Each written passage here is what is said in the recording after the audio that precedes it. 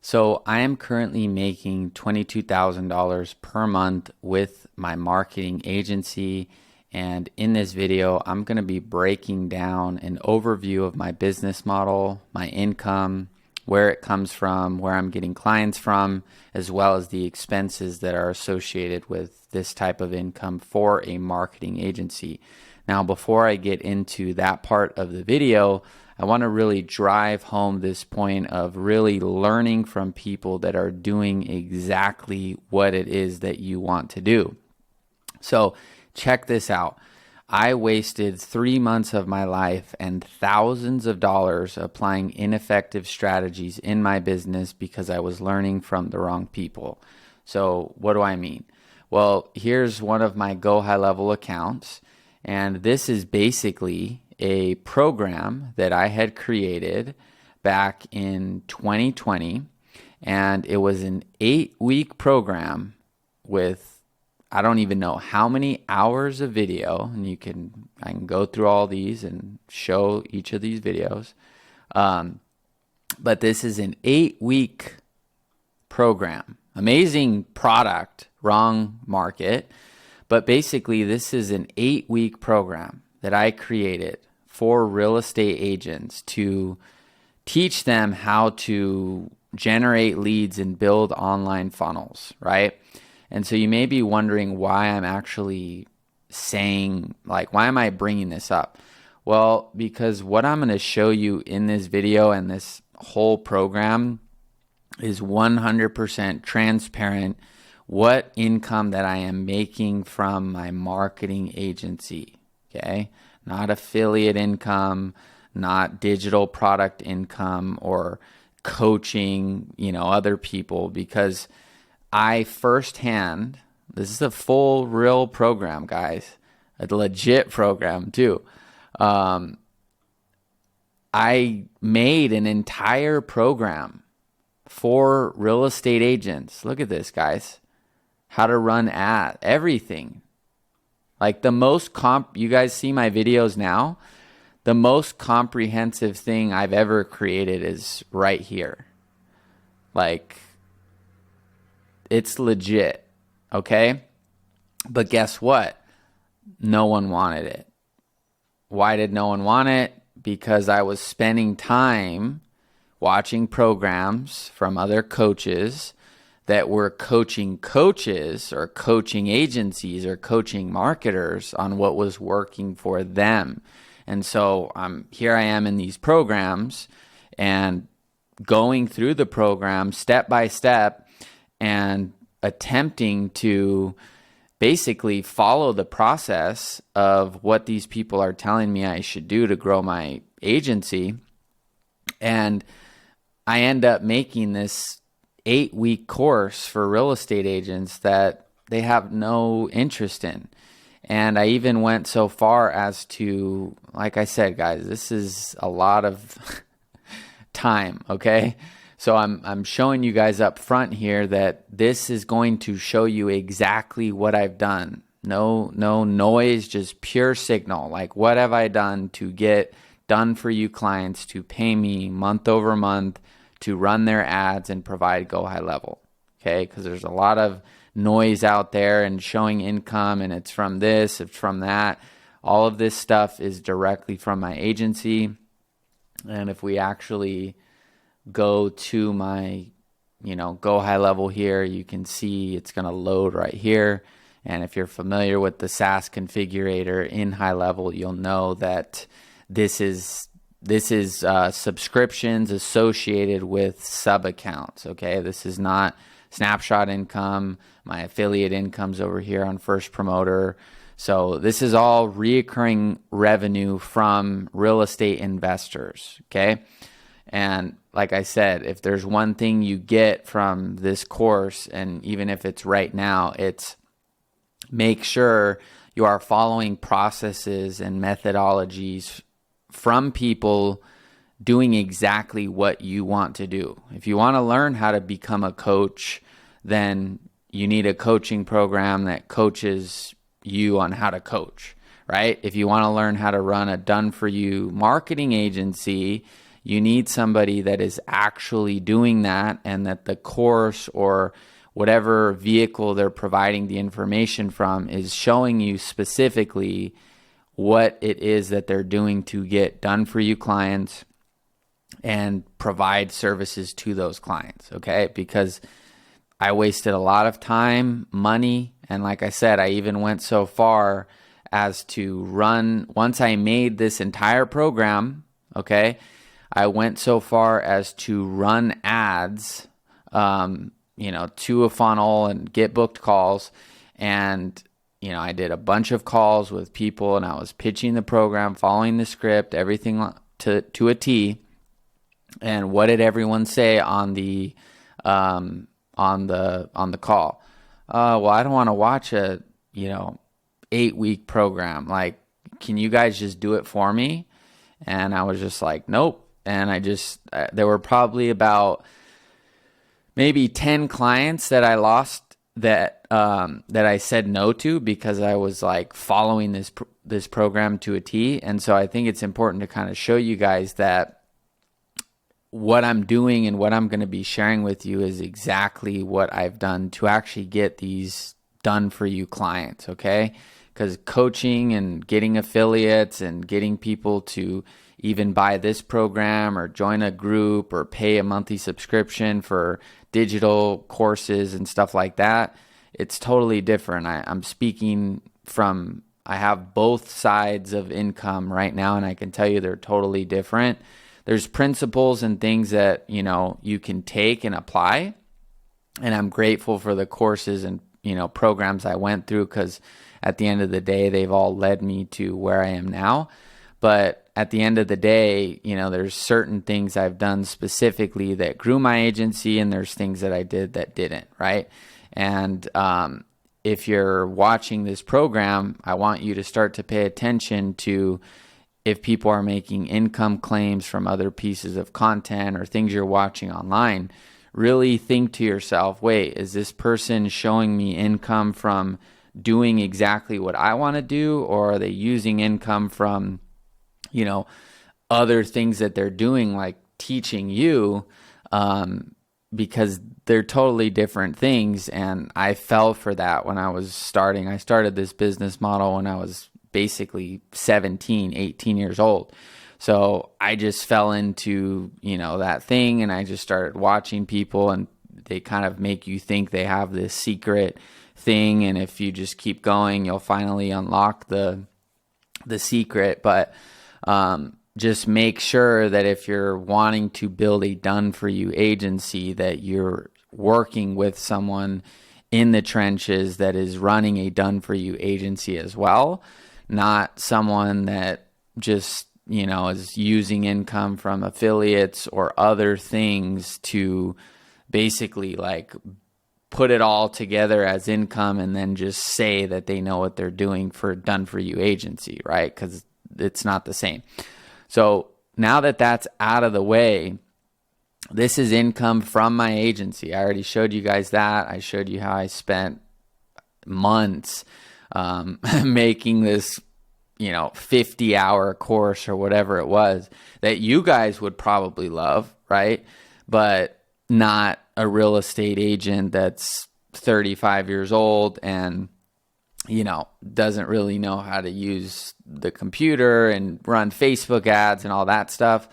And so basically that's one of my failures, right? Biggest failures. I don't look at it like, oh, I'm a failure, but that was a result of getting information from individuals that were not quite doing exactly, what I wanted to do. And at the end of the day, that's my fault. I'm not blaming anyone. I'm just giving you that healthy heads up right now that what I'm going to show you in this program is how to get done for you clients and provide marketing services and show you exactly what I've done and what I'm doing right now. That's all I can do. At the end of the day, you have to put in the work, you have to put in the time, you have to stick with it. So there's a lot of variables I can't control, but I can make you the promise that what I'm sharing with you you will see clear cause and effect between what I've done to get done for you clients and the things that I haven't done that,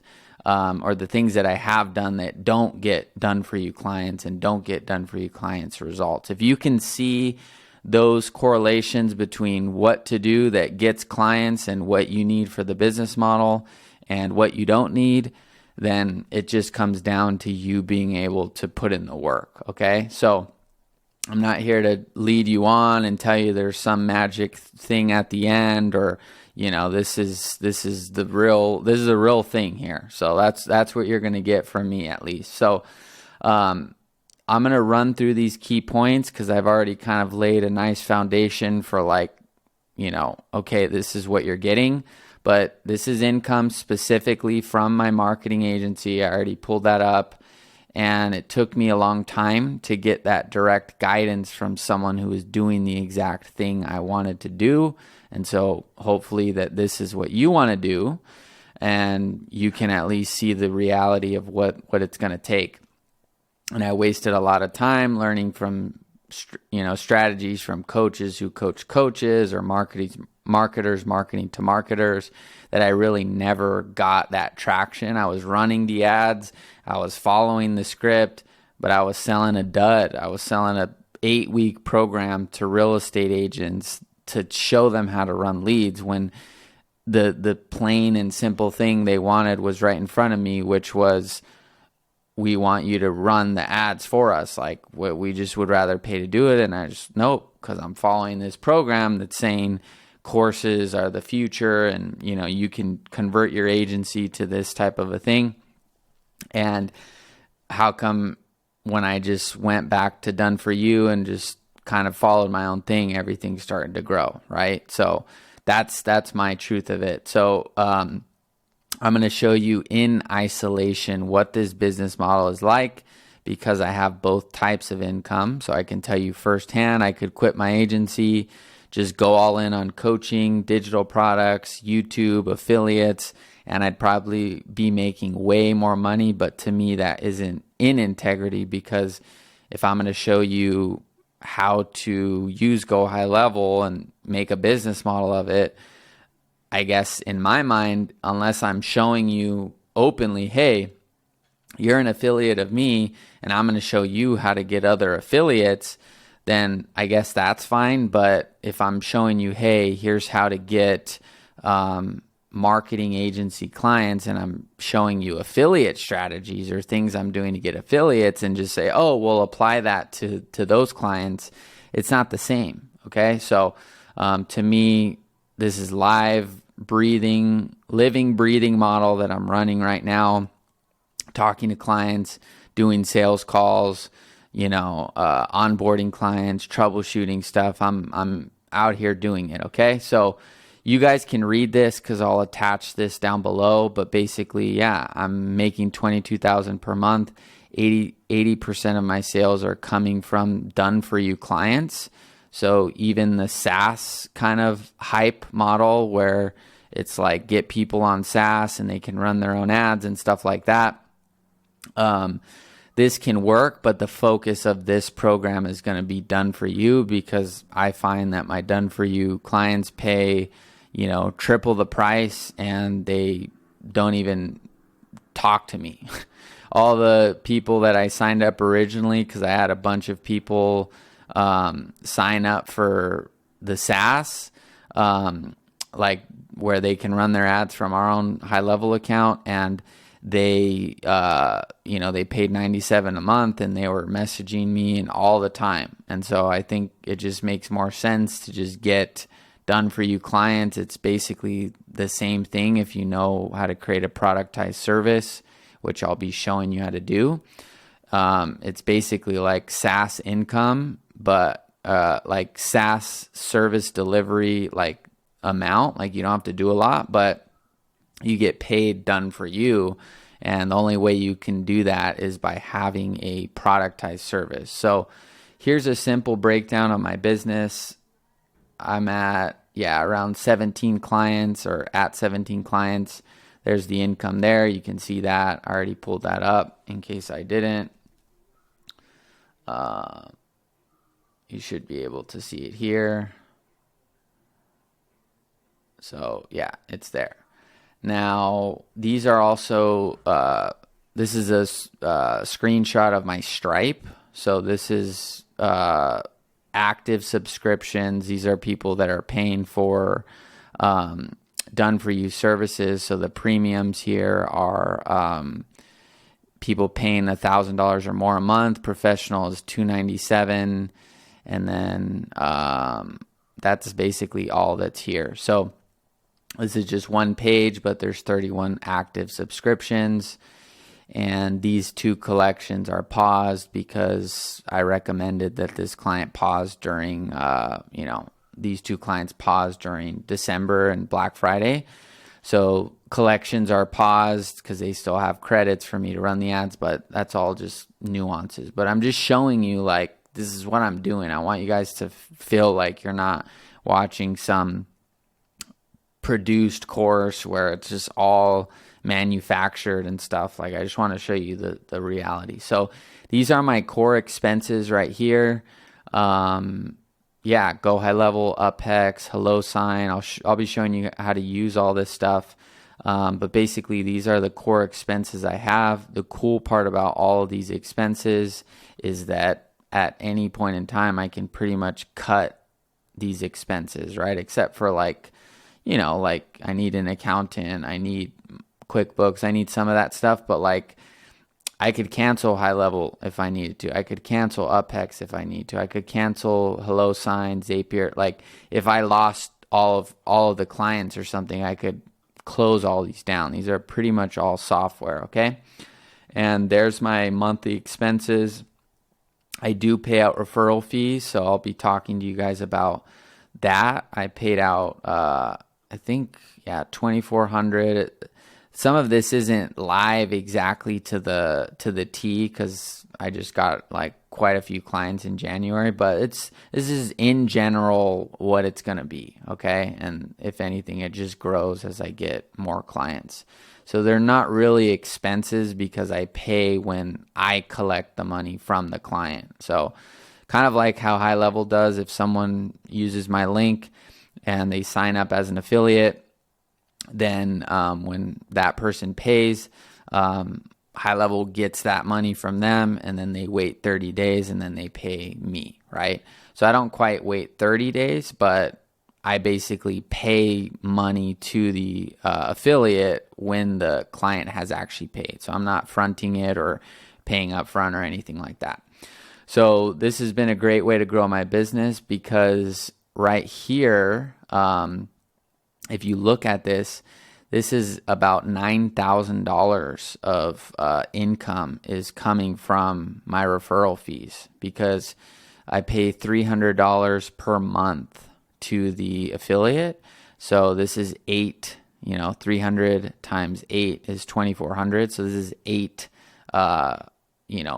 affiliate payments, and 8 times the 1,100 I charge is 8,800. So I pay $2,400 to make $8,800, and I pay that after I've made the $8,800. So this is, if I lost all of these clients, this would go away and my expenses would pretty much drop down to like, what is that? Like $1,500.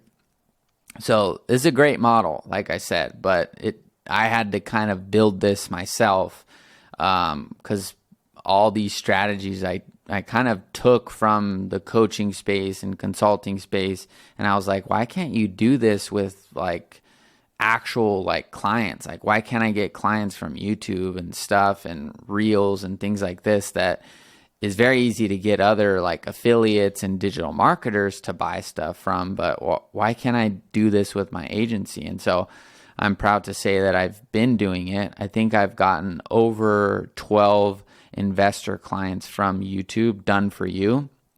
I've kept some of this isn't perfectly accurate, but I've gotten over 12 investor clients from YouTube. People have had to stop for various reasons. I think I've had to refund one. Yeah, I've had to refund one client, and it was pretty much just at my discretion. Like, the quote I gave him for the lead cost was just inaccurate. The market was just tough for what we do.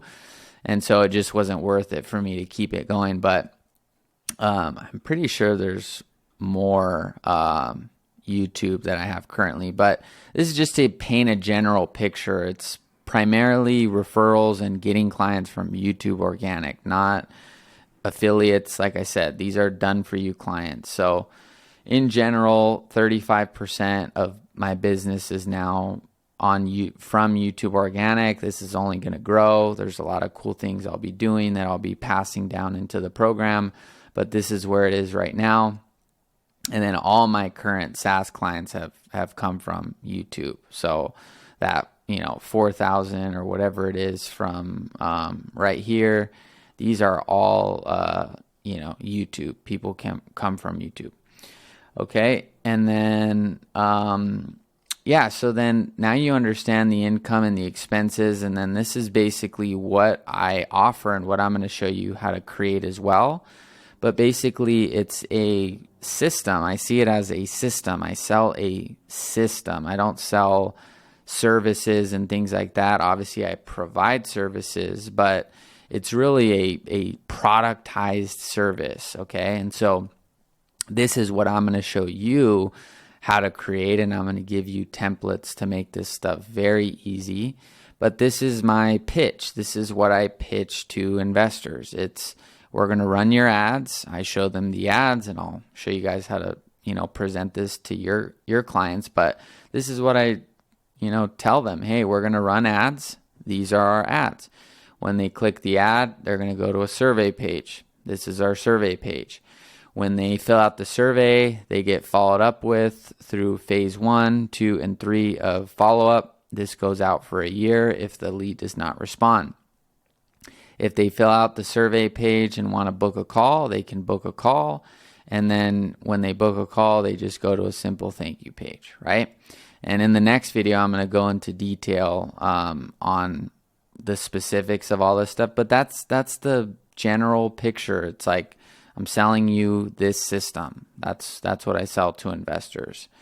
And there's kind of, some written text that goes with it. But that's it for this video. I'm going to do my best to make these videos more lightweight and have a lot of documentation so you guys can read it, because sometimes all you need to do is read it and skim through it and get into applying it, not necessarily watching a bunch of videos. So that's it. That's what I'm doing. I'm making $22,000 a month with my agency. I'm one person. I have no employees. You saw the income. You saw my expenses.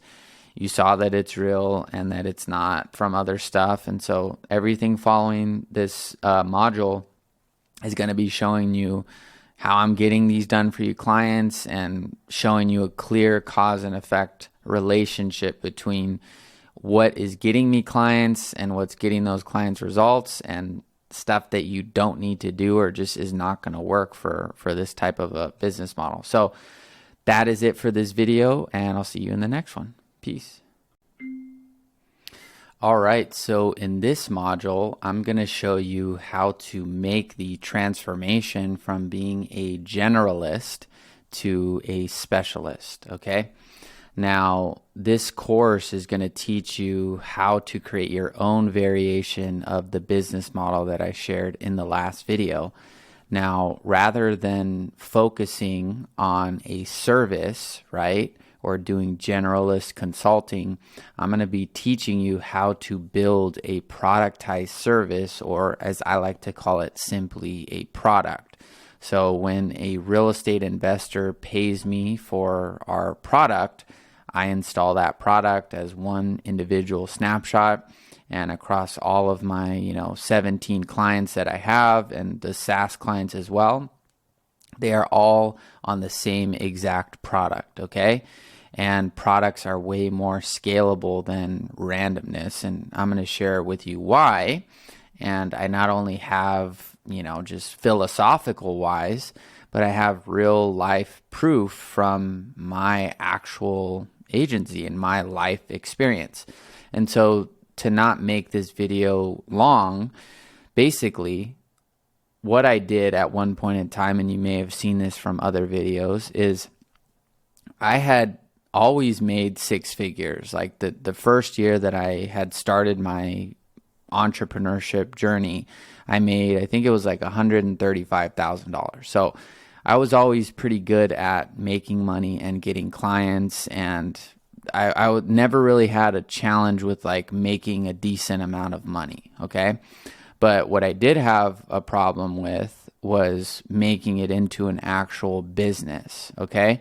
And so I still haven't quite taken the necessary steps for it to be fully automated and run without me, because I still provide the services, because that's what I think is healthy and organic for where my business is right now. And I'll talk more about those types of ways to look at your business, manage your cash flow and things like that later. But to keep it simple, what this sheet is it's all of the different, I categorized all these different services and things that I had done for people as products. And so I very simply went through all of the payments I had ever received from any of my customers. And I wrote down how I would describe the product. So if I did Facebook lead forms, I called it Facebook lead forms. You can see I did chiropractors, I did e-commerce, I did lead form, like all the stuff that I share with you guys on my YouTube channel.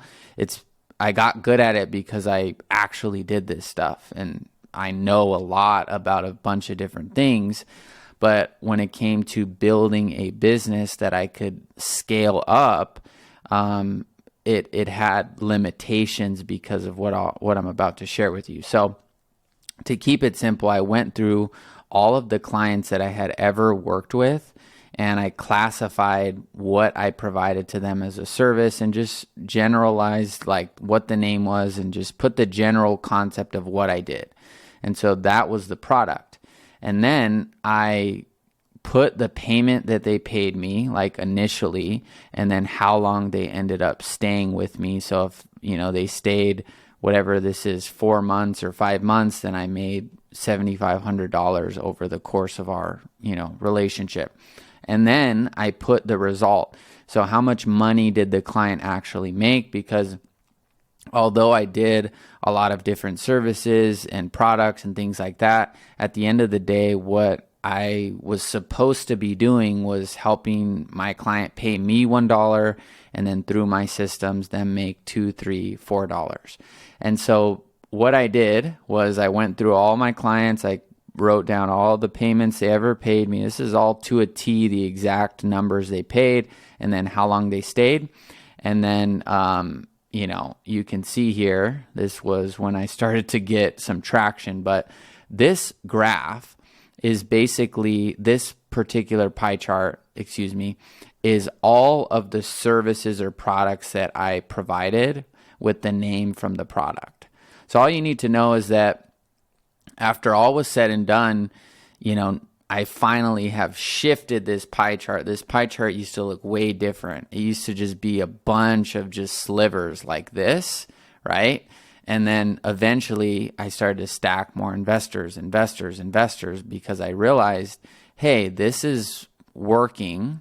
And I could tell it was working by this pie chart, which was, this is just a simple pie chart of the result that the clients have got. And I haven't touched this sheet in quite a long time. If I loaded this up, this would be even higher, because now all I do is work with investors. But initially, I had to see clearly that this was what I was doing, right? And this was a very small sliver at one point in time. At one point in time, it was just as big as, any one of these other slivers.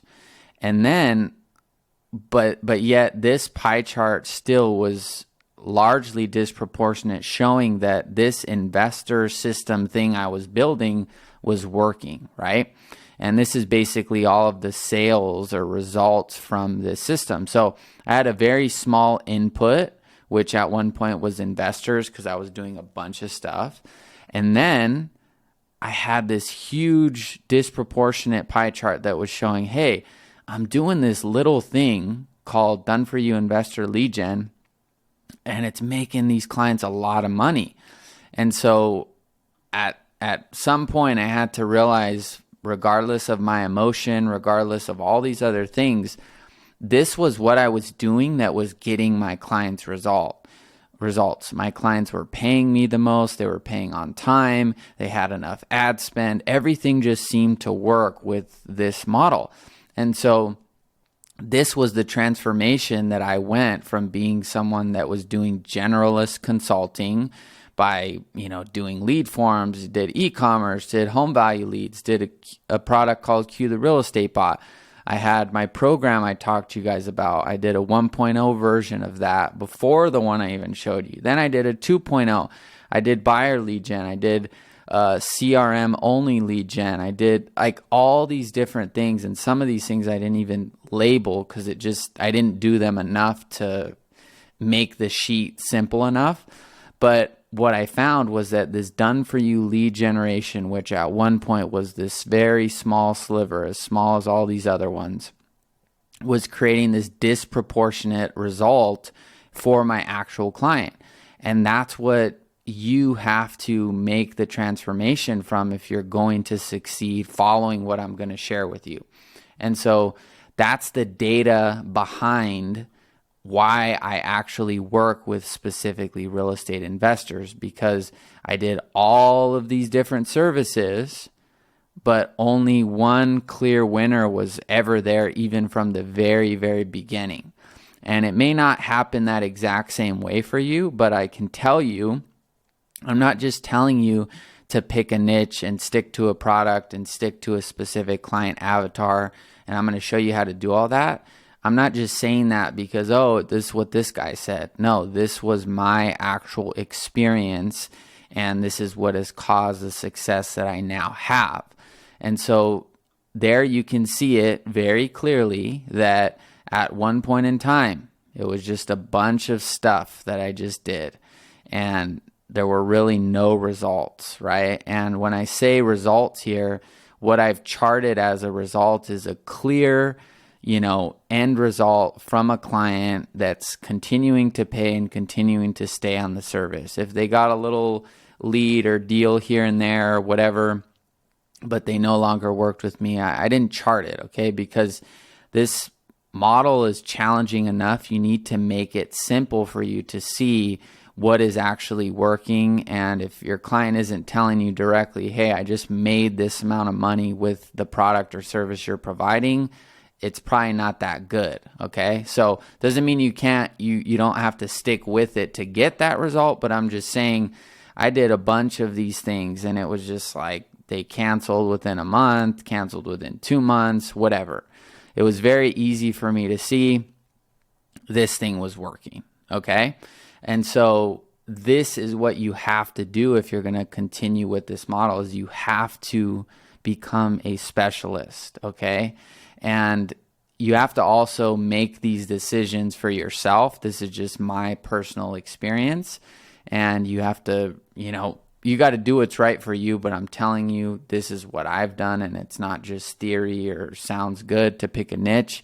It's because it's what I actually did and went through to realize that, wait, out of all the stuff I'm doing and all the effort I'm putting in, all the expenses I'm carrying, all the risk I'm taking, starting my own business, dropping out of school.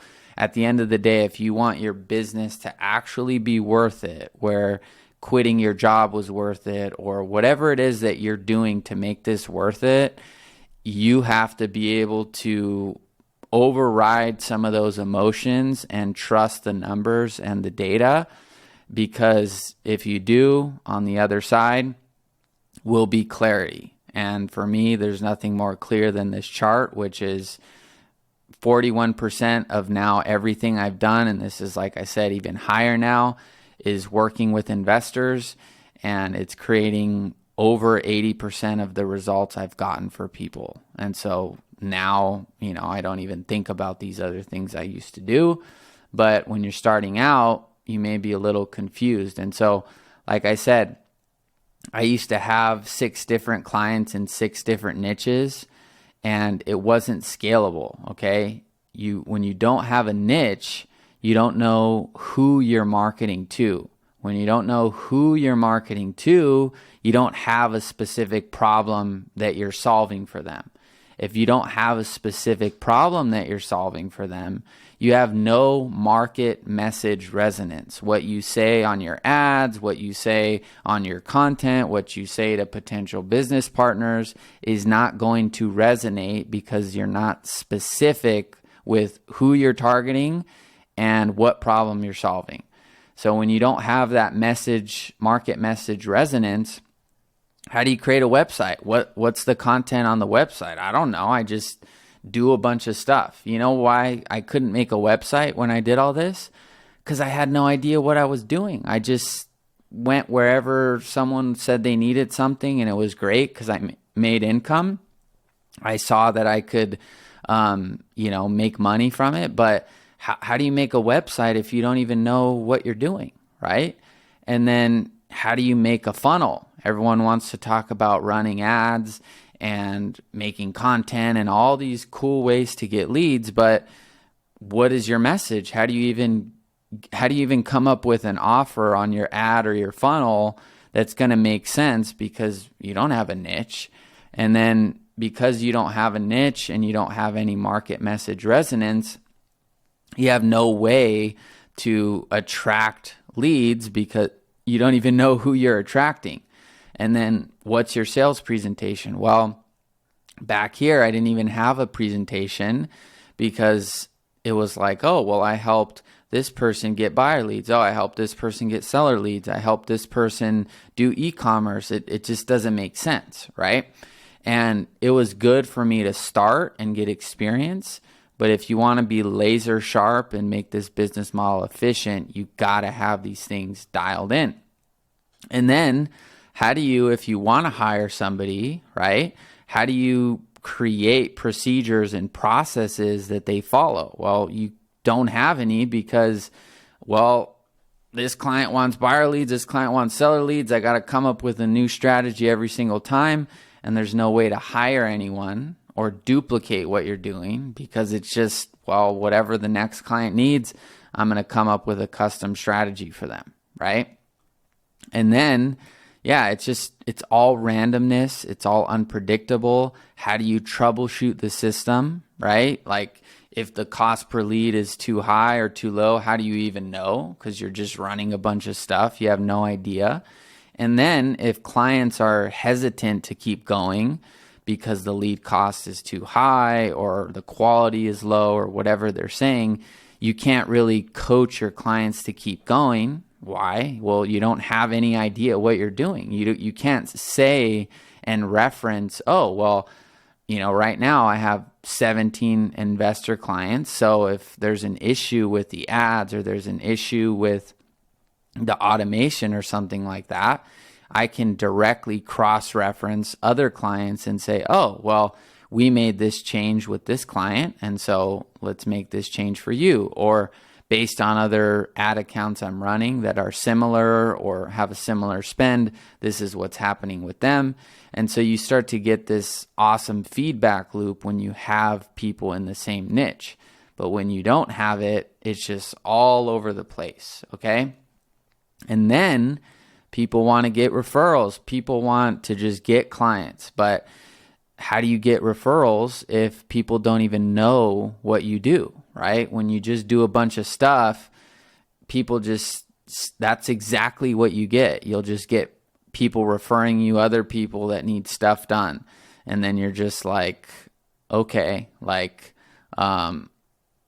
I'll say yes to it, and then there goes another sliver of another thing you're doing, right? That doesn't give you any ability to create a feedback loop where you can actually scale, okay? And then you can't onboard people because you have nothing to onboard them to, and the whole thing will break at the tip of the sphere, okay? And like I said, you can't hire because everything is dependent on you, your moods, emotion, and randomness. Now, this was my truth. You don't have to start there, but I'm starting this program off with the things to not do, because if you just don't do those and you do only what you should do, and it's very simple, it's trackable, it's going to be easy for you to start to see progress and measure things. Okay. So that's my actual experience with niche hopping and doing different services and doing all kinds of different things. And now I still get people, oh, have you tried this? Have you tried that? Have you tried all that? And I just say, look, I have the experience now to create a system for any niche, but I don't offer services other than for real estate investors that are looking for off-market deals, because that's what my business model is built on. And so you have to know what business you're actually in. It may take you some time to really get all this stuff dialed in, but I'm telling you, people still now, I had someone this morning that is a buddy of mine, and he's in solar, and he knows I get leads and stuff for investors, but he's like, hey, can you help me get leads for solar? And I say, no, like, I have the knowledge, I have the information, but you're better off finding someone that has this as a service or has the time or space to actually show you this stuff, because this is going to break my feedback loop of what is working that's allowing me to make more money with less work, okay? To add another solar client, to add another real estate agent, buyer client, or all these things, it's going to take the same work as it does to manage 17 clients that are all on the same thing.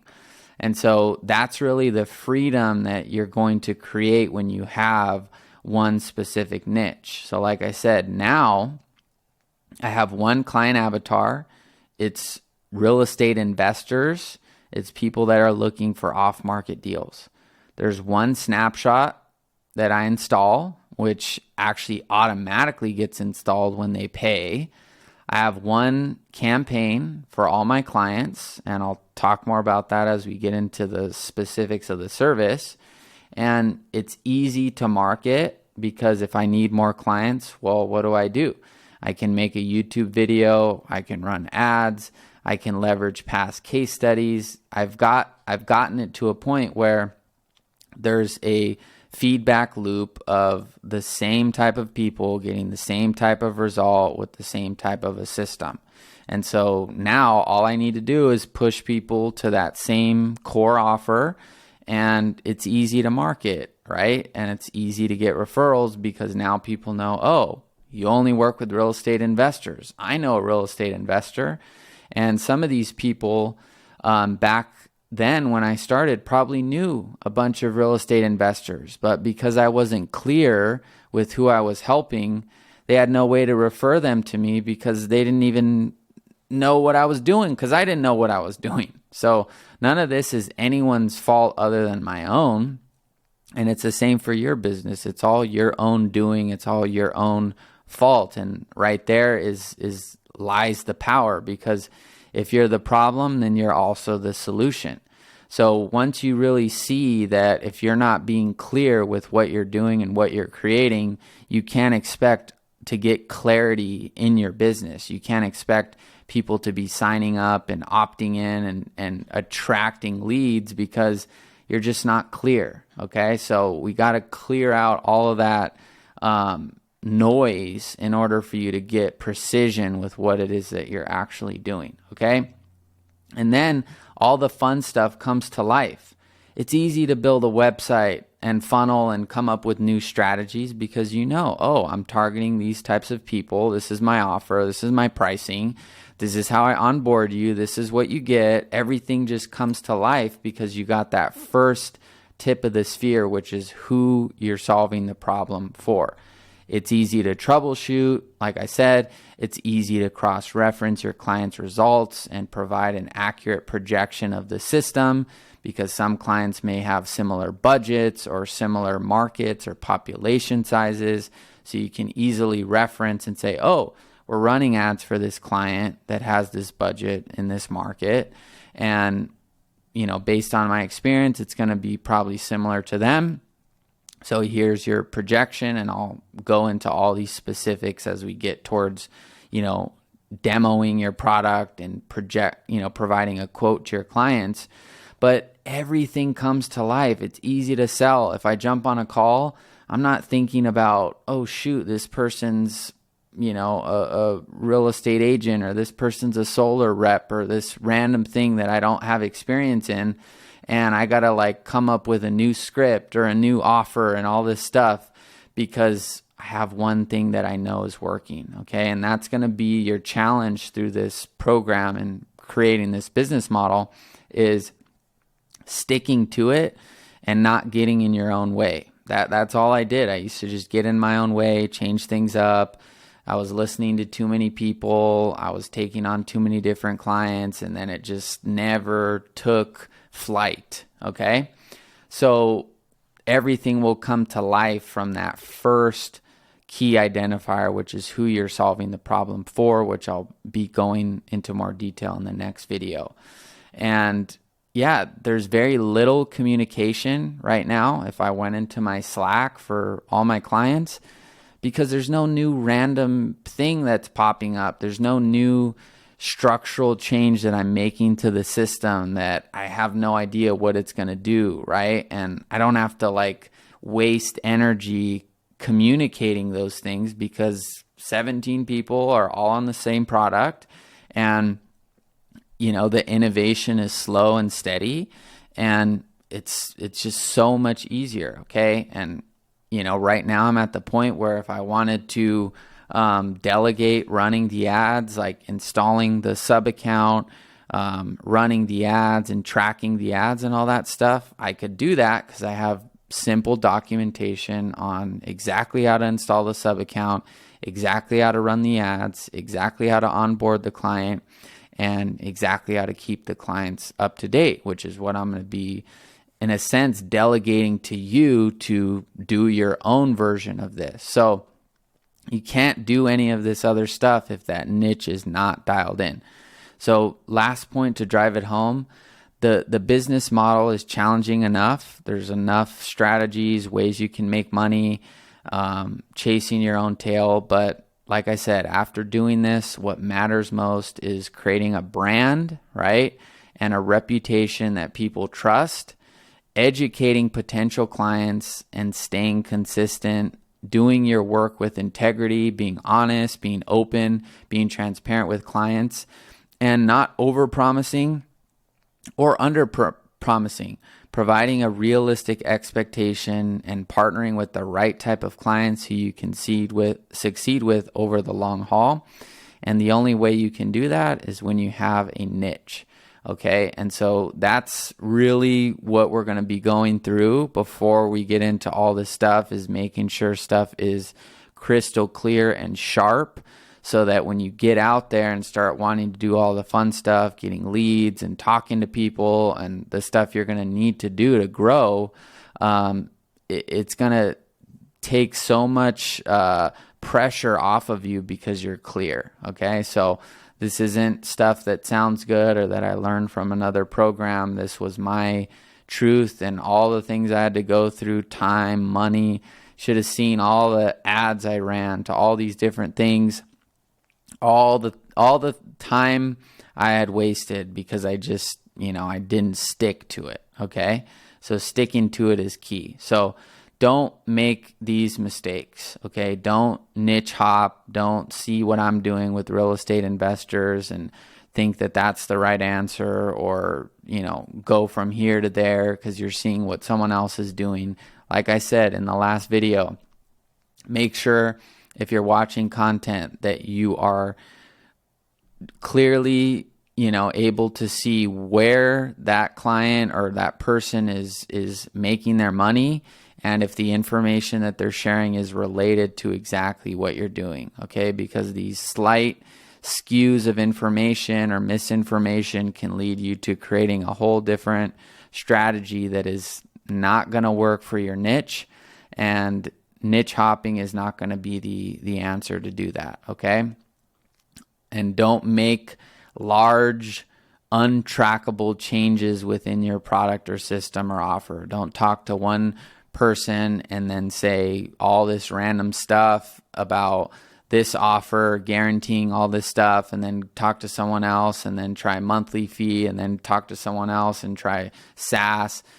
You're going to need to pick what you're going to start with, which I'll show you in the next videos, and then stick with it. and I'll show you how to get enough consistency with leads so that you can actually measure what's going on. And I'm telling you, I've seen a lot of people in the agency space, and I've seen people that really aren't much smarter than me or you guys that just don't try to reinvent things, and they just stick to it. It's dead simple, and they make the most progress because at the end of the day, there's so much noise and confusion out there that if you just have a clear, path for someone to get started with you and clear results, you'll see how much of an advantage you have. Most people are just caught jumping from one opportunity to the next, that they miss the thing right there, that just, if it's simple and presentable, people are going to buy just because other people are not clear with that. And that's why if you're ever hungry or something like that, and you're spending time thinking about which food to go to or restaurant to go to, that sometimes you just go to the most easy choice because it's like, well, I know if I go there, I'm going to get a consistent meal or whatever it is, right? And so we want you to have that as well, so that with all these other choices out there, you're a steady, consistent, reliable choice that people will go to. And that can only come from time, building your brand, and sticking to something long enough to see it actually through. So that's it for this video. Like I said, it took me a lot of time to learn this. If you learn this now and embody it now, you're going to have a way more simple pie chart with clear results, and it'll be way easier to track, and for me and others in the community to help you when this stuff is clearly identified. So that is what you need to know before we move on, which is make the transformation from being someone generally just doing a bunch of stuff to very, very specific. And we'll be getting into that in the next video. So I'll see you there and talk to you then. Peace.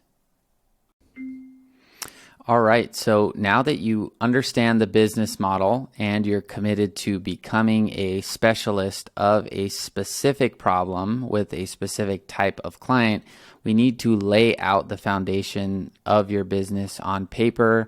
And once we do this, we can easily create the rest. Everything else is going to come to life pretty easily. But this is the stuff people skip. It's pretty boring, and I tried to make it as easy as possible by just making it a simple document. And what I did is I really laid out my business and all the inputs that go into my business. And from these inputs here, which I'll be going through, is where I can create marketing strategies and new systems and new solutions, but they all derive from these inputs here. And so what you can do is simply, make a copy of this document and swap out, what I've done for my business and apply it to your niche and what you're looking to create for your business. And the other thing here is, people ask me a lot about sales or, how I close clients and my process for all that stuff. But my belief has always been that every sales objection that you get, like when somebody says something on a sales call, it should be able to be overcome by an actual tangible part of the solution that you're offering, or be created with your skill set that you acquire through this program. And so what I mean is, by instead of just saying something to somebody's objection, like handling it from a sales perspective, well, my perspective has always just been actually solving it with my knowledge or skill set tangibly inside of the solution. So I'll go through what I mean by that, like in some of these, these sections here. But basically, if you have what you're going to see in this video dialed in, there's really not much more to it, right? Like, it's just about staying consistent and refining this, and then everything comes to life. Like once you know who you're marketing to, like I said, you'll know, okay, where are all the places these people hang out, digitally or in person. Like everything comes to life when you have that clear path and roadmap. And so I've done my best to kind of make this boring foundational part of your business easy by just making it a simple doc. You don't need to fill out a bunch of worksheets and do all these different things. You can just take the inputs that I've used and basically swap them out once you pick out your niche, and basically just model this, because I'm going to show you how to create the same exact product just for a different type of niche, whatever niche you want. So that'll come in the later modules, but this is first. So foundation of your business. Who are you solving a problem for? For me, it's real estate investors that are looking for off-market properties that they can either flip or wholesale. There are some other different reasons someone would want an off-market property. Some of these people will do what's called seller finance, or some of these people will turn these into Airbnbs, whatever. But these are all just additional nuances for my specific niche.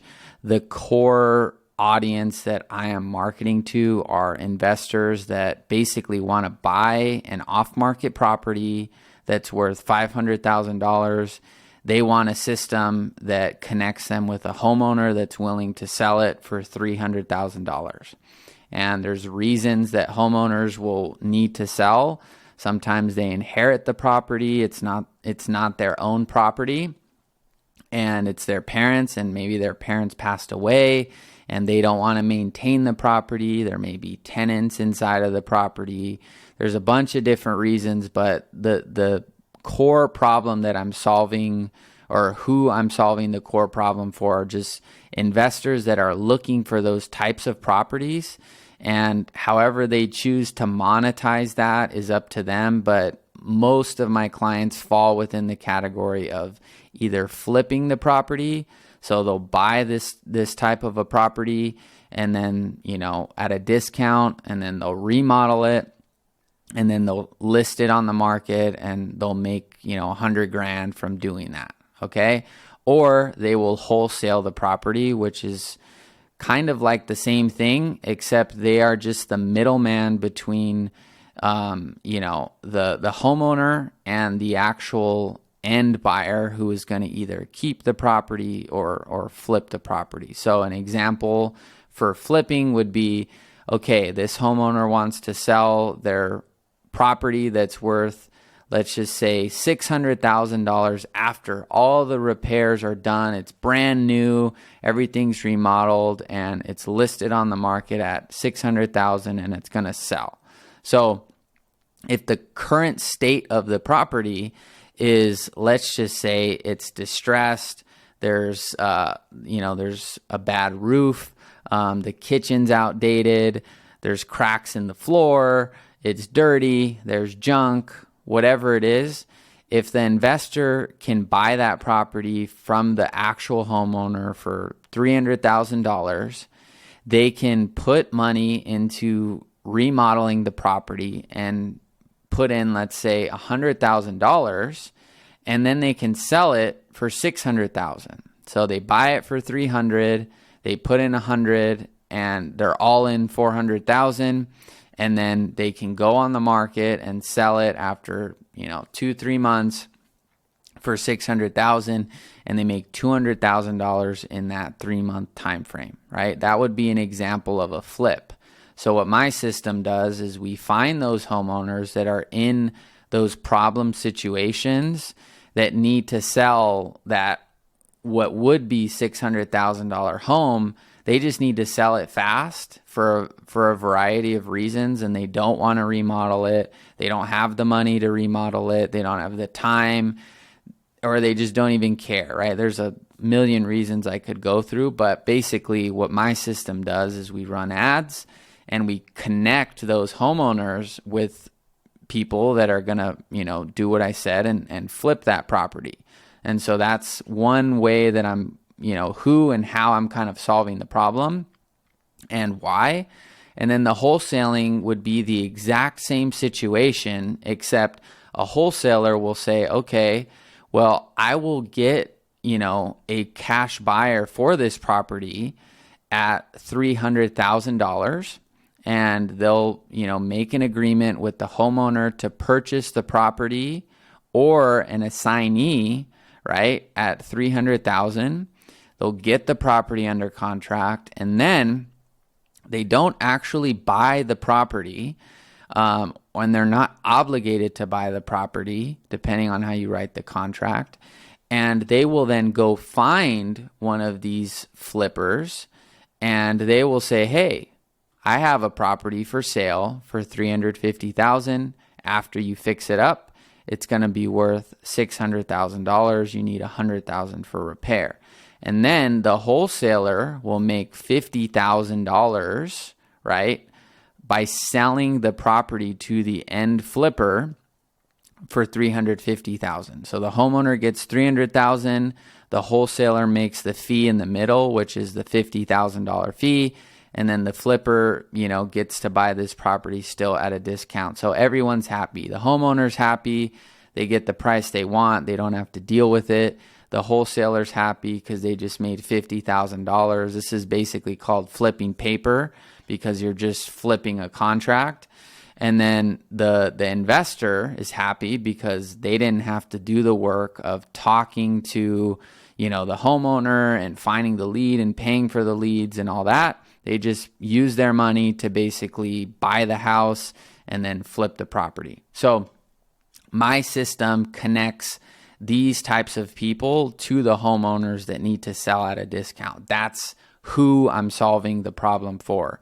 And so you're going to need to swap out, right, this content with your niche, right? So maybe it's solar sales reps that are looking for homeowners that want to install solar, right? That's what you would do here. And you want to obviously understand as many layers as you possibly can of the problem. So when you're on calls, you can speak the same language. And then what actual problem am I solving? Well, I'm helping these real estate investors find those homeowners in off-market deals before they're listed, right? Before they're having to go through another wholesaler, right? There's all these different reasons that them getting to the deal first is beneficial to them. And so that's what the system does. Now, and like I said, just swap this out with, your niche and your offer. And I'll be showing you guys how you can find live models of people that are already solving this problem, so you don't have to just, think about it alone. And I'll be showing you that later. But basically, that's what you need to swap out here. And then how do you help them solve the problem? Well, this is where I get into the logic of the actual system and the tangible part of what I do, and I'll walk you through all of this. And basically, once I go through this, you're going to see that, if there are any objections from the actual client, right, that I'm talking to, in my case, a real estate investor, you're going to see how the actual solution that I offer is going to handle the objection for me because it's an actual part of the system, right? So how do I actually help those people solve that problem where they can find these deals and make money? That's really what it is. So we help real estate investors generate off-market leads with paid Facebook ads.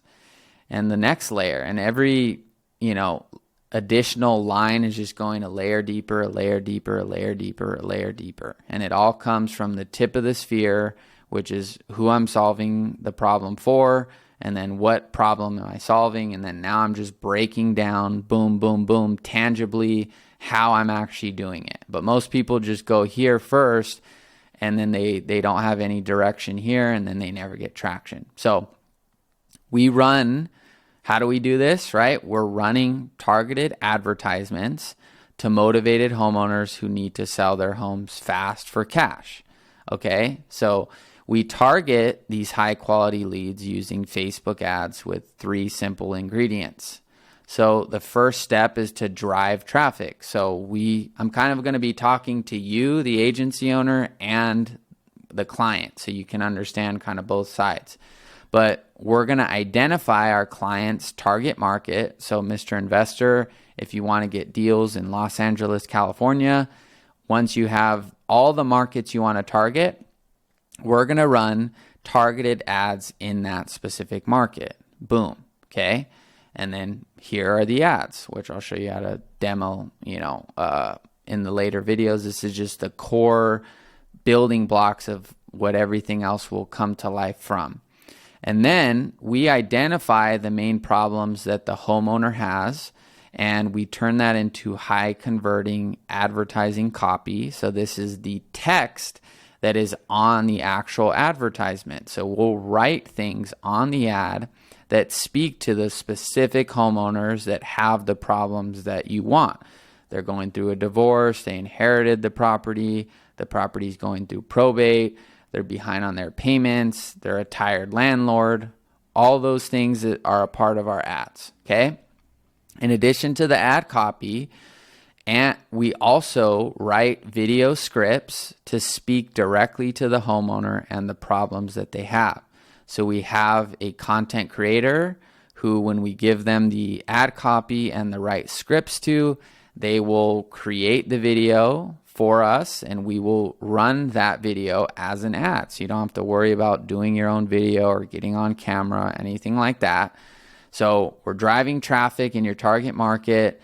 We're identifying the main problems that your target client, the homeowner, has. And then we're writing ad copy and scripts to speak directly to the people that have the problems that you solve, right? Which is helping them sell their house fast without any hassle. Then that's only step one, lead capture and qualification.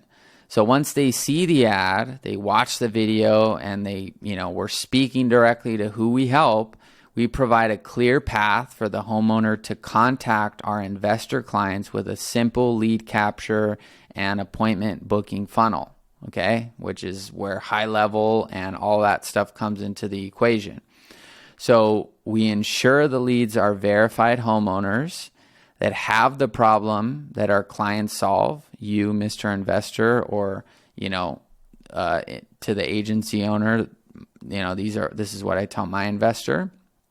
So we ensure that they're verified homeowners, they have the problem that you solve by using a qualifying survey where we're going to collect the reason the homeowner needs to sell so that you'll know upfront, the time frame the homeowner also needs to sell by, and the address of the property, as well as the homeowner's name, email, and phone number of the actual contact.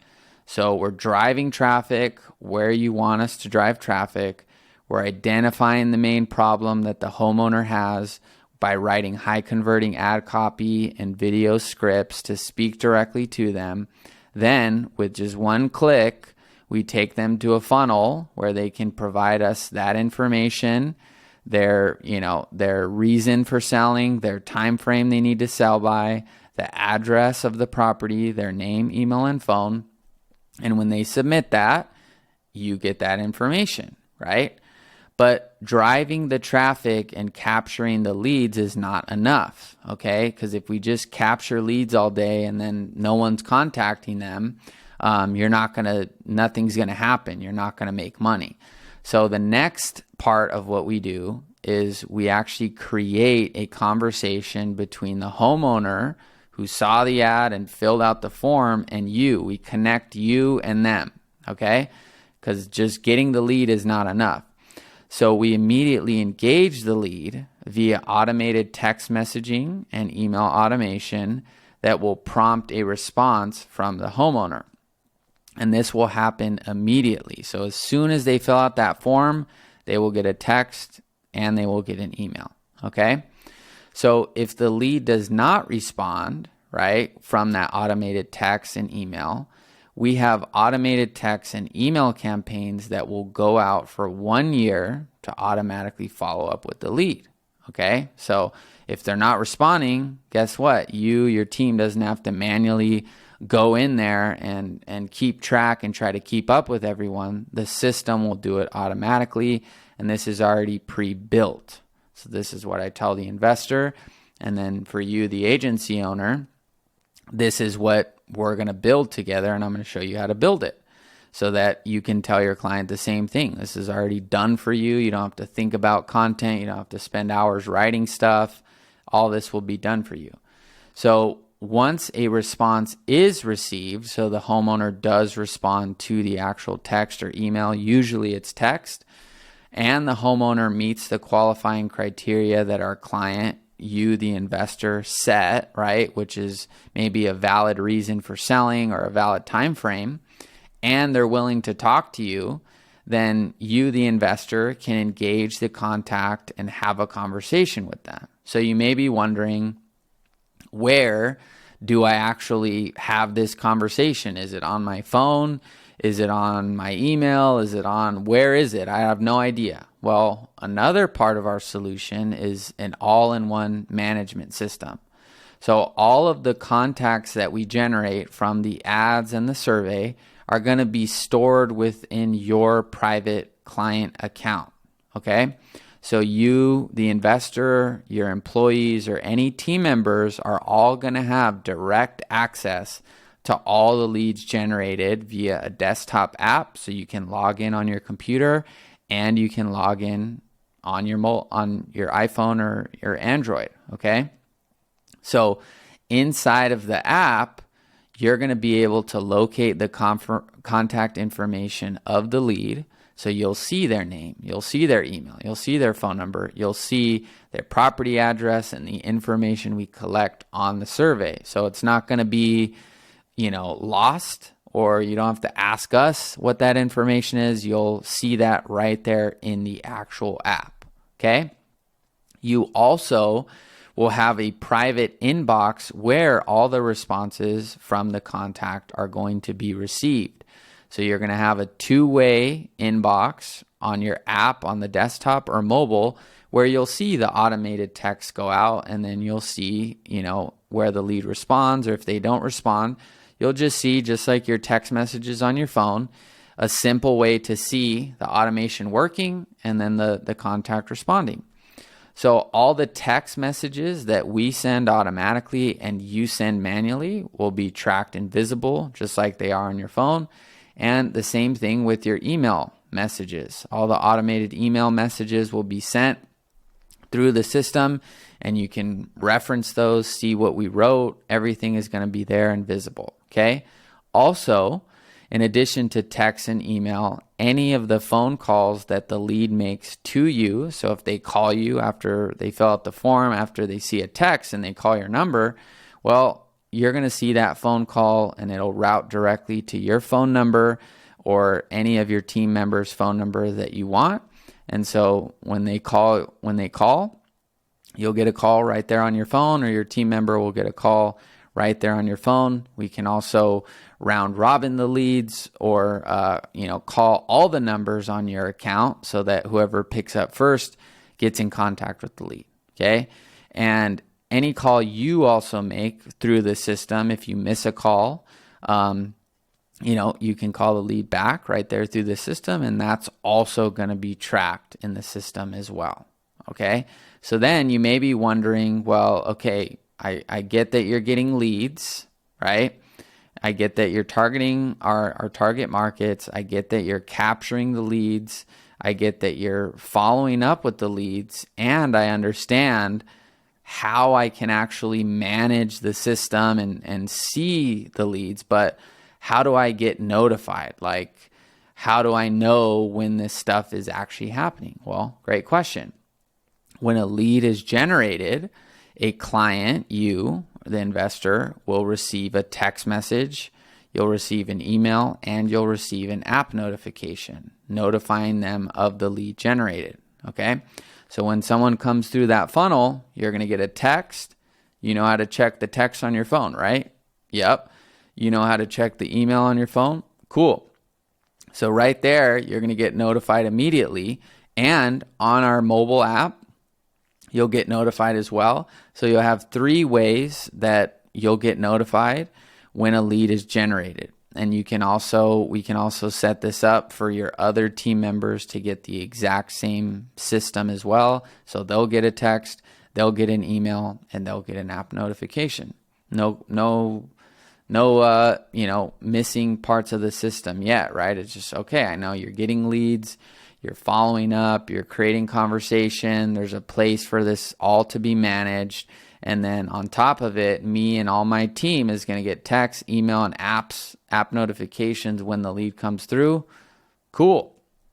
And then, what other things do you, the investor, need to know? Well, you need an accurate projection of what the system is going to look like. So on our consultation call, right, we will discuss the following. So I'm going to provide, similarly to what I'm sharing to you, the agency owner, right? But we'll have visuals and things like that so they can actually see this stuff. But this is all you, the agency owner, need to write with plain text, so you have a logical, clean way to understand your system front to back and how it works without any getting confused. So after, they understand that, they have other questions, right? So on our consultation call, where we can decide if we can get you results and if this is going to work for you, we're going to discuss the following. So I'm going to give you a step-by-step walkthrough of the system. I'm going to show you what I mean by the ads. I'm going to show you what I mean by the survey. I'm going to show you what I mean by the calendar page.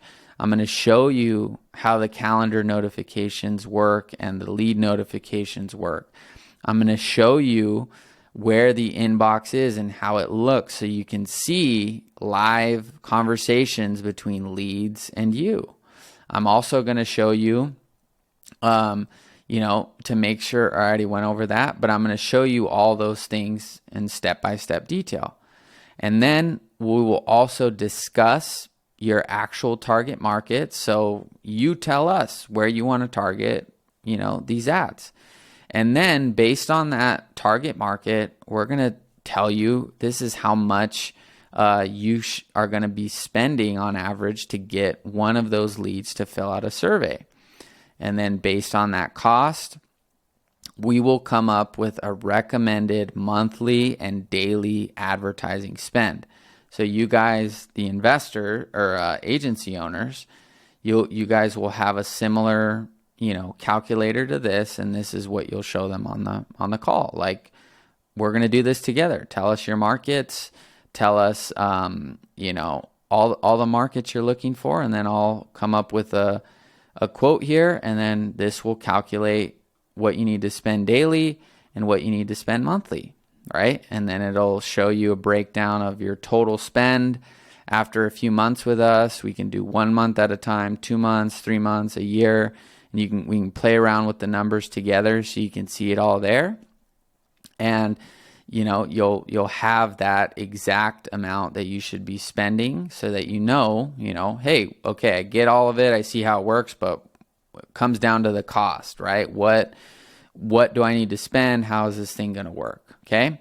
And then with the lead cost input and all the numbers, once we've played around with all those, then you'll see a projected return, right, on the system in dollars and percentages, okay? So you'll understand, how the investment actually works.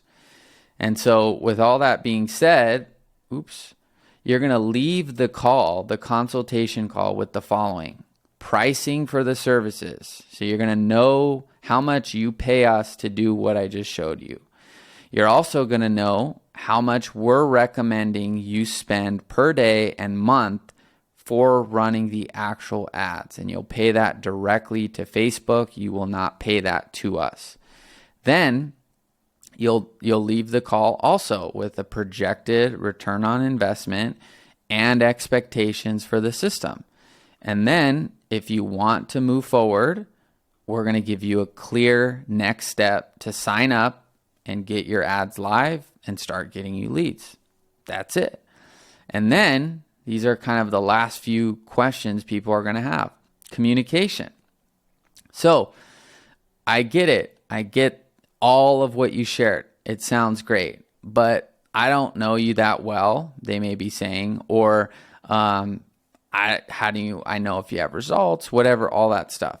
Well, you're also going to have, you may be wondering, right, how to communicate with us. Because the last thing you want is me to say all this stuff and it sounds really good, and then you get thrown into a machine with all these other people that, you know, don't know your situation or don't know what we discussed. And now you're playing catch up and you feel like you just got thrown into a machine and you're talking to me, but now you're talking to someone else, and now things aren't on the same page. So you're also going to have a direct line of communication to me directly and my team, if you guys have a team, to discuss anything regarding the advertising campaigns, automations, or any custom configurations you have regarding the system. Maybe you want to add more qualifying questions. Maybe you want to take some off. Maybe you want to adjust the automation. You will have a direct way to contact me via, messages, or you can call me, or we can set up a call, and we will work on your account directly, and you'll be right there with me. Okay? So that's another logical way to lay it out is, hey, after everything I said sounds good, you're ready to go, but okay, I don't know what's happening after this. Like, what happens after I pay you? How do I know you're not going to ghost me? How do I know you're going to be working on my account? How do I know you're going to stay connected with me? Well, we have a clear way you get communicated, and we do that right there with you on the call. And you'll see, you can message us and we'll make sure you're on the same page. Okay, cool. So you're doing all that. Everything sounds good. Accurate representation of the system. I'm going to be able to contact you. So what's next? Well, it's easy. Our pricing is this much per month, $1,100 per month. It's a month-to-month contract, so you're never obligated to stay. And then you're going to pay that recommended ad spend we quote for you directly to Facebook based on the budget that we agree to. So I may tell you, hey, it's going to cost you $100 to get leads where you are. If you want to get one deal a month, right, over the next 3 months, you need to spend $4,000. If you can't do that, we can make an adjustment to your spend. You don't have to spend this, but we're going to agree, both you and I, the investor, are going to agree to that monthly spend. And that's what we're going to run the advertise. That's the budget we'll set inside of Facebook. Okay. But this is what we recommend. And this is the projection I'm comfortable giving you. Right. So you decide the ad spend. There are minimums that, you're going to need to spend. You can't spend $10 a day and expect a deal a month. But, based on our call, this is what we're going to quote you at. Right. And then, next step. So once you pay us, we're going to send you an email, once you say yes, right, and you want to move forward, we're going to send you a simple email with the following next steps. So it's going to be a link to review and sign the month-to-month contract. So you'll see there all the terms. You'll see it's month-to-month. You'll see you can cancel anytime. If you have questions about it, you can email it to me. And I'll be happy to adjust the agreement in any way you need, or make sure that you understand everything clearly, okay? But once you sign that, then the second link on the email is going to be a link to pay our system fee. So you'll see a link that takes you to $1,100 per month. And that will basically start the process of us getting all of your accounts set up and all that good stuff. So you'll pay us. And then right after that, there's going to be a link to book a short call, right, with me personally, where we're going to collect the necessary assets that we need to run the campaigns. And it's not going to take more than 10 minutes. And we can also answer any additional questions or customizations that you have regarding the system. And we won't leave the call until you have those questions answered. So very simply, we're going to send you that link to review. We're going to send you a link to pay for the system. And then there's going to be a link that shows my availability. And we'll jump on a Zoom just like this. And I would recommend booking this in as soon as tomorrow so we can talk to you tomorrow and get everything going. And if you have any questions or thoughts come up, after this call, we'll answer them there and make sure you're good to go. So that's it. So you guys hopefully can see here, spend a lot of time like really distilling this, because once you have these things, like what are the objections they would have? Like, right? So we're going to get more into the sales, and we're going to use, this framework for logically breaking it down. But really, you guys can see if you watch this through that what are the questions? Like the only questions would just be if they have the money, right? And if they're experienced enough to like trust themselves with this system. Like you'll have demonstrated everything as a solution right here. And if they have questions about quality, well, we can add more qualifying questions, right? So I'll break this down more in the sales modules, but really this is hopefully super helpful for you guys, because I know a lot of people get into making websites and funnels and all this, but this is all you need. Once you have all this dialed in, you swap this out with your guys' content. A lot of this stuff, like from this point down, is going to be the exact same. You'll just adjust it for your niche and pricing and all that. But this is it. This is a step-by-step A to Z, like where does your business start and then where does it end, right? That's really it, right? The only other thing you can incorporate here maybe in communication is that, twice a week or 3 times a week, you'll receive an update on the campaigns. And like I said, you'll see how much you've spent. So you could add that in. So 2x per week. Check in, you'll see the amount you spent and your cost per lead, and send me any feedback you have, and we'll make the necessary adjustments. And then keep in mind, you can contact us anytime. That's it, right?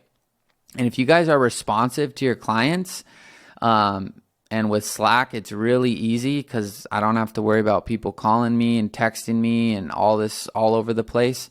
I just have my notifications on and I'm responsive. And even if I just say, hey, I'm away from my computer, I'll get on this in a few minutes or whatever it is, that's it. That's what people want, is to know you're there. So this is maybe the only thing you could add, I've just added it now.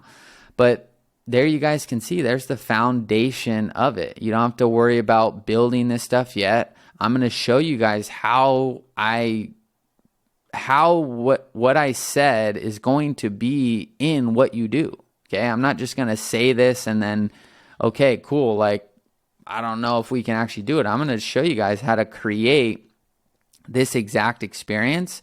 And I'm going to give you all the templates and stuff you guys need for it. So what you're saying and what you'll tell the actual clients and what you've written down is actually going to line up with what you do. So then all you got to do is do it. Okay. So that's it for this video. Let me know what you guys think of it, and I'll see you in the next one. All right. Peace.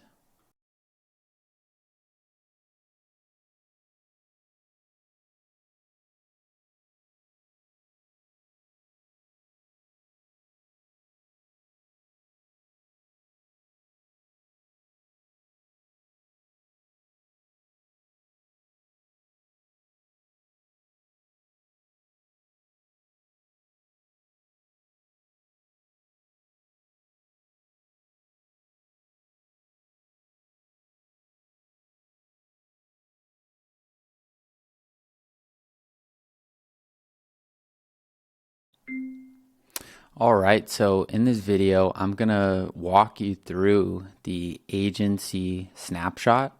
So this is the snapshot that you're going to utilize for your own business. So for example, I work with real estate investors. I help them find off-market deals with Facebook ads. You guys already know that by now. And so this agency snapshot that I'm basically providing you guys is what I would use to get investor leads and investor booked calls for my business so I can enroll them in, my service or my offer. So this is what you guys will utilize for your own business. And so what I'm going to do in this video is just break down what's inside the actual snapshot. And then I'm going to walk you through every single piece that you can edit in the snapshot and how to customize it for your business. And there's a link it's an affiliate link. I mean, the only way to share the snapshot is it shows up as an affiliate link. So there's a link to that below. And so once you've got that installed into, your GoHighLevel, you'll have your agency, right? Your GoHighLevel agency. And then within your agency, you're going to have all of your different sub accounts. So your sub accounts will be your business, will be one sub account. And then all of your different clients are going to have their own sub accounts as well. So this video is showing you what you will need for your sub account for your business. So it's going to have your website, your funnel, all that I'll be showing you. So basically what exists in the snapshot is it's very simple. And it's basically the snapshot that I have for my agency.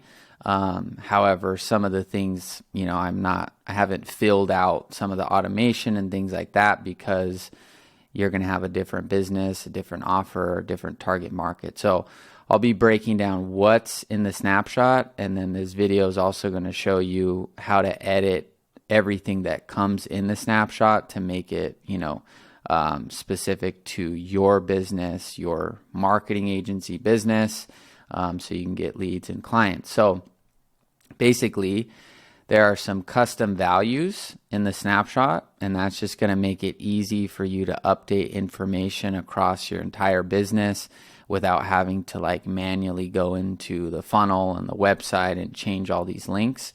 So, you'll have some custom values there. It also includes an agency website. So let me just kind of show you each one of these things, and then I'll show you how to edit them. So inside of the snapshot, you'll see under settings and custom values, you're just going to see there's basically 5 custom values at the time of this recording. Maybe later I add more or take some of these away, but these are pretty standard custom values that you're going to want. And they're all going to exist inside of the website custom values folder. Now keep in mind the custom values here are going to be applied in the website and the funnel, which I'll be showing you when we customize it, but these are the custom values, okay? And then, let me move this. You also get an agency website, and this is very similar. It's pretty much a carbon copy of my agency website, and I've just, cleaned it up and made it general, and you can, I'll show you how to edit this, but this is the agency website. So you'll be able to put your logo here with the custom value. You can put your headline here. You can put your sub headline here. And if you go to, my website, it's the exact same thing, except some of it's a little bit different, and I've already got mine filled in. So it's the same exact thing. And the other thing is there's a GoHighLevel calendar. I still use Calendly, and you can put Calendly here if you prefer Calendly as well. But basically, here's the simple one-page agency website. And like I said, I'll show you how to change all this stuff and get cool graphics. But in general, this should be the frame of most of your guys' agency, is driving traffic, qualifying leads, getting appointments, and closing deals. And this website right here has gotten me hundreds of booked calls. And when you add in the live chat feature widget, which I'll show you how to do, that will also help you get people that may not want to are maybe not ready to book a call with you, and they just want to ask a question or something. So this is the agency website. And then part of the custom values is the privacy policy. This is not active, which I'll show you how to activate it when we walk through the customizing it. And then it also goes to a terms and conditions page, which will also be shown how to like link this up to your domain and stuff. But there is an actual privacy policy that's included, so you don't have to worry about that. And then your custom values are going to populate here, which I'll show you when we go through customizing. But you don't have to worry about a privacy policy or creating that or filling that out. And then you also have a terms and conditions page, and all of that will also autofill with your custom value you can see here. Okay, so that's that. And then there's one additional part of the website template. So when you click on the actual like home page here, there's a learn button, and that learn button will go to a blog. And this is a GoHighLevel blog. This is optional.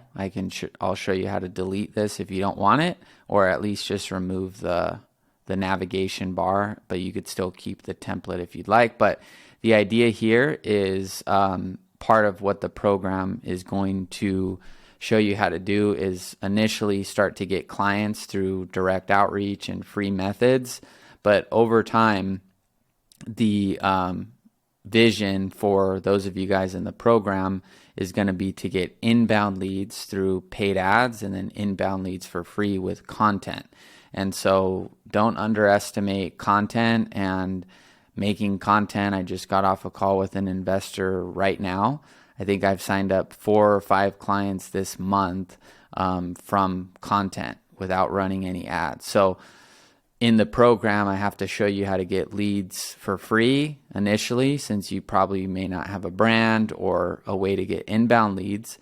So you're going to have to do direct outreach. But over time, you want to build a brand, you want to build a reputation, and you need to create content so that people can actually see you as a resource and see you as valuable to the marketplace. And like I said, content and building a brand is the number one decision that I've ever made in my business.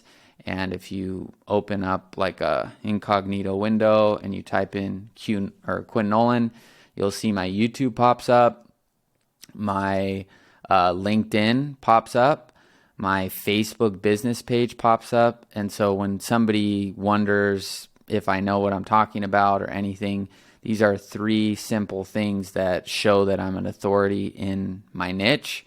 And you know, as you keep going there, you can see YouTube again, you can see my school profile, you can see my website domain here, a picture of me, my Instagram, YouTube, high level, all of these different, these are TikTok, Facebook. This is all SEO. And so YouTube is basically just an SEO engine, and it's just with video, so it's even more powerful. But if you type in Quinn Nolan or you type in New Breed Investor, you can see here I have a Google My Business page here. So this just helps me rank right away. And if you click on the website, it goes to my website. And so if you click on this, it's ranked number 1. All of this goes to the CRM. This is my SaaS offer. But without getting into all the details right now, the point is, having a blog and having content and keywords initially may not seem like it's going to drive much traction. But if you look, months and months down the line or years, you're going to start developing a web presence, and all of those things start to stack together when you actually have a web presence, because somebody may find me on YouTube and then they go to my LinkedIn. And I'm not even posting content on LinkedIn, but there are some videos and things like that. So I'll be guiding you through how to do this and the main things that you need. But if you're wondering kind of what the blog is for, you don't need to become like a full-time blogger. But the idea here is that you can create initial content with some keywords and value propositions so that when people go to your actual agency website, or they want to check out, check you out before they book a call or whatever. We don't want to just be this salesperson that's just like hungry to just sign up clients and that's all we want to do. Because one of the problems that this program is going to help you guys solve if you stick with it is how to build a legitimate brand, reputation, and business, not just be a salesperson. Initially, you have to be a salesperson. That's why you're going to have to do direct outreach and focus on leads and appointments. But where you're going to get leverage is building a brand, and this is just a simple way to start adding value to your market. And like I said, initially, you're not going to see any traction from this, but if you start stacking up blogs and content for your niche, you'll be surprised at how many people now, right, it's 2024, are looking online and watching content. And one of the things that I want to do different here is show you guys that you can actually use a lot of these strategies that coaches will push towards other coaches or marketers, and you can actually use it to get agency clients. Okay, like I said, I've gotten 4 or 5 clients this month from YouTube, not affiliates, not snapshots, not other marketers and stuff like that.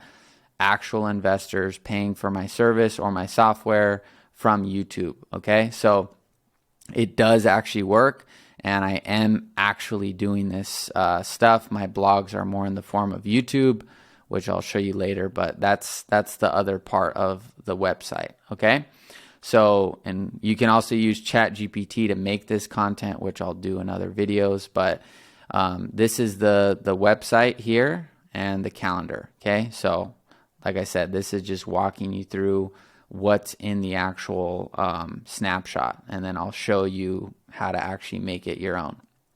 So there's the website, and then we also have a funnel here that I've made, and I've ran thousands of dollars of ads towards pretty much this exact funnel. I've just stripped it of the things that I have like are my results and stuff. But you guys can see a link to my funnel and use that as a reference. But it's basically the same. It's the same format as the actual website. It's just a funnel. And so we're going to add case studies in here and things like that. And I'll show you how to edit this. But once you start getting results and screenshots and testimonials, you guys can add that type of stuff here. And just for kind of quick reference, this is my SaaS offer, which is, different. Talk about that later, but you can see here, this is what I'm kind of referring to, is these are just some of the results I've gotten and people sending me screenshots or checks or whatever it is, and real people getting real results. So as you build a brand, as you get clients, your number one goal is to get clients and get those clients results, even if they're small, so that you can start to show and demonstrate that you know what you're actually talking about. So that's what will go in this part of the funnel. And if you follow the paid ads training, when people, fill out your form, then they'll go here and they'll see a bunch of results and then they'll book a call. So it'll just kind of warm them up, make them a little more aware of what you're doing. Okay, so the funnel is 2 simple steps. So you'll understand the paid ads funnel and how this works more when you get into the paid ads training. But this is just the baseline of, what the funnel looks like. And when they book a call, they're just going to be taken to a simple success page after. And you can customize all this stuff, but the bare bones of what you need is here. You can add videos here, all that good stuff. But this is the paid ads funnel. Okay, so you have the website. That's going to be for, just your general homepage and where people can learn and reference the blog. And then when you start driving paid traffic, we'll send people to, you'll see the strategy later, but we'll send them here and they can book a call, see your case studies, and, just go to a simple success page. Okay. So that is the custom values, the website, and the booked funnel. And then where do you actually edit the blog, like the blog that I showed in the website? How do you actually create content, and like where do you change this stuff? So it's in high level, so you can click on blogs and you'll just see here in the snapshot, you'll just have one blog because I don't want to write a bunch of irrelevant content for your business, but this is how you create the blog right here. So this is just sample content here. And when you click on this, you can duplicate this post. So this will be where, would be the second blog with the second piece of content. And then that will automatically go into, the blog section here, as long as you have you actually publish the second blog and put an image here. Okay.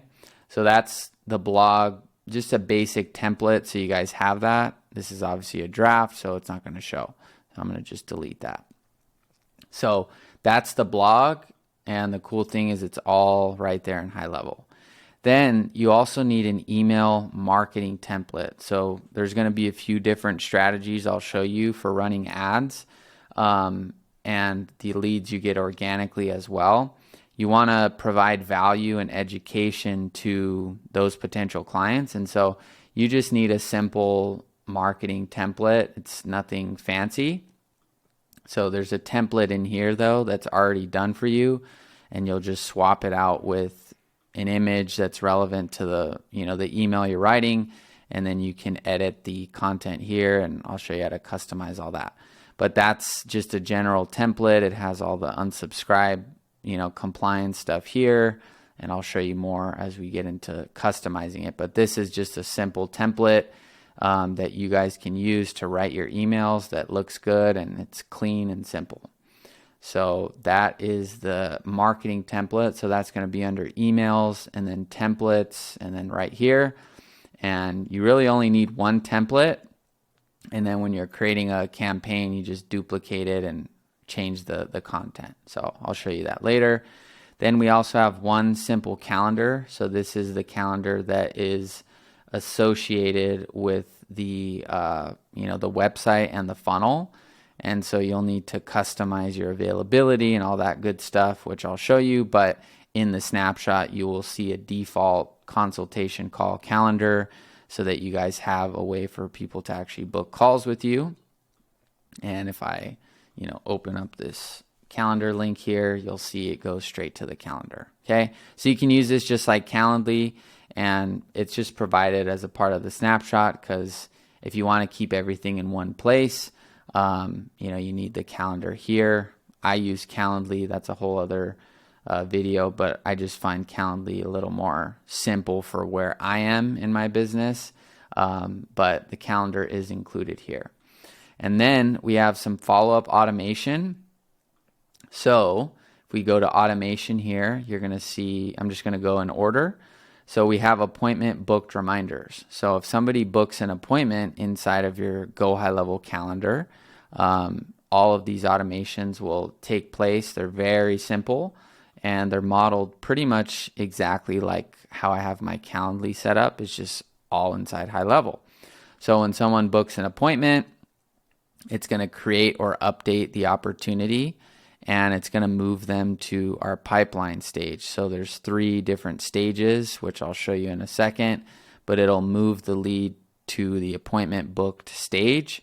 That way you can see where this person is in your pipeline, and the opportunity name is just going to be the contact's first name and last name that they've used to fill out the booked appointment with.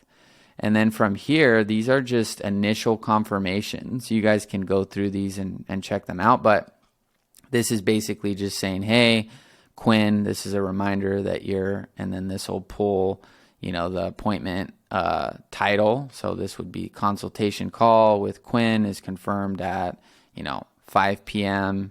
on February 1st, right? And then there's the same exact thing just via email. And that'll just make sure when someone books, they're getting a text, they're getting an email. And then from here, these are just some more things you need in order for HighLevel to send reminder texts and emails to the lead. So you have to set the event date and time, and you have to like format it, which I've already done for you. And then basically right here, 24 hours before the appointment, it's going to text and email the lead reminding them. 1 hour before the appointment, it'll text and email remind them, and then 20 minutes before. And you can change these time frames as well. If you want to do it 6 hours before the appointment, you can change that. I would just recommend changing the action name so that everything lines up.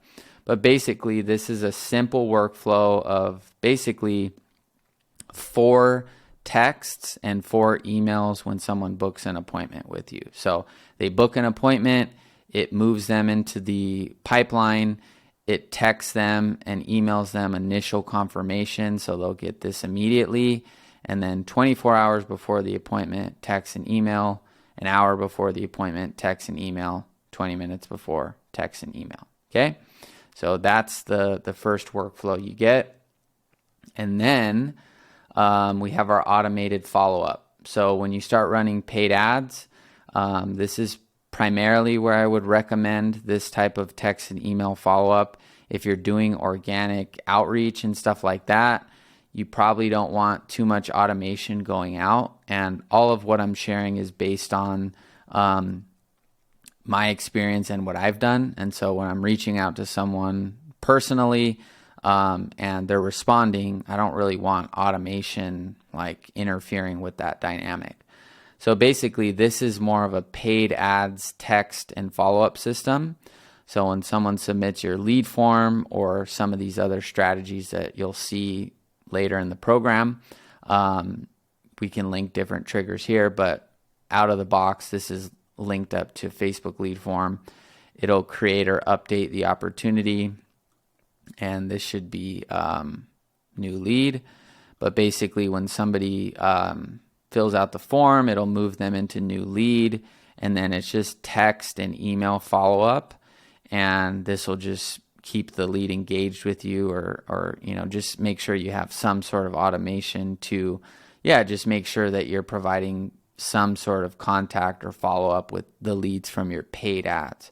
So all you have to do for each of these, which I'll show you, is customize these. I'll also show you how to use ChatGPT to come up with some of this content. But there's nothing in the email, because if I write something here, it may not be applicable to your business. So I'll show you how to use ChatGPT with a prompt to basically show you how to customize these. But it's just basically a string of text and email automation that will go out to the lead. And then the main feature of this automation is it will stop on their response. Okay, so if a lead responds to this initial text right after they fill out your ad, it's not going to just keep bulldozing them with content and stuff like that. That would be where, if you're starting your agency, you would want to jump in and have a real conversation. Don't worry about automation when you're starting out. You need some basic stuff. But I was able to hit 6 figures without high level, without automation. So just one-to-one contacts. Okay. So you don't need all this. It's just here for a system like paid ads. So it'll stop on response, and then it also is gonna like run within a certain time window, which you can change.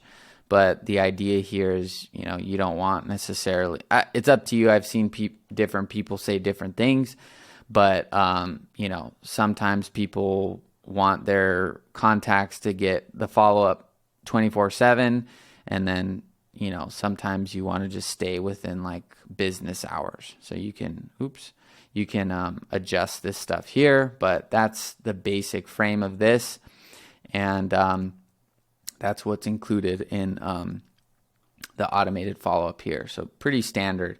And then internal notifications, there's really just one simple workflow here, which is when someone books an appointment with you, you'll get a text, and you'll get a text here, and then you'll get an email.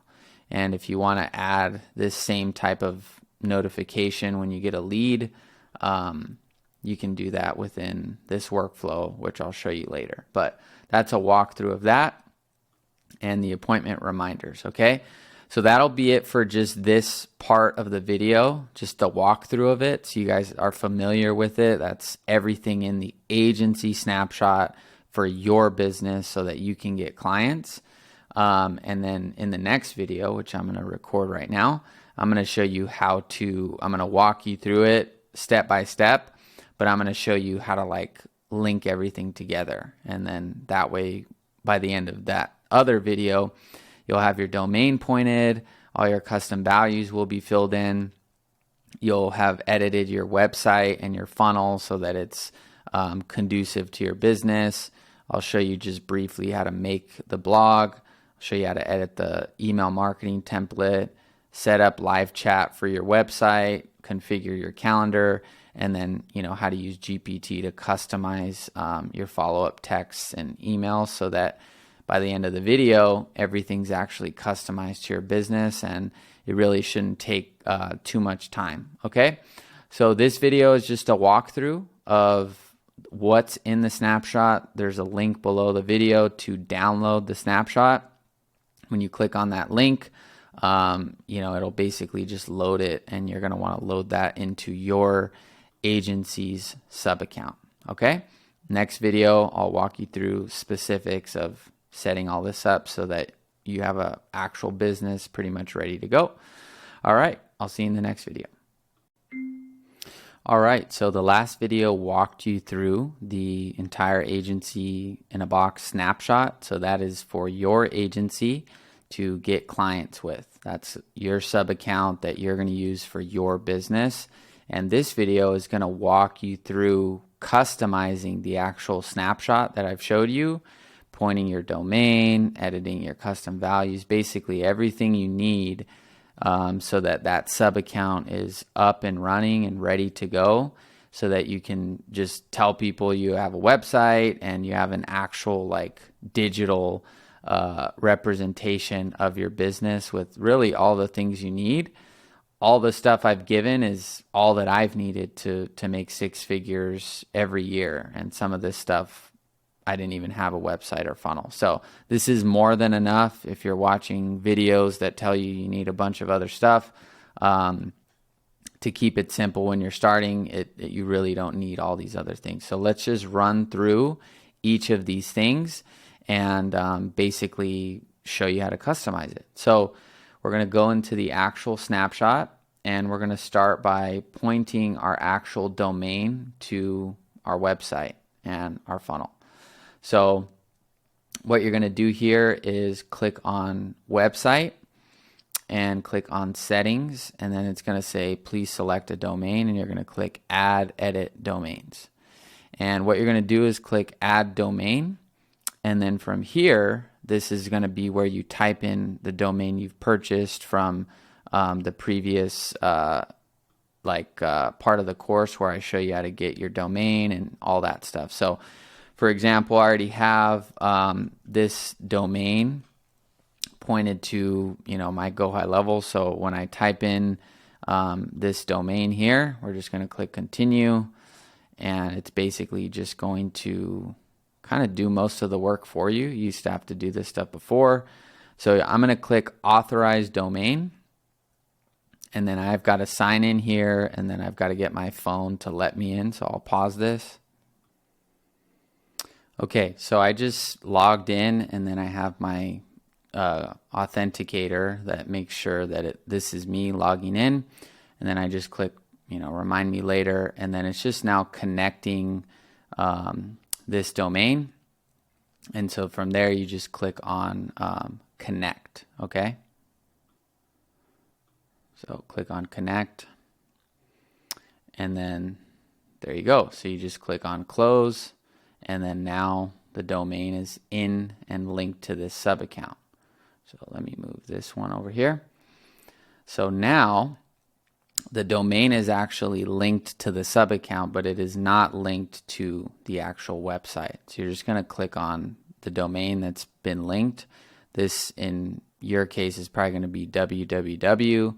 I just already have that pointed, so I'm not going to use that. So I just type that in here, or excuse me, just select this here and then click save.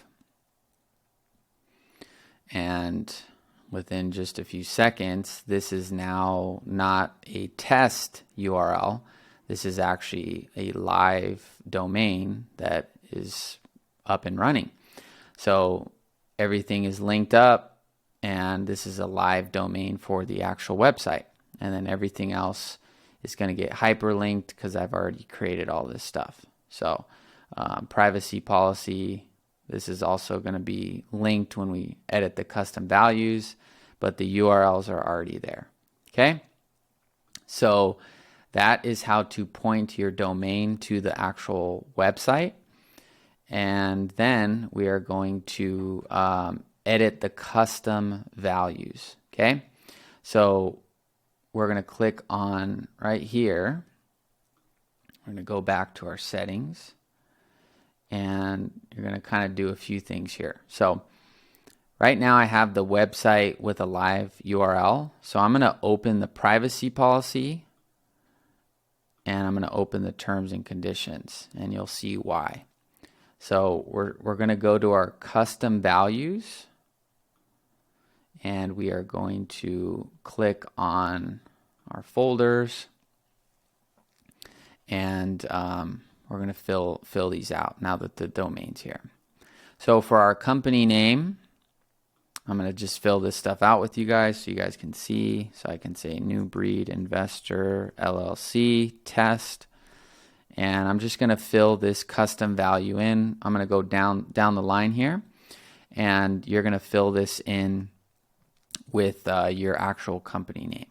So when you click on update, what's cool about the custom values is now if we refresh this, there you go. So this updated our terms and conditions, and you can see it all throughout wherever it's needed on this form, it's going to go. There's not that many on this one, but it's updated here.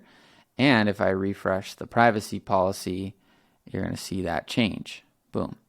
So that's what's cool about that. So you're going to edit the company name there. And then there's a cool little trick that I've also done for the logo. So basically, instead of going into your template for your website and your funnel and uploading images to every single page, we can just upload the actual, I'll show you how to do this, but we can make the logo a custom value so that it just changes, the entire funnel and website. So what you do here is you go to, so we're on this one right here. So we're going to go to our media, and we're going to click on Open Media Library, okay? And then what you're going to do is you're going to upload your file here, and this is going to be, hold on.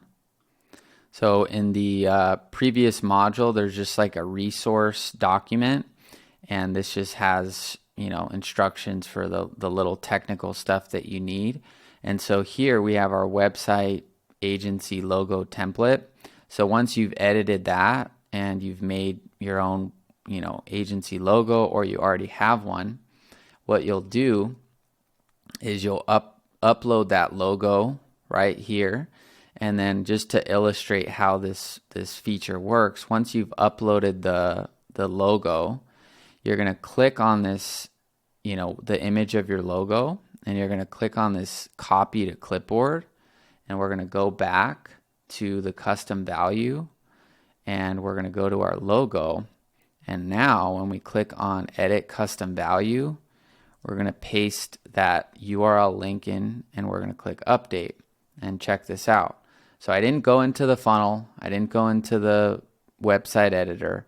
I've just changed the URL, and since I've made this a custom value, if I refresh, you're going to see it says case study 1. It's going to be that image I selected.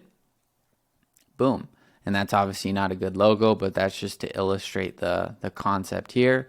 And then it's changed over here, and then it's changed on the blog. So it changes across the whole system. So this is really cool. So that's how you edit the custom value. And so now I'm going to change it back to the actual logo, that's fitting for the funnel on the website, which is this one here. And this is the exact template I've given you on the Canva right here. So you just change that. It has all the right sizing and everything, and you're good to go. And so now once you've uploaded it, same thing. You don't have to do this. I'm just showing you how the custom value works. So I'm kind of just changing it so that I can show you how it, how it should look. So delete that, update,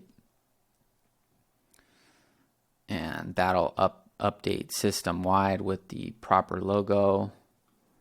And I can show you right here in the website that it's on all of the pages in the website. So now it's back to normal, and that's through the power of custom values. Okay, so I'm going to leave this one open here, and you'll see why in just a second. So we've edited the first two custom values, which is the company name, and then now we've done the logo. So now we have our privacy policy and support email. So same logic with the logo on our, website, right? When people click on terms and conditions, or if they click on privacy policy or terms and conditions, this isn't going to go anywhere, right? And if you don't have this as a custom value, you have to go in and change this on every single page, which is inconvenient. So what you're going to do here is once the domain is actually pointed to the funnel and you've opened up your terms and conditions page and your privacy policy, when you copy this URL, we're going to go over here to the privacy policy one, and we are going to edit this custom value with a proper domain and give that a second. Or that's actually the terms, excuse me. So we're going to do the privacy policy here. That was my mistake. So there is the actual privacy policy now in the correct spot.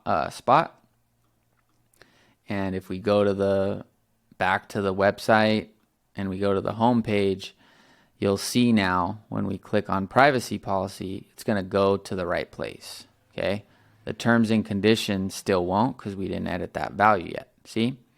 So we'll close these out. All we need is the terms now. So we'll go back to custom values. So we've done this one, we've done this one, we've done this one, and now we are on terms and conditions just to keep it in order based on the folder. So terms and conditions right here, and we're just going to go to edit, and then I'm just going to grab the live URL from that and paste that one into there. Boom. So same thing, that'll update across the entire website and funnel. So if I refresh, or if I click on this right now, it's not going to go anywhere. When I refresh the home page, we will now see that the privacy policy goes where it should go, and the terms and conditions page will go where it should go. And so we're basically 80% done. Now the last thing is your support email. So for now, when you're starting, it's probably just going to be your email, and you're probably not going to get a lot of support emails, but it's for just compliance. So what you'll do here is I'd probably recommend just putting in your new business domain email. So like Quinn at agencydomain.com. And this will suffice for the time being until things grow and you actually need a support email. I don't get any support emails because all my clients are in Slack. Like I said, this is more for compliance so that when I update this value right here, and we go to the terms, if I refresh this and I type this in the search, you can see find and replace. It basically just updates the terms and conditions page so that you're compliant. So that's how to set up all the kind of back-end technical stuff, and I've done my best to make that as easy as possible. So now we've got our domain pointed to the sub account, and we've got our domain pointed to the website. I'll show you how to do the funnel in a second. But we've edited the custom values so that you don't have to really worry about any logistical compliance stuff. Everything's good. Now, I'm going to show you how to actually edit the website so that you can make it your own. So we're going to go back to our sites, and then we'll go to websites over here. And we're just going to click on homepage. You don't need to edit this ever or this unless, you know, there's some sort of change in information you need on these pages. But for the most part, you shouldn't have to touch these for really ever. So to edit the homepage, we're going to click on edit right here. And what you're going to do is just fill out the headline and the subheadline. So I'll just, you know, give you a reference with my actual website so you can kind of see, you know, what I'm referring to. So I'll just paste this in right there, and there you go. There's the actual headline, okay? And then you can save that right there so that your headline's, you know, right there.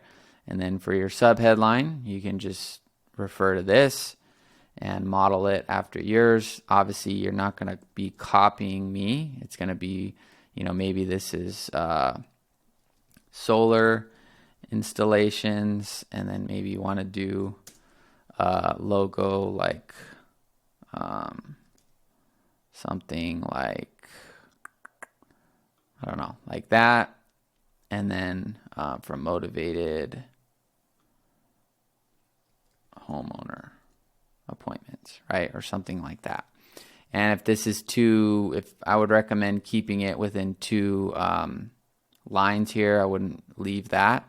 So if it does go, you can change the font size, make it a little smaller so it fits on 2 lines. But that's basically how you edit that part of, you know, the system. So I'm just going to take this right there so that it just fits nice, okay? And then same thing, just write 1 line, kind of, I mean, this most likely can stay the same for you guys. This should apply pretty generally, and there you go. Okay, so those 2 pieces of the site are now complete, and it's pretty much given it all that you need to speak to the audience, okay? And then schedule a call. You don't need to really change this button here. You could change it to book a call or something. If you want to change what it says, you can do it here, okay? And then what this will do is this is going to scroll to the calendar. So this is already hooked up and ready to go. So you don't need to change, you know, this at all. Now, for the actual, these images here, these should apply pretty generally to most of you as well. But just to show you like where I get these images, if we open this up in an incognito tab, this website you can pay for and license unlimited of these different images, or you can credit the author in your actual website, which is a little more complicated.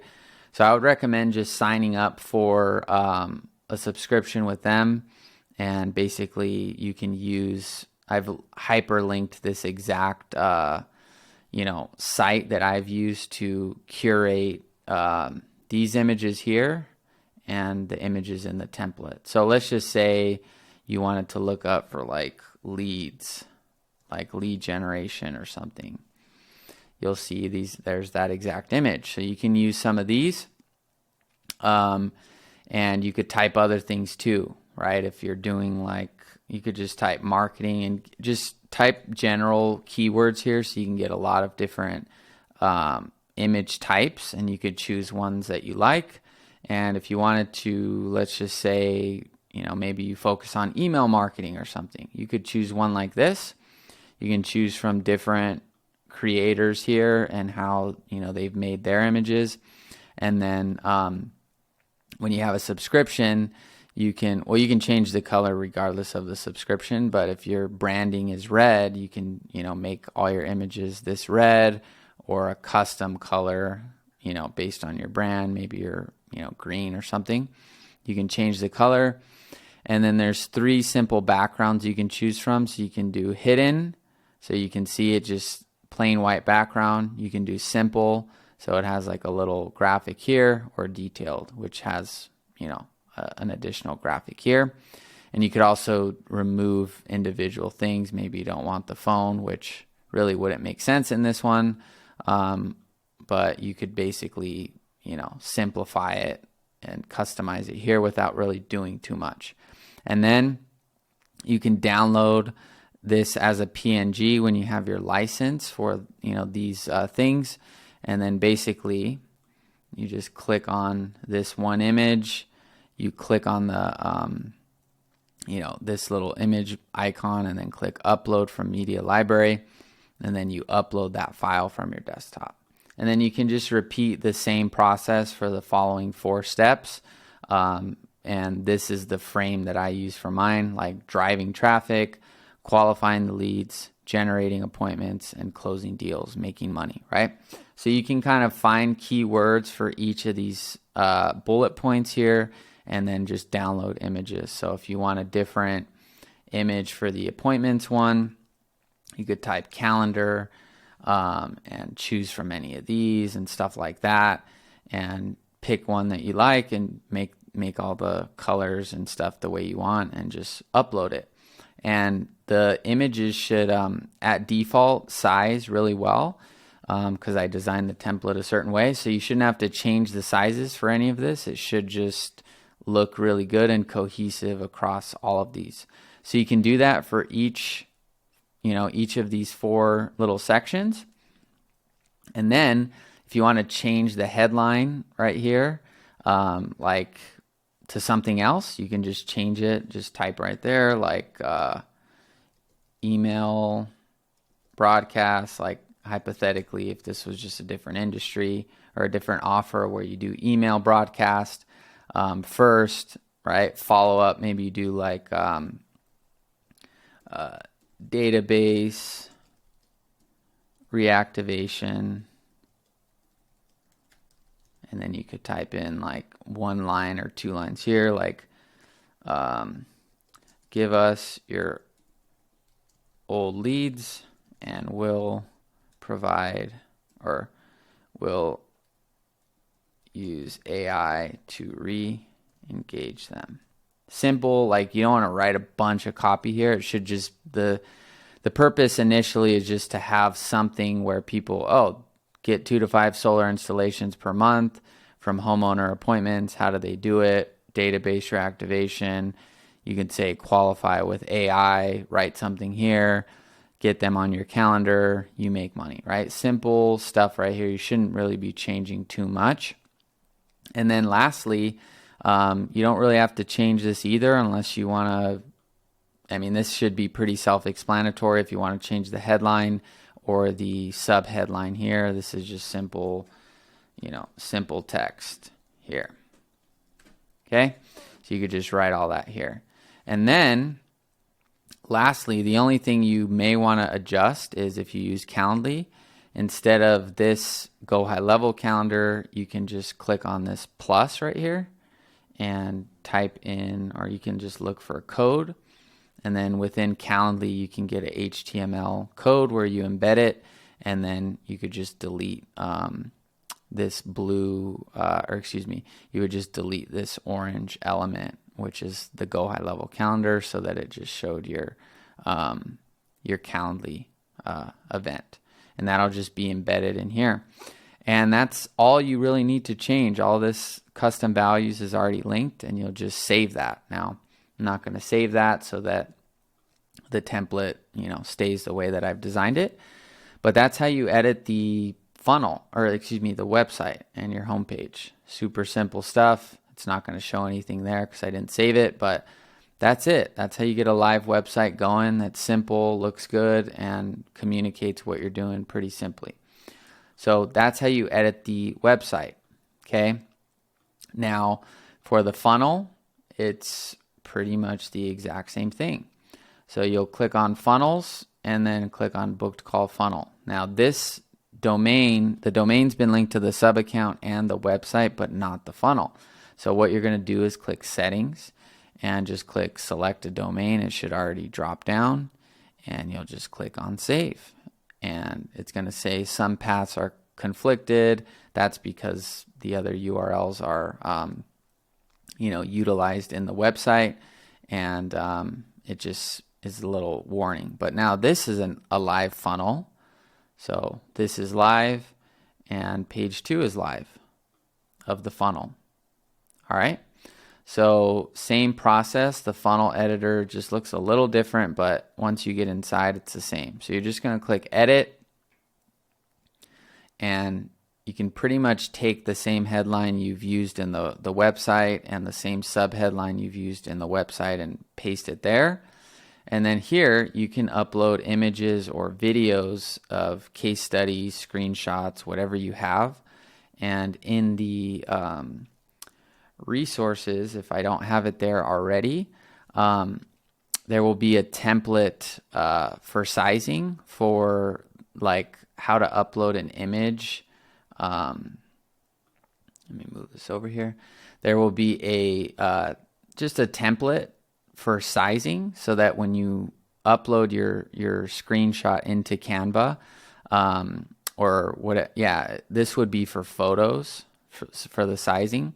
But when you upload the photo case study into Canva and you export it, it'll just make sure that all the sizing looks good, right? So basically the same sizing I have here, and like I showed you here, this can be just like this. So I'll give you this exact template, and you can just model it, and it can be screenshots. It can be, these are screenshots, emails, Facebook posts to kind of give it a little more life, Facebook messages, text messages, anything you've got to kind of illustrate, what you're doing, right? So you'll upload those here. So you would just click on this one, click on, create or upload from media library. If this was my, uploaded case study, I would just double click that, and there it would go, right? So I'm just going to go back. And then from here, same thing. You could just put 500K in, that's a little like, miraculous, but 50K in 4 months or something like that. And you could do, 20K in 30 days or something, and you could just put one simple line, or you could delete this altogether where the image is self-explanatory. Okay, but ideally you could just write something simple. John closed 7 deals in 4 months using our system, or in 4 months, and then like I would put, for example, in 4 months he closed wholesale deals in California, Florida, Nevada, something like that. And you could just copy paste that and just adjust the formatting here to make it line up with this case study. And then if you have more case studies, all you got to do is hover over this blue, this is the column row element. So all you got to do is click on this duplicate, and then you have another layer of case studies. And then you would just put number 3 here, number 4, and then ideally every time you get something, you just duplicate and keep adding, so that eventually you have, this is not even half of mine, but this is where I could easily find screenshots. So eventually you want to have a rolling page of them, right?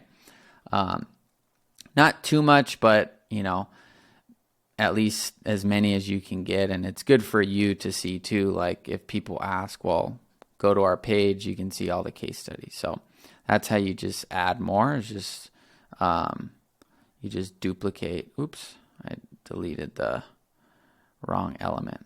So you just delete that right there. And then, for now you'll have 2. And then same thing, nothing really to change here unless you want to change what that says. And then same logic here. If you want to add your Calendly instead, just go to the code and then click on that, paste your Calendly embed code there and save it, and then just delete this calendar. Okay. But that's it. Really, this page is designed to get people to book calls from paid ads. And so, the only thing you're really going to do here is let the case studies, do the talking and actually just show either screenshot or video here of people using the system and just get people to book a call. So that's how you edit, the booked call funnel. And that's the first page. And then, real quickly, I'll show you the second page, which is pretty simple. So we'll click on edit. And here you really shouldn't need to change anything. The only thing you could add is a video here if you want to kind of prepare the client for the call, or give them anything to review or check out before they get on the call, to really just warm them up. I wouldn't add like a lot of different stuff here that makes the client confused. This is, remember, where the page they will go to after they've booked the call.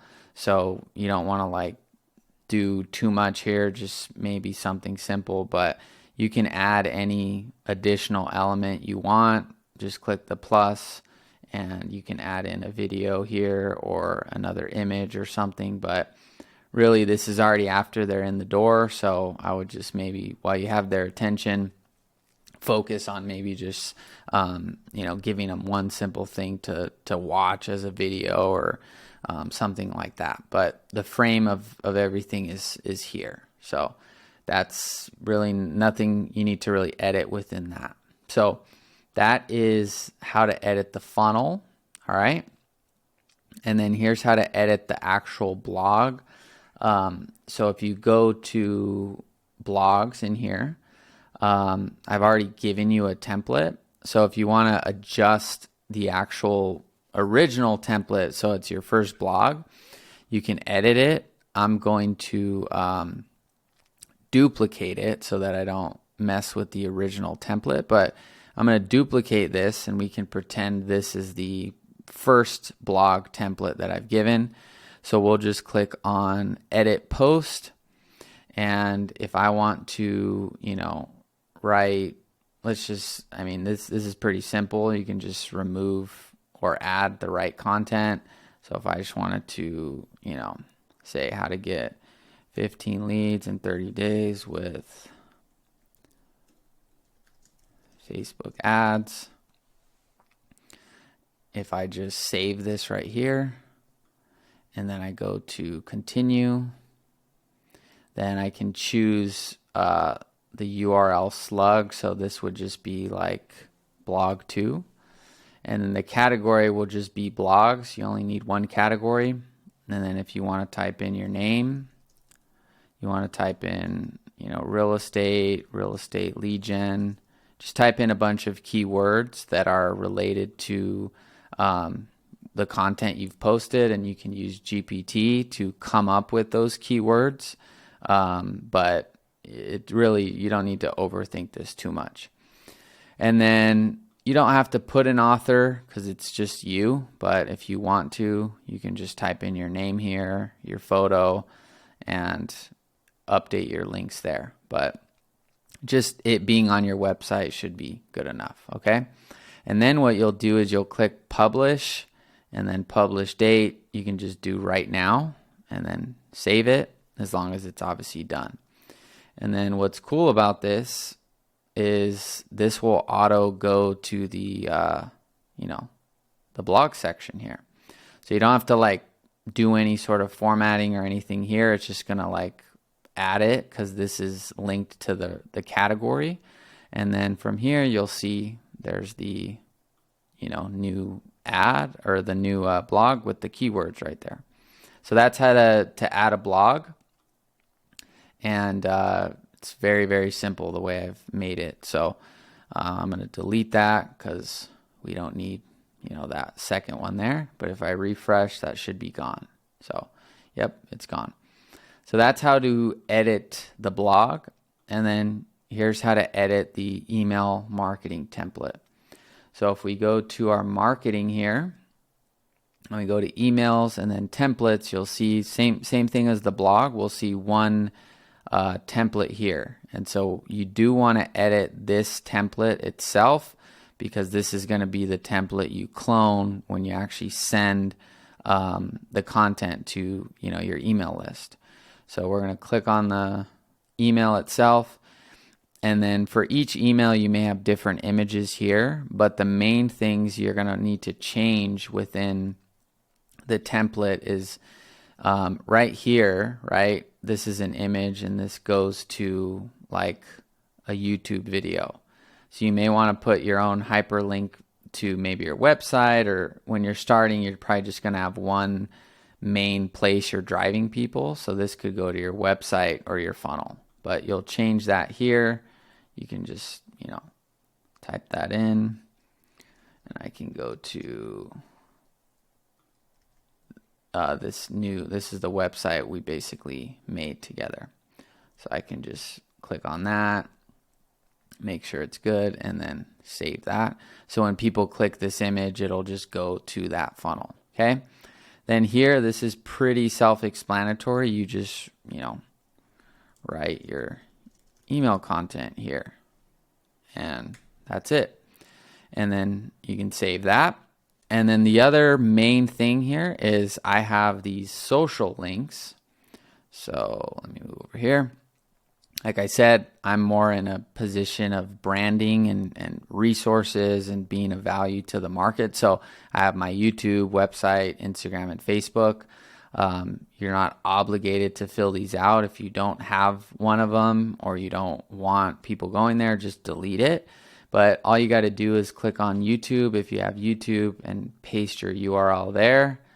And then if you want to, you know, put the website, put your website there. Instagram, put your Instagram, and pretty self-explanatory. And this section will auto-populate from the sub account. So you don't have to worry about this. And then you just save this. And then this is going to be your template that you can use when you start sending out emails. And the other thing you'll edit is in these settings here, you're going to put your name, your email, and then the preview text is going to be related to the specific email. So your name, your email is not going to change, but the preview text will change. Like if this is a case study on, you know, how this client made $1 million, then I'm going to try and write something that gets people's attention here so that when they see the preview in their email, it, you know, shows that text. Same thing for the subject. The subject you'll change, you know, for the actual email itself, and then you'll save that. And then once the template has been saved, right, for the specific email that you're going to launch, when you go to your campaigns and you create your campaign, you're going to just choose the, you know, the template that you've edited for that email, and then just send it. Boom. This will auto-populate from the original template. You can choose which contact you're sending it to and just send it, okay? So I'll cover more of that later, but that's really all you need to do for editing it. And then setting up our live chat, okay? So on our website here, right, I think it auto-linked mine, but yours may not do the same. So I'm going to show you how to do that if it didn't do it automatically. So first thing you're going to need to do is go to Sites and then Chat Widget. And then here, you're going to turn on Enable Chat Bubble. And then you can change this first message if you'd like. And then you can upload an image of yourself, or you can leave this one. I have an image of myself because people know who I am. So they know that they're going to talk to me. So that helps me, but you know, this is up to you. And then this is a 300 by 300 image. So there will be a Canva template. If there's not, you can probably use this one, but I'll have one specifically for the chat widget just so it's easy for you guys. And just upload your a headshot image of yourself here, and that'll change the image. And then you can leave this turned on, and then all you're going to do is chat type. I recommend the SMS or email chat.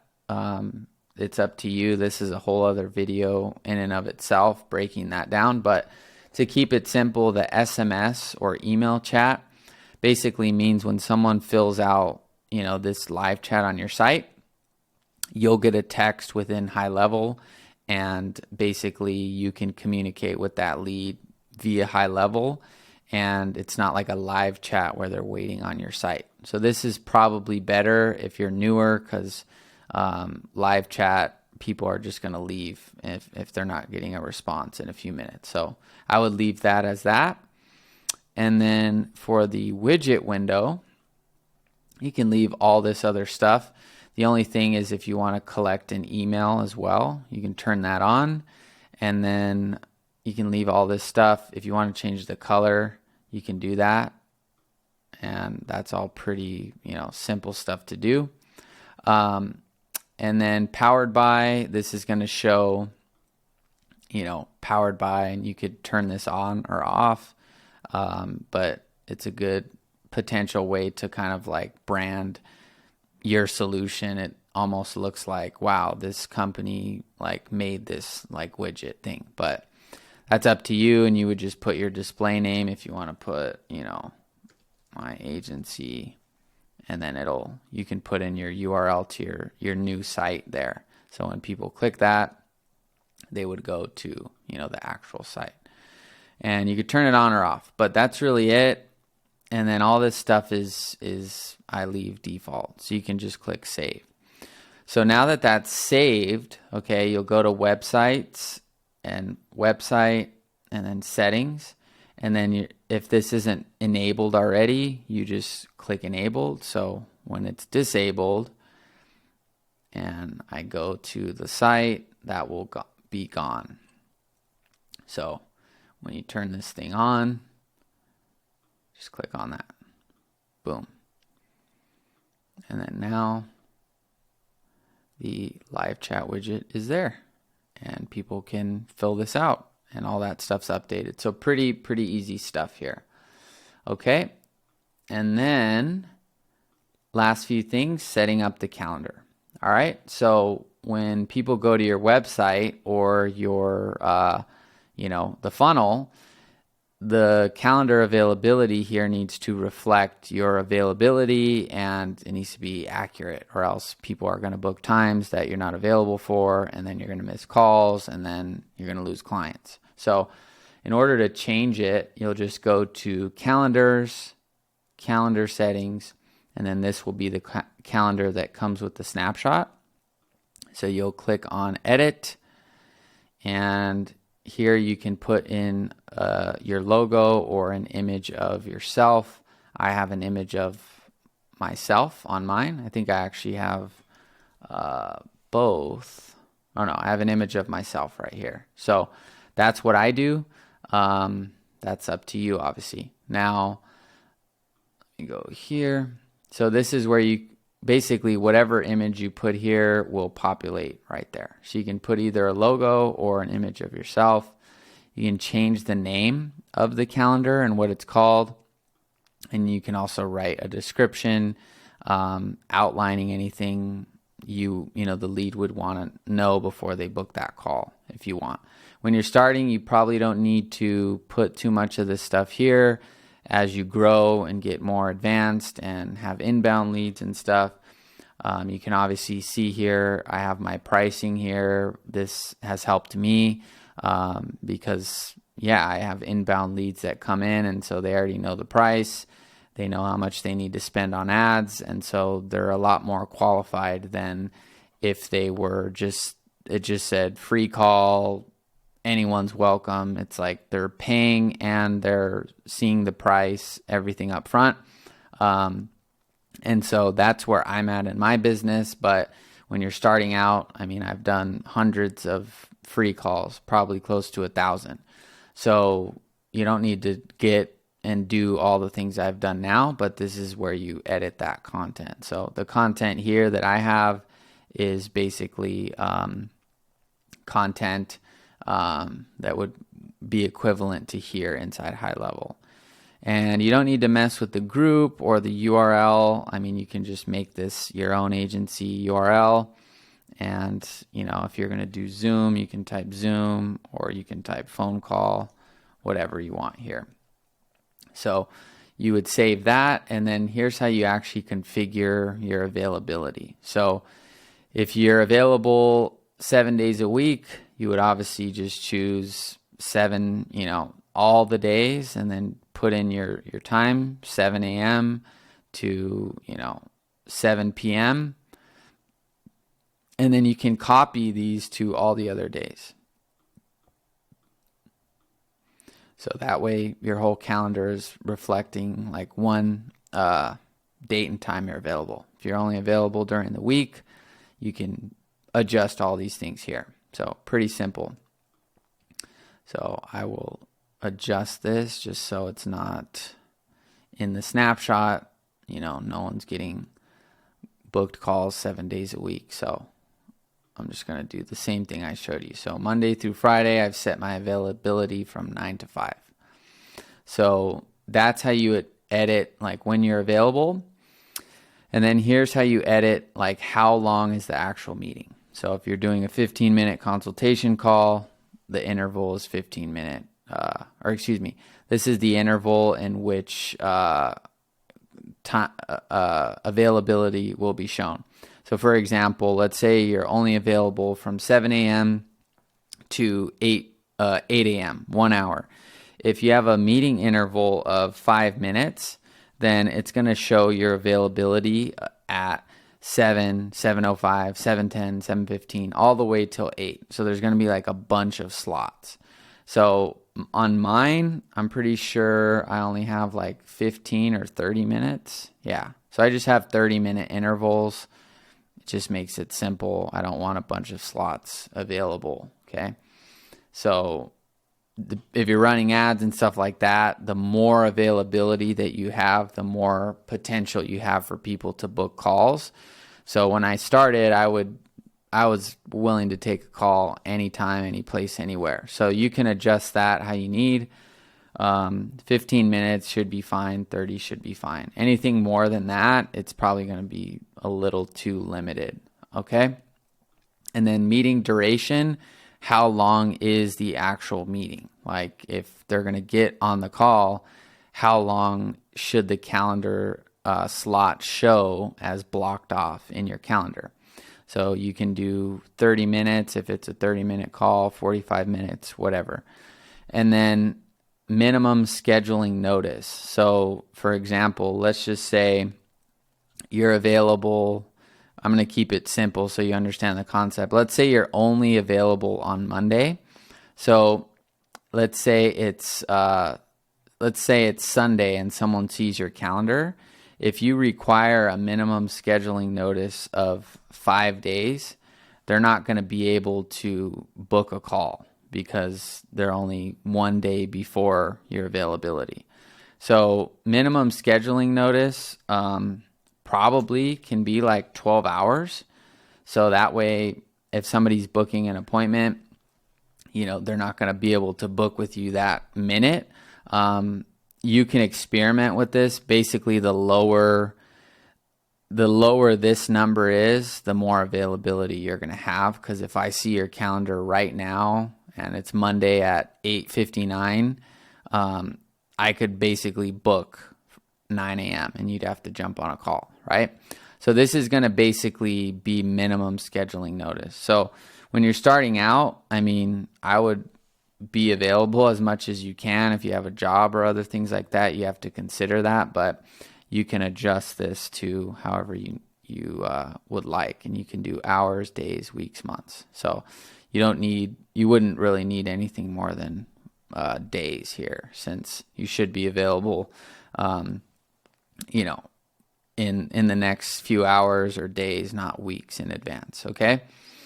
And then date range. So how far out can they actually book? If it's, let's say it's Sunday and, you don't have availability, you're only available on Monday, then if the date range is 1 day, if you're not available that Monday, then they can't book an appointment with you because the minimum date range you have is only 1 day. So if you did like 21 days, people could basically book 3 Mondays from that day because it's 3 weeks. Okay, so in general, the higher this number is, the more availability you have, right? So like with mine doesn't go out for more than 4 days. So you can't book a call with me for next week because I like people to book closer to when they want to actually, when they're on the calendar, right?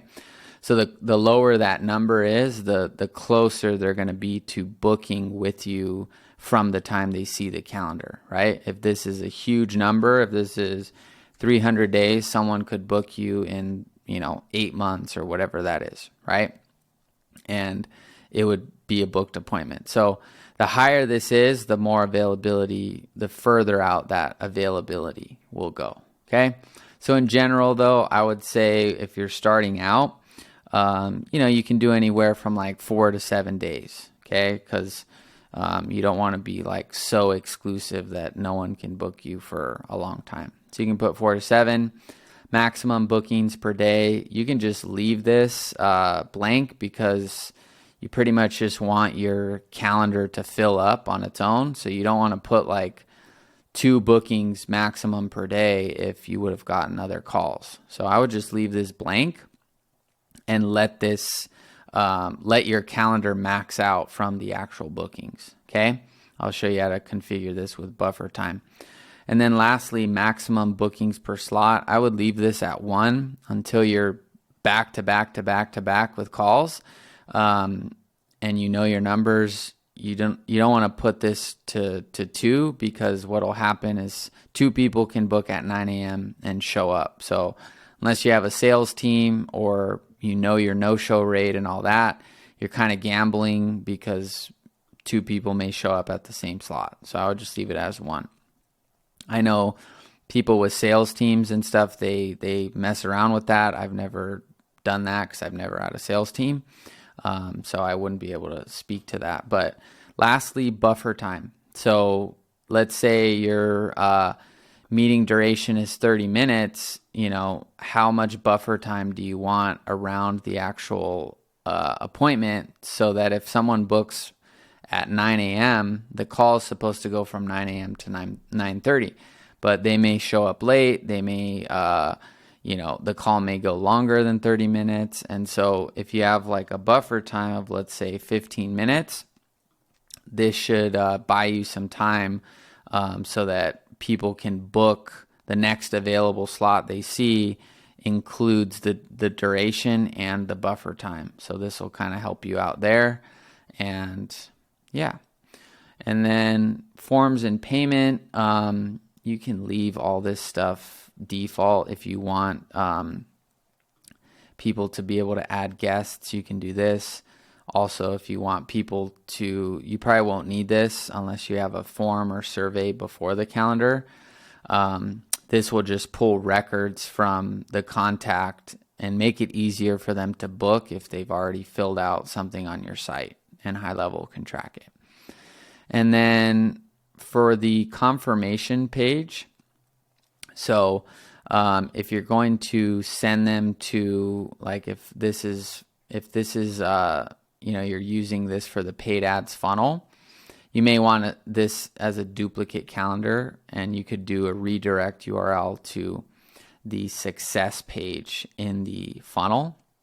So what I mean by that is if you're running paid ads, when people actually book, you would want to redirect them to the success page so that you can, provide any information that you need to them right there versus just sending them a general message. So you can do it like this. So you could just do redirect URL, goes to the success page. Now, keep in mind, if you have one calendar, that one calendar will route website leads to this funnel page, and the funnel page the funnel page calendar will route people here because it's just one calendar. So if you want a paid ads calendar that goes to the paid ads success page, and then you want a website one that goes to like a YouTube video or something, you would need a duplicate calendar with separate redirects. Okay. And then notifications, I would turn these on. This way the contact, and you could put in your email here, will get automatic notifications when someone books. And I would just turn on all of these so that people can, customize their event details if you want them to on their own without having to contact you. And then lastly, this is where you can set up your Google Calendar. So you can do this by going to your integrations, signing in with Google, and then once you've signed in with Google, you can link that Google Calendar right there. Okay? It'll just show up right there. And that's pretty much it. If you want to change some of these other parts of the calendar, you can. But I would just leave the newest calendar widget style. And if you want to change the colors, you can do that stuff here.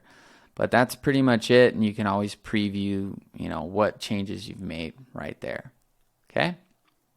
So that's how to change and set up the calendar. So last part here is how to customize the follow-up text messages and emails in the automations that I've showed. So in the automations I showed you in the last video, there are some automated follow-up messages here. So text and email. So if you're running ads, right, you're going to want these emails and texts to go out, and you may not be a writer or feel like you have the ideas to write the content. So this is where ChatGPT comes in. Now, before I show you how to do this, I would highly recommend, not necessarily becoming a copywriting master, but I would learn as early as you can how to develop your own brand voice and brand tone. I write all of my emails. I write all of my, this video. I wrote this video, right? I'm not really using ChatGPT to do stuff that should represent me. So this is more just to show you how to make it easy to like plug and play and go. But ideally, I would develop your own brand, your own voice so that it actually seems relevant. But this prompt will give you a basis to at least get moving and not have to spend a bunch of time doing what I'm saying. So let's start with the follow-up text messages. So what I'm going to be showing you is when someone fills out your paid ad, how do we adjust the content here so that you don't have to like think about writing all of it, right? And you kind of copy paste it. So this prompt here is what you can copy and paste, and I'll just show you live how to do it. So go to ChatGPT and just paste this in and then adjust this for your niche. So I'll just pretend I'm a solar marketing agency and go off the same thing I was showing you on the landing page. So you are a copywriting expert for a marketing agency, use your persuasive, okay, all that stuff's the same to help our solar marketing agency book more appointments on autopilot. You are writing emails to follow up with, this will be solar sales representatives or whatever your target market is. So please write, so we have 9 follow-up text messages in the automation. You can see here, it's labeled 9 texts, 7 emails. So please write 9 follow-up text messages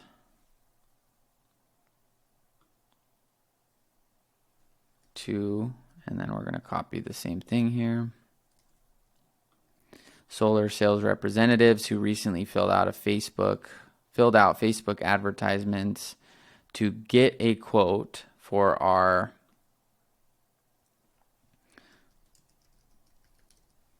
or we could just call this is basically what your offer is. And then this would obviously not be relevant since we're doing,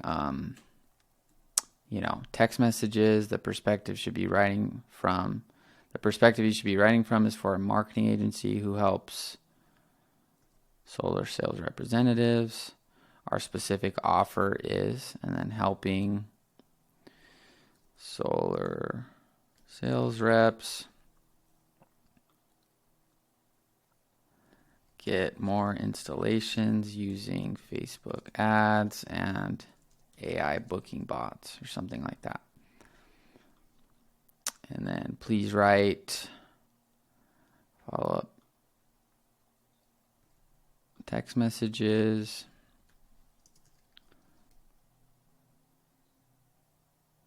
And then each call to action should be to book a call at your website. Now, this may be more fitting for email, but if we just delete that and send it, you're going to see it start writing. And like I said, I'm decent at writing and ideas, so this stuff kind of comes to me. So I don't really, this is just like to get ideas here and help you guys out. But I would, like I said, attempt to make it your own brand, voice, and tone, which is kind of a whole other thing to learn and develop over time. So you can see here, though, this is, it's pretty much doing it. So once, I don't want to make this a whole training on editing all these because it'll go even longer. But the idea is once you have this, you'll just simply copy this over and you'll just paste it right into there. And then all you need to do is make sure the custom fields are lining up. So where it said hello, custom or rep's name, you would choose contact, first name. Contact means lead. User means like user of the high level sub account. So there you go. Thanks for showing interest. Did you know our AI powered Facebook ads, right? And then you could just, I would probably delete this. This is where you got to like make your own adjustments, but there you go. And you just would save that. And then I'm not going to save it because that would change the whole snapshot. But then you would just go text 1, save, and then go down to text 2, and then grab that one and do the same thing. And just go all the way down the line. And that'll give you at least this, if you just kind of simplify what it's writing, you'll at least have this done within, 20 minutes, right? You can get the text and emails done just with that. So that's the prompt adjusted for the text messages. So I will give you guys that. So I'll put this here. And then we will adjust that. We should be able to just iterate on this and say, now you can say, great. Now do the exact same thing, but emails, right? 7 emails and include email subject. And then it should just take the same thing and maybe make it a little more educational and a little bit longer. So there it is. So that'll get you those, 15 marketing pieces complete as a baseline to start without, like I said, having to think about all of this stuff. And if you're at least doing some of this stuff, like you're at least getting emails out and text, you're going to get some traction. And like I said, ideally you develop your own voice, your brand, things like that. But initially you need to just get something, right? And this can help you a lot. And the more you learn how to use ChatGPT, you can adjust the tone and all that. But this is the same exact thing. So you would just copy this, go to the first email, and you can paste it. Oops. You can paste it in right there.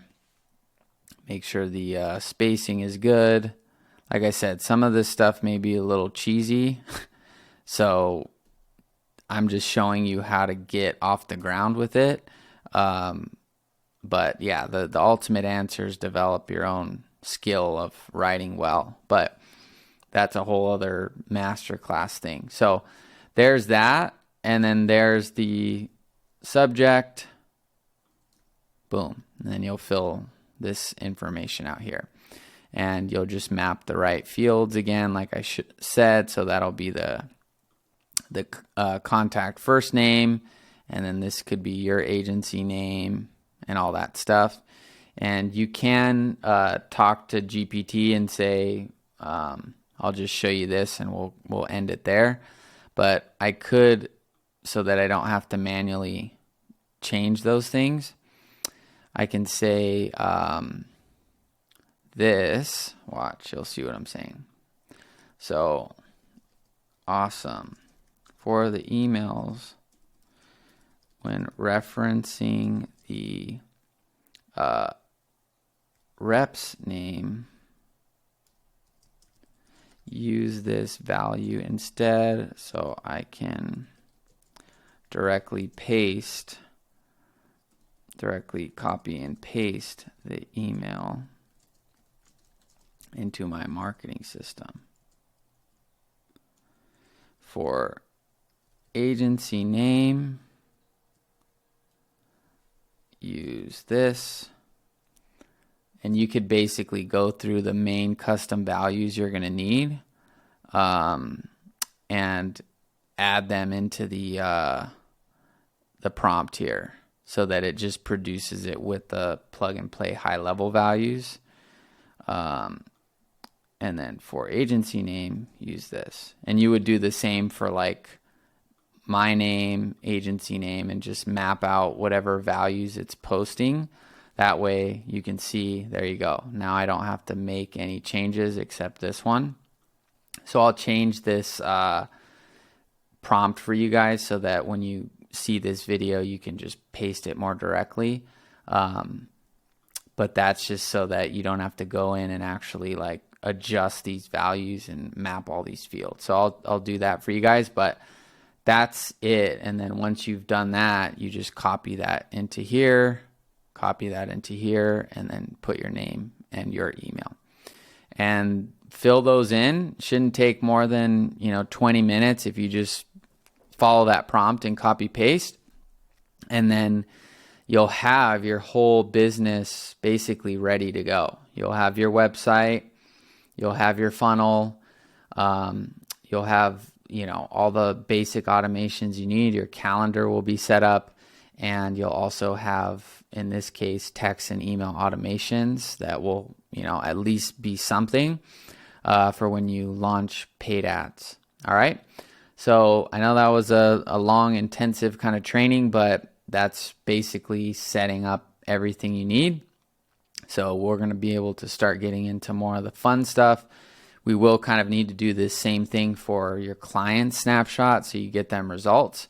But once you have those two things set up, you start to get some momentum. You're going to be able to just focus on the fun stuff and marketing and all that good stuff. So I will see you in the next video and talk to you then. Peace.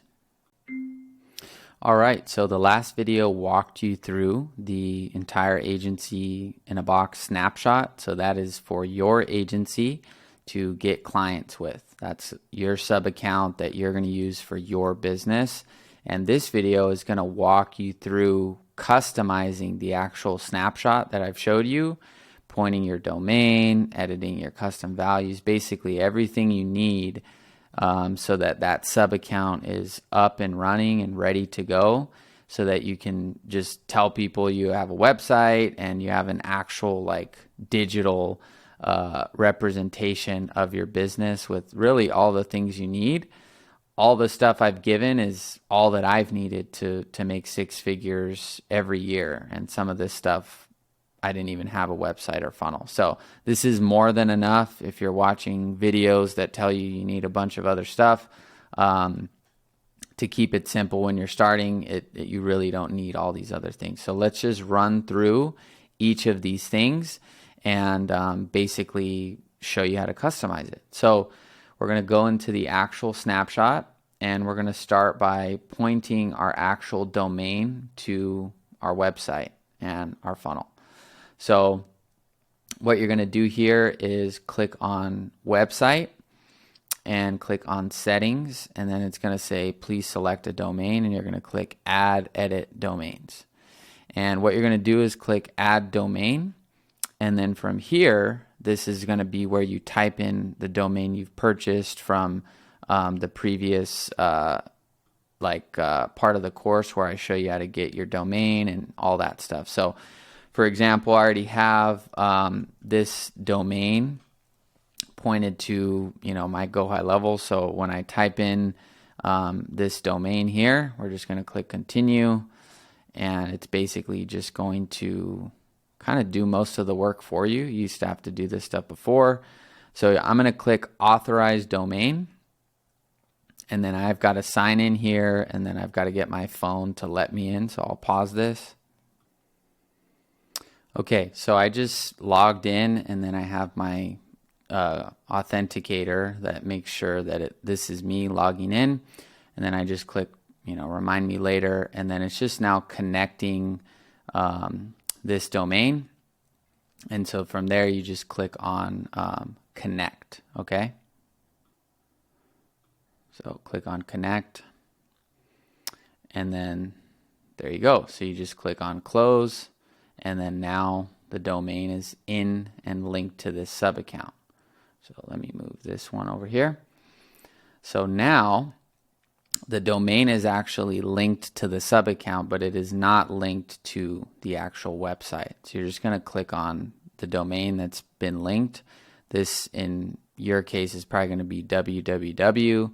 I just already have that pointed, so I'm not going to use that. So I just type that in here, or excuse me, just select this here and then click save. And within just a few seconds, this is now not a test URL. This is actually a live domain that is up and running. So everything is linked up, and this is a live domain for the actual website. And then everything else is going to get hyperlinked because I've already created all this stuff. So privacy policy, this is also going to be linked when we edit the custom values, but the URLs are already there. Okay, so that is how to point your domain to the actual website. And then we are going to edit the custom values. Okay, so we're going to click on right here. We're going to go back to our settings, and you're going to kind of do a few things here. So right now I have the website with a live URL. So I'm going to open the privacy policy, and I'm going to open the terms and conditions, and you'll see why. So we're going to go to our custom values, and we are going to click on our folders, and we're going to fill these out now that the domain's here. So for our company name, I'm going to just fill this stuff out with you guys so you guys can see. So I can say New Breed Investor LLC test, and I'm just going to fill this custom value in. I'm going to go down the line here, and you're going to fill this in with your actual company name.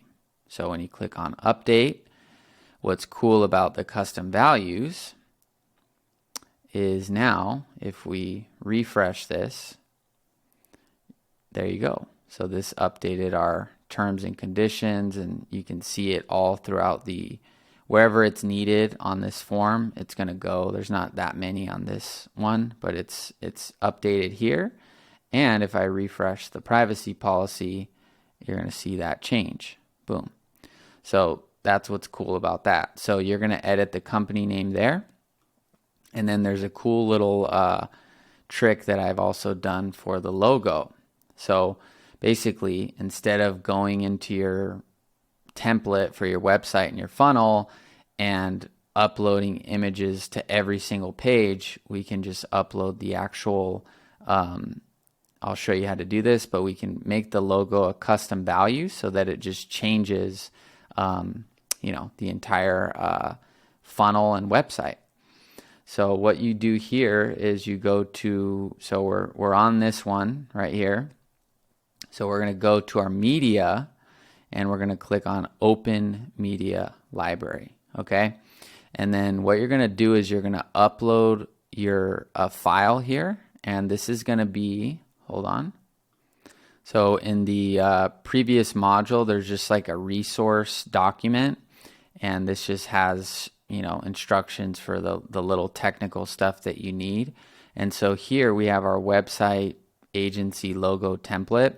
So once you've edited that and you've made your own, you know, agency logo, or you already have one, what you'll do is you'll upload that logo right here.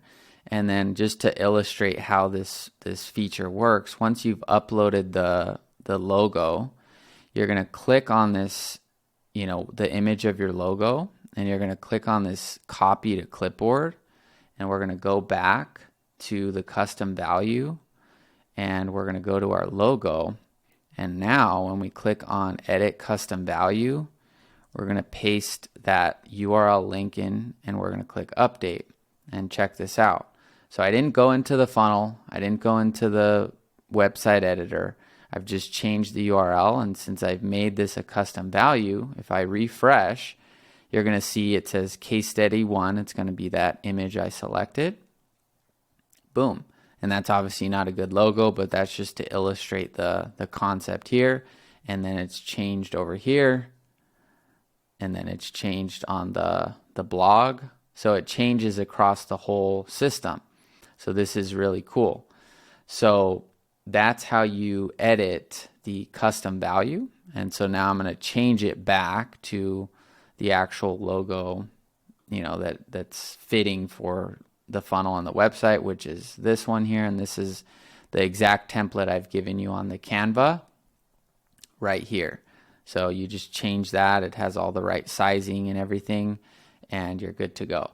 And so now once you've uploaded it, same thing. You don't have to do this. I'm just showing you how the custom value works. So I'm kind of just changing it so that I can show you how it, you know, how it should look. So delete that, update, and that'll update system wide with the proper logo. And I can show you right here in the website that it's on all of the pages in the website. So now it's back to normal, and that's through the power of custom values. Okay, so I'm going to leave this one open here, and you'll see why in just a second. So we've edited the first 2 custom values, which is the company name, and then now we've done the logo. So now we have our privacy policy and support email. So same logic with the logo on our, you know, website, right? When people click on terms and conditions, or if they click on privacy policy or terms and conditions, this isn't going to go anywhere, right? And if you don't have this as a custom value, you have to go in and change this on every single page, which is inconvenient.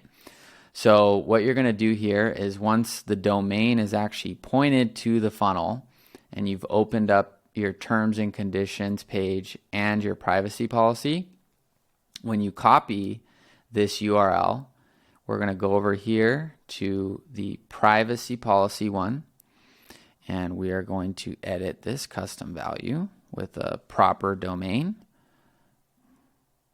and give that a second.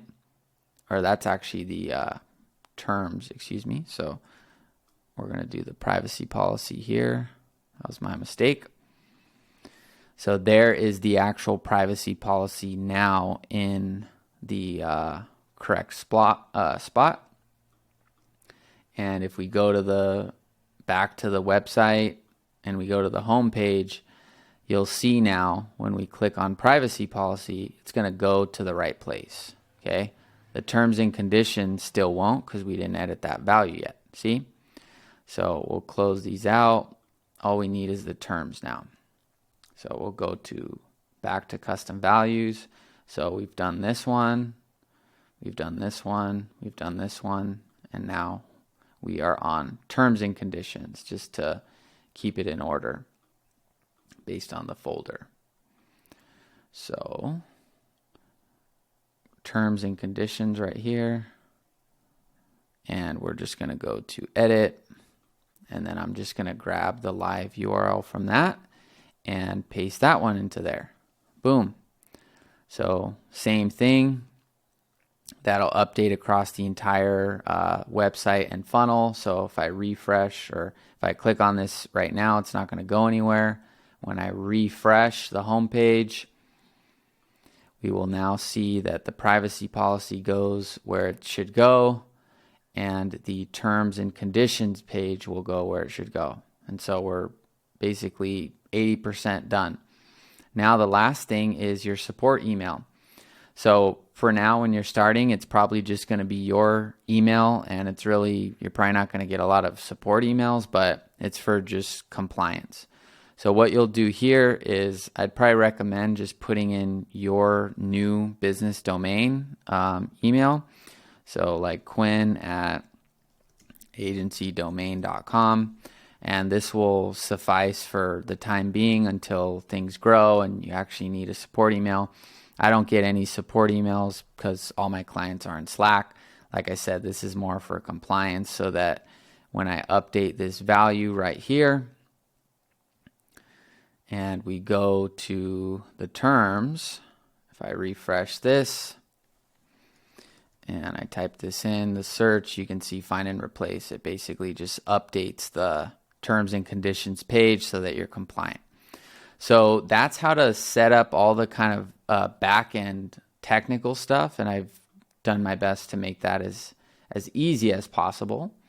So now we've got our domain pointed to the sub account, and we've got our domain pointed to the website. I'll show you how to do the funnel in a second, but we've edited the custom values so that you don't have to really worry about any logistical compliance stuff. Everything's good. Now I'm going to show you how to actually edit the website so that you can make it your own. So we're going to go back to our sites, and then we'll go to websites over here. And we're just going to click on homepage. You don't need to edit this ever or this unless there's some sort of change in information you need on these pages. But for the most part, you shouldn't have to touch these for really ever.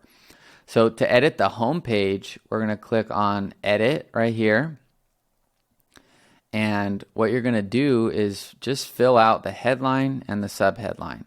So I'll just, give you a reference with my actual website so you can kind of see, what I'm referring to.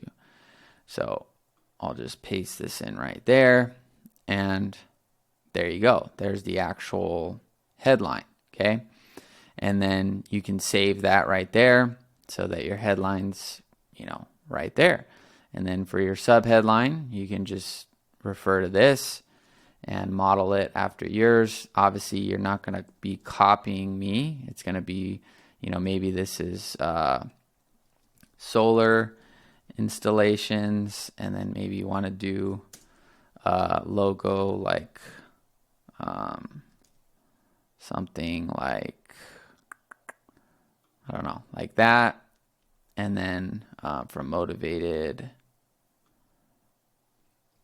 homeowner appointments, right? Or something like that. And if this is I would recommend keeping it within 2 lines here. I wouldn't leave that.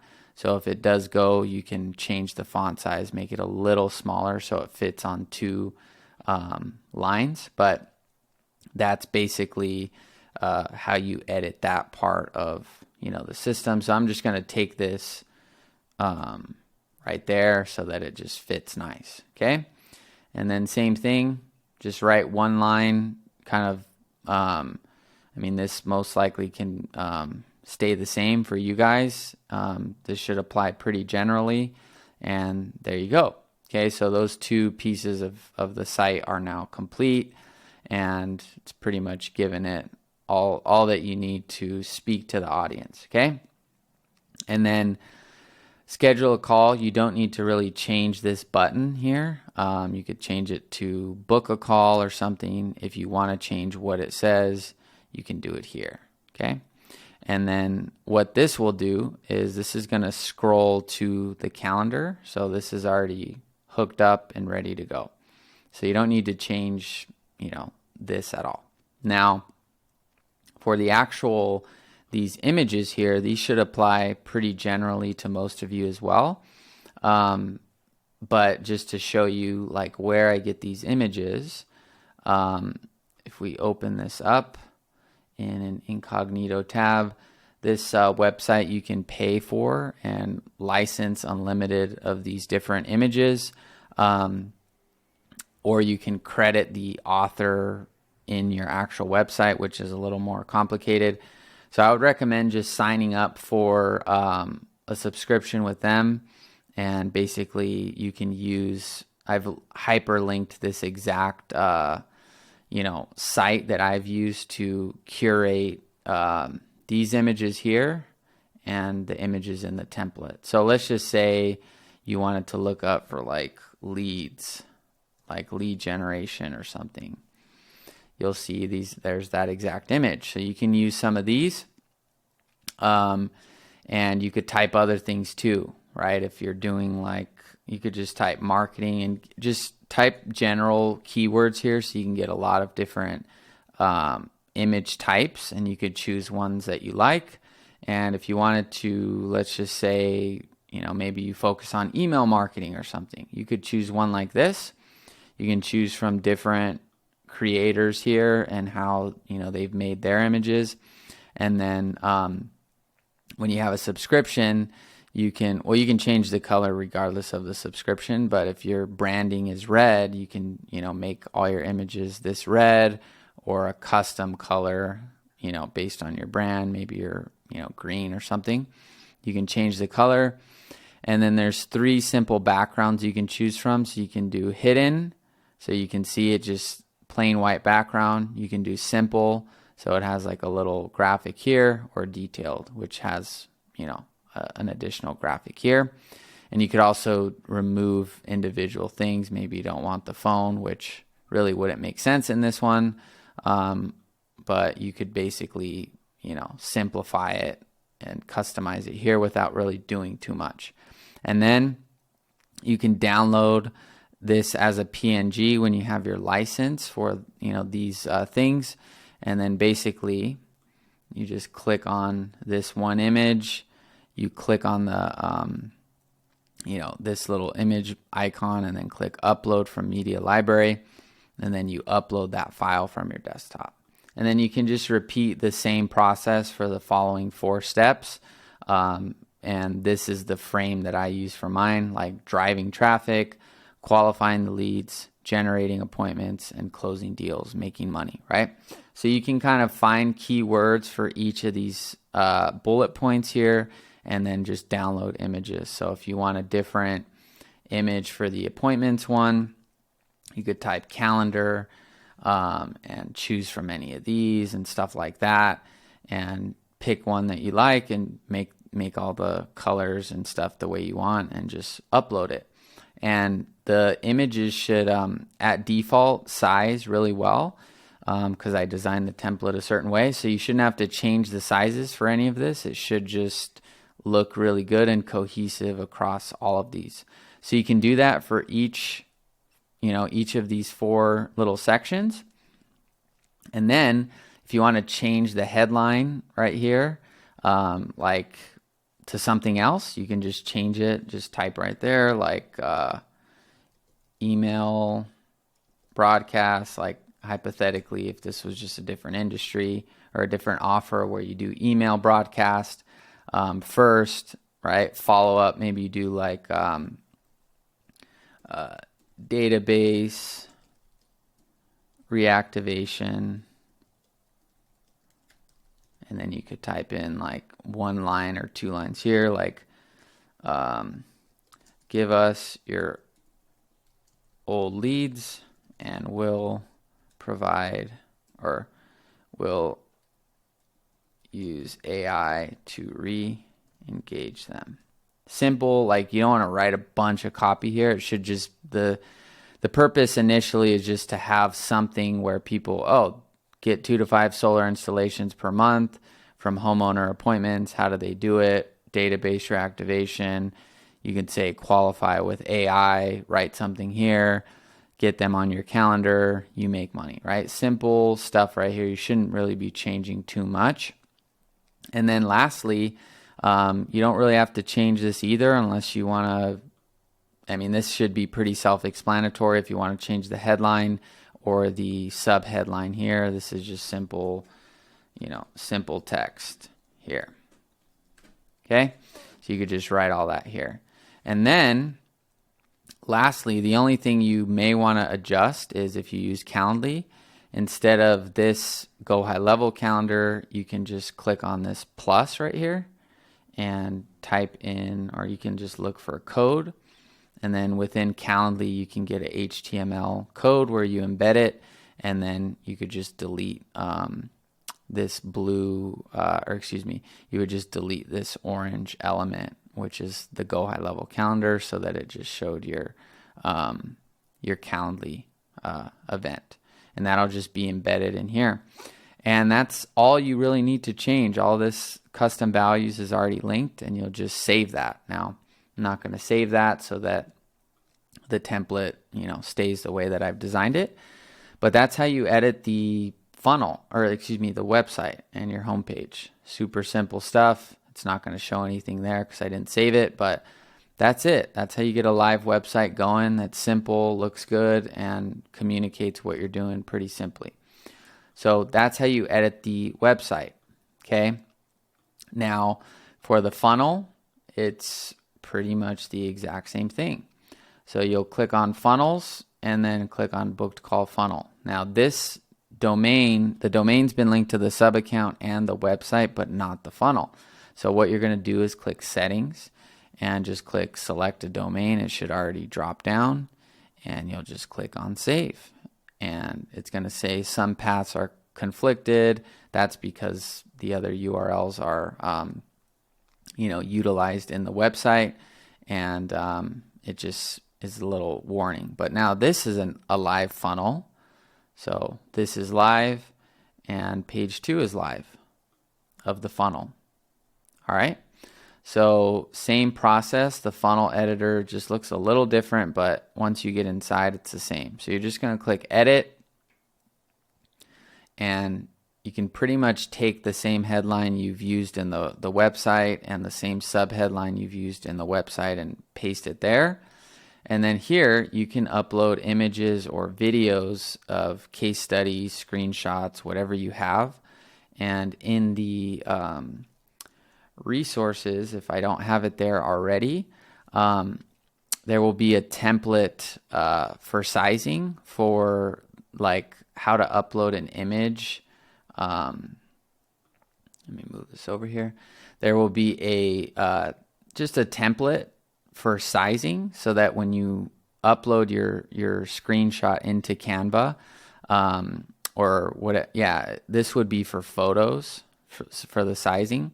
But when you upload the photo case study into Canva and you export it, it'll just make sure that all the sizing looks good, right? So basically the same sizing I have here, and like I showed you here, this can be just like this. So I'll give you this exact template, and you can just model it, and it can be screenshots, it can be these are screenshots, emails, Facebook posts to kind of give it a little more life, Facebook messages, text messages, anything you've got to kind of illustrate what you're doing, right? So you'll upload those here. So you would just click on this one, click on create or upload from media library. If this was my uploaded case study, I would just double click that, and there it would go, right? So I'm just going to go back, and then from here, same thing. You could just put 500K in. That's a little miraculous, but 50K in 4 months or something like that. And you could do 20K in 30 days or something, and you could just put one simple line, or you could delete this altogether where the image is self-explanatory. Okay, but ideally you could just write something simple. John closed 7 deals in 4 months using our system, or in 4 months. And then like I would put, for example, in 4 months, he closed wholesale deals in California, Florida, Nevada, something like that. And you could just copy paste that and just adjust the formatting here to make it line up with this case study. And then if you have more case studies, all you got to do is hover over this blue, this is the column row element. So all you got to do is click on this duplicate, and then you have another layer of case studies. And then you would just put number 3 here, number 4, and then ideally every time you get something, you just duplicate and keep adding so that eventually you have, this is not even half of mine, but this is where I could easily find screenshots. So eventually you want to have a rolling page of them, right? Not too much, but, at least as many as you can get. And it's good for you to see too. Like if people ask, well, go to our page, you can see all the case studies. So that's how you just add more. It's just, you just duplicate. Oops, I deleted the wrong element. So you just delete that right there. And then, for now you'll have 2. And then same thing, nothing really to change here unless you want to change what that says.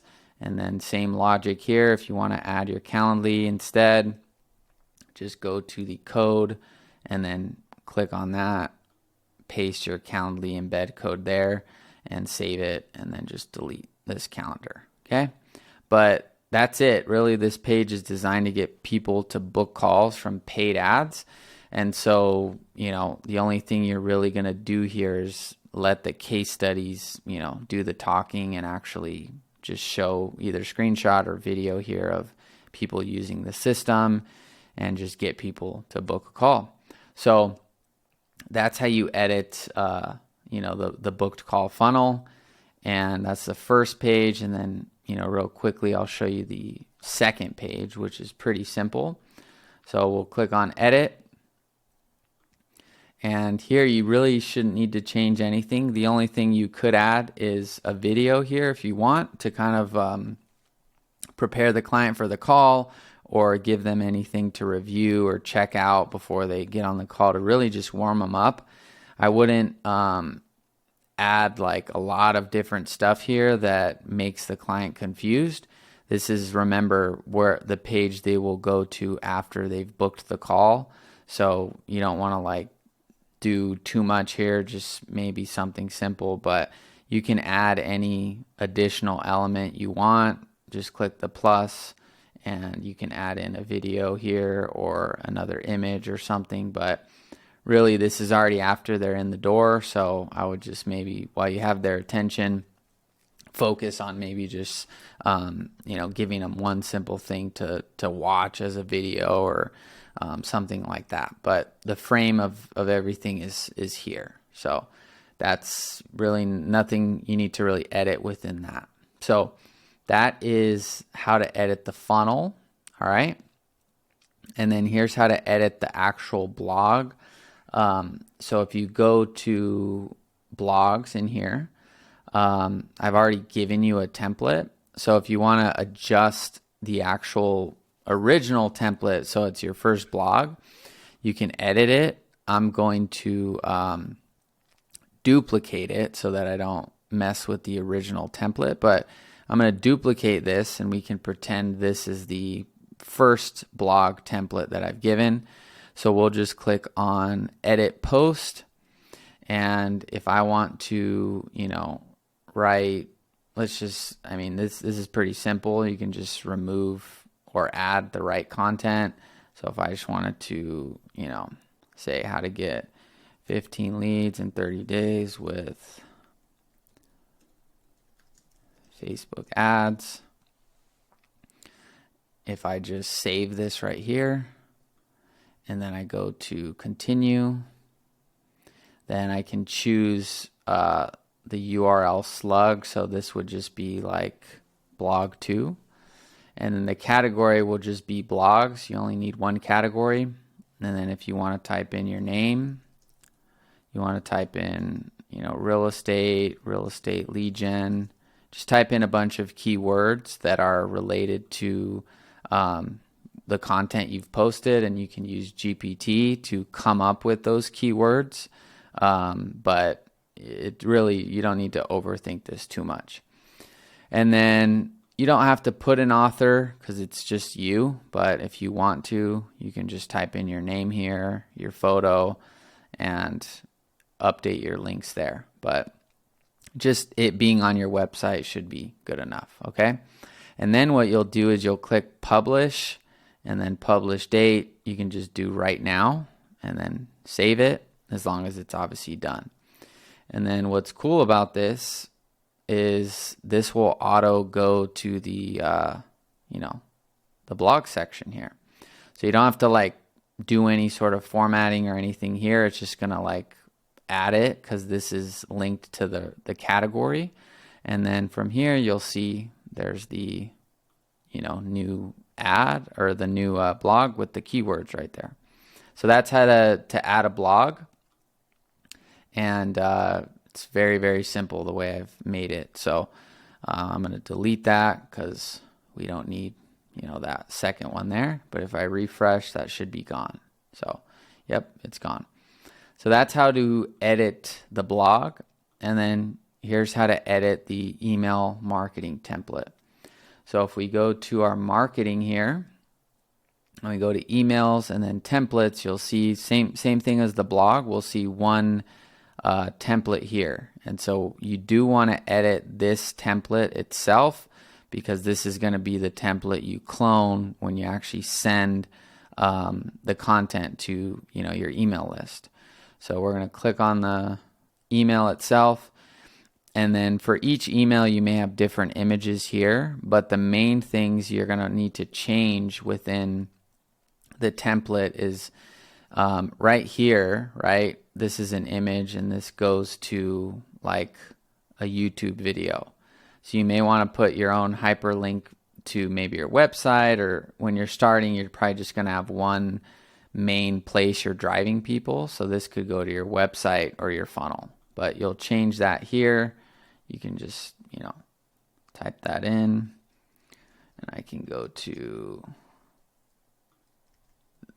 this is the website we basically made together. So I can just click on that, make sure it's good, and then save that. So when people click this image, it'll just go to that funnel, okay? Then here, this is pretty self-explanatory. You just, write your email content here, and that's it. And then you can save that. And then the other main thing here is I have these social links. So let me move over here.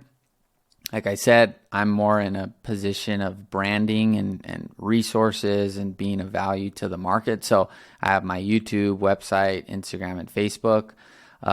You're not obligated to fill these out. If you don't have one of them or you don't want people going there, just delete it. But all you got to do is click on YouTube if you have YouTube and paste your URL there. And then if you want to, put the website, put your website there.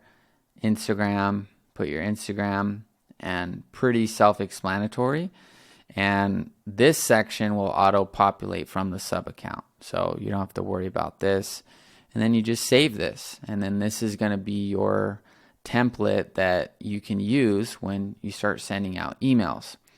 And the other thing you'll edit is in these settings here, you're going to put your name, your email, and then the preview text is going to be related to the specific email. So your name, your email is not going to change, but the preview text will change. Like if this is a case study on, how this client made $1 million, then I'm going to try and write something that gets people's attention here so that when they see the preview in their email, it, shows that text. Same thing for the subject. The subject you'll change, for the actual email itself. and then you'll save that.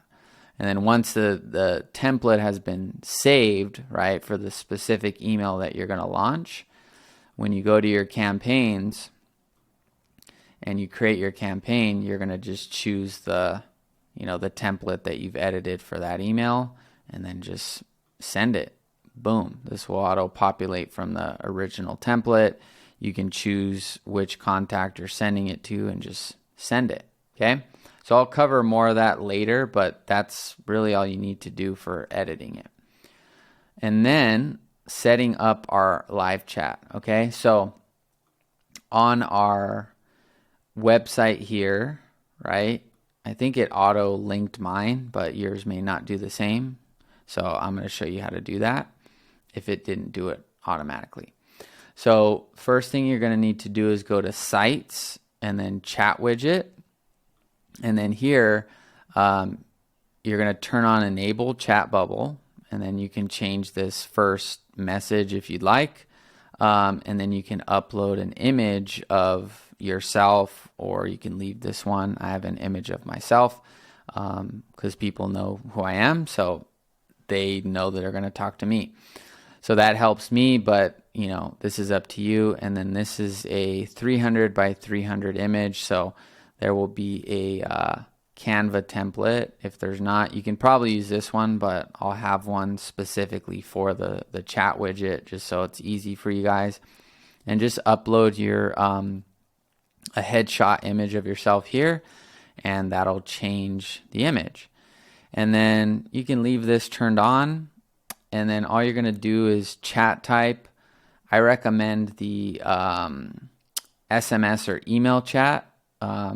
It's up to you. This is a whole other video in and of itself, breaking that down. But to keep it simple, the SMS or email chat basically means when someone fills out, this live chat on your site, you'll get a text within GoHighLevel, and basically you can communicate with that lead via GoHighLevel, and it's not like a live chat where they're waiting on your site. So this is probably better if you're newer, because live chat, people are just going to leave if they're not getting a response in a few minutes. So I would leave that as that.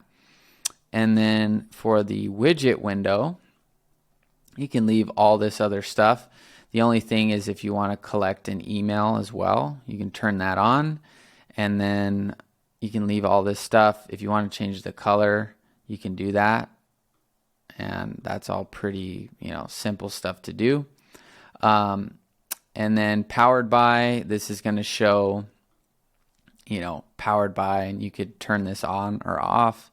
But it's a good potential way to kind of like brand your solution. It almost looks like, wow, this company like made this like widget thing, but that's up to you. And you would just put your display name if you want to put, my agency, and then you can put in your URL to your new site there. So when people click that, they would go to, the actual site, and you could turn it on or off, but that's really it.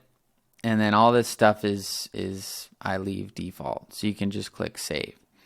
So now that that's saved, okay, you'll go to websites and website and then settings.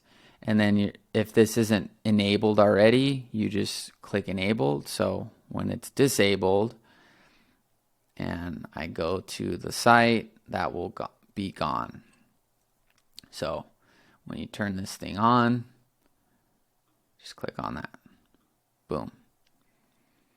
And then now the live chat widget is there, and people can fill this out, and all that stuff's updated. So pretty easy stuff here. Okay. And then last few things, setting up the calendar. All right. So when people go to your website or your, the funnel, the calendar availability here needs to reflect your availability, and it needs to be accurate, or else people are going to book times that you're not available for, and then you're going to miss calls, and then you're going to lose clients. So in order to change it, you'll just go to calendars, calendar settings, and then this will be the calendar that comes with the snapshot. So you'll click on edit, and here you can put in your logo or an image of yourself. I have an image of myself on mine. I think I actually have both. Oh no, I have an image of myself right here. So that's what I do. That's up to you, obviously. Now, let me go here. So this is where you basically whatever image you put here will populate right there. So you can put either a logo or an image of yourself. You can change the name of the calendar and what it's called. And you can also write a description outlining anything the lead would want to know before they book that call if you want. When you're starting, you probably don't need to put too much of this stuff here. As you grow and get more advanced and have inbound leads and stuff, you can obviously see here, I have my pricing here. This has helped me because, I have inbound leads that come in, and so they already know the price. They know how much they need to spend on ads, and so they're a lot more qualified than if they were it just said free call, anyone's welcome. It's like they're paying and they're seeing the price, everything up front. And so that's where I'm at in my business. But when you're starting out, I've done hundreds of free calls, probably close to 1,000. So you don't need to get and do all the things I've done now, but this is where you edit that content. So the content here that I have is basically content that would be equivalent to here inside High Level. And you don't need to mess with the group or the URL. You can just make this your own agency URL. And, if you're going to do Zoom, you can type Zoom or you can type phone call, whatever you want here. So you would save that. And then here's how you actually configure your availability. So if you're available 7 days a week, you would obviously just choose 7, all the days, and then put in your time, 7 a.m. to, 7 p.m. And then you can copy these to all the other days. So that way your whole calendar is reflecting like one date and time you're available. If you're only available during the week, you can adjust all these things here. So pretty simple. So I will adjust this just so it's not in the snapshot. No one's getting booked calls 7 days a week. So I'm just going to do the same thing I showed you. So Monday through Friday, I've set my availability from 9 to 5. So that's how you edit like when you're available. And then here's how you edit like how long is the actual meeting. So if you're doing a 15-minute consultation call, the interval is 15 minute, this is the interval in which availability will be shown.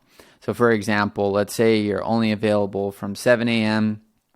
to 8 a.m., 1 hour. If you have a meeting interval of 5 minutes, then it's going to show your availability at 7, 7:05, 7:10, 7:15, all the way till 8. So there's going to be like a bunch of slots. So on mine, I'm pretty sure I only have like 15 or 30 minutes. Yeah. So I just have 30-minute intervals. It just makes it simple. I don't want a bunch of slots available. Okay. So if you're running ads and stuff like that, the more availability that you have, the more potential you have for people to book calls. So when I started, I was willing to take a call anytime, any place, anywhere. So you can adjust that how you need. 15 minutes should be fine. 30 should be fine. Anything more than that, it's probably going to be a little too limited. Okay. And then meeting duration. How long is the actual meeting? Like if they're going to get on the call, how long should the calendar slot show as blocked off in your calendar? So you can do 30 minutes if it's a 30-minute call, 45 minutes, whatever. And then minimum scheduling notice. So for example, let's just say you're available. I'm going to keep it simple so you understand the concept. Let's say you're only available on Monday So let's say it's Sunday and someone sees your calendar. If you require a minimum scheduling notice of 5 days, they're not going to be able to book a call because they're only 1 day before your availability. So minimum scheduling notice probably can be like 12 hours. So that way, if somebody's booking an appointment, they're not going to be able to book with you that minute. You can experiment with this. Basically, the lower this number is, the more availability you're going to have. Because if I see your calendar right now and it's Monday at 8:59, I could basically book 9 a.m. and you'd have to jump on a call, right? So this is going to basically be minimum scheduling notice. So when you're starting out, I would be available as much as you can. If you have a job or other things like that, you have to consider that, but you can adjust this to however you would like, and you can do hours, days, weeks, months. So you wouldn't really need anything more than days here, since you should be available, in the next few hours or days, not weeks in advance. Okay. And then date range. So how far out can they actually book? If it's, let's say it's Sunday and, you don't have availability, you're only available on Monday, then if the date range is 1 day, if you're not available that Monday, then they can't book an appointment with you because the minimum date range you have is only 1 day. So if you did like 21 days, people could basically book 3 Mondays from that day because it's 3 weeks. Okay, so in general, the higher this number is, the more availability you have, right? So like with mine doesn't go out for more than 4 days. So you can't book a call with me for next week because I like people to book closer to when they want to actually, when they're on the calendar, right? So the lower that number is, the closer they're going to be to booking with you from the time they see the calendar, right? If this is a huge number, if this is 300 days, someone could book you in, 8 months or whatever that is, right? And it would be a booked appointment. So the higher this is, the more availability, the further out that availability will go, okay?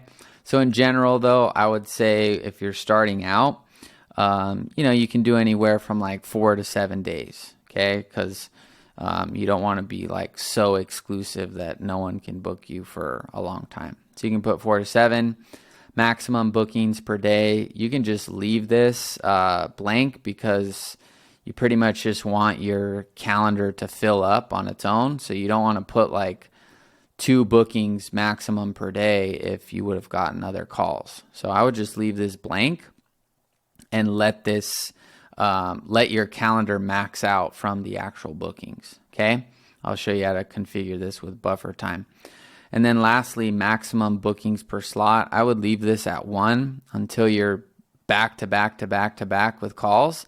And your numbers. You don't want to put this to 2 because what'll happen is 2 people can book at 9 a.m. and show up. So unless you have a sales team or your no-show rate and all that, you're kind of gambling because 2 people may show up at the same slot. So I would just leave it as 1.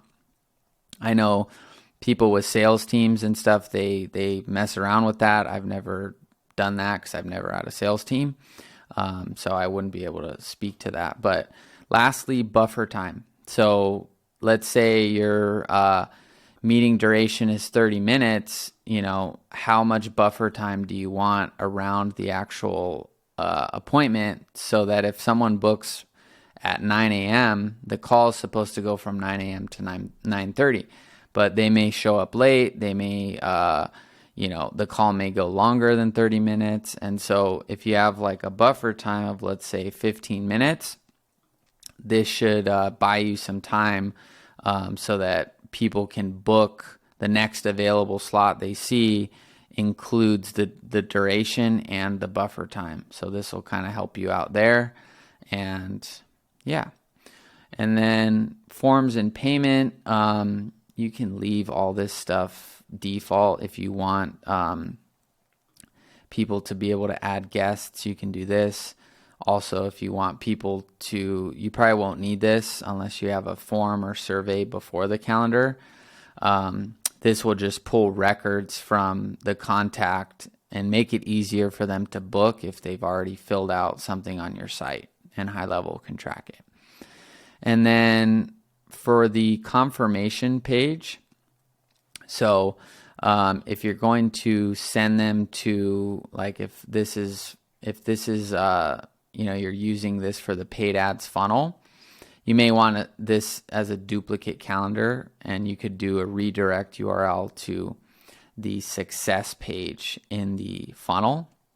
So what I mean by that is, if you're running paid ads, when people actually book, you would want to redirect them to the success page so that you can, provide any information that you need to them right there, versus just sending them a general message. So you can do it like this. So you could just do redirect URL, goes to the success page. Now, keep in mind, if you have one calendar, that one calendar will route website leads to this funnel page, and the funnel page calendar will route people here because it's just one calendar. So if you want a paid ads calendar that goes to the paid ads success page, and then you want a website one that goes to like a YouTube video or something, you would need a duplicate calendar with separate redirects. Okay. And then notifications, I would turn these on. This way the contact, and you could put in your email here, will get automatic notifications when someone books. And I would just turn on all of these so that people can, customize their event details if you want them to on their own without having to contact you. And then lastly, this is where you can set up your Google Calendar. So you can do this by going to your integrations, signing in with Google, and then once you've signed in with Google, you can link that Google Calendar right there. Okay? It'll just show up right there. And that's pretty much it. If you want to change some of these other parts of the calendar, you can. But I would just leave the newest calendar widget style. And if you want to change the colors, you can do that stuff here. But that's pretty much it. And you can always preview, what changes you've made right there. Okay? So that's how to change and set up the calendar. So last part here is how to customize the follow-up text messages and emails in the automations that I've showed.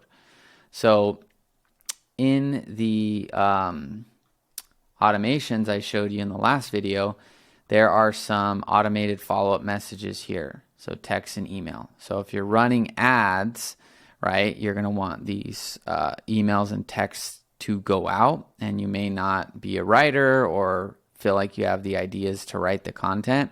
So this is where ChatGPT comes in. Now, before I show you how to do this, I would highly recommend, not necessarily becoming a copywriting master, but I would learn as early as you can how to develop your own brand voice and brand tone. I write all of my emails. I write all of my, this video. I wrote this video, right? I'm not really using ChatGPT to do stuff that should represent me. So this is more just to show you how to make it easy to like plug and play and go. But ideally, I would develop your own brand, your own voice, so that it actually seems relevant. But this prompt will give you a basis to at least get moving and not have to spend a bunch of time doing what I'm saying. So let's start with the follow-up text messages. So what I'm going to be showing you is when someone fills out your paid ad, how do we adjust the content here so that you don't have to like think about writing all of it, right? And you can kind of copy paste it. So this prompt here is what you can copy and paste, and I'll just show you live how to do it. So go to ChatGPT and just paste this in, and then adjust this for your niche. So I'll just pretend I'm a solar marketing agency and go off the same thing I was showing you on the landing page. So you are a copywriting expert for a marketing agency, use your persuasive, okay, all that stuff's the same to help our solar marketing agency book more appointments on autopilot. You are writing emails to follow up with, this will be solar sales representatives or whatever your target market is. So please write, so we have 9 follow-up text messages in the automation. You can see here, it's labeled 9 texts, 7 emails. So please write 9 follow-up text messages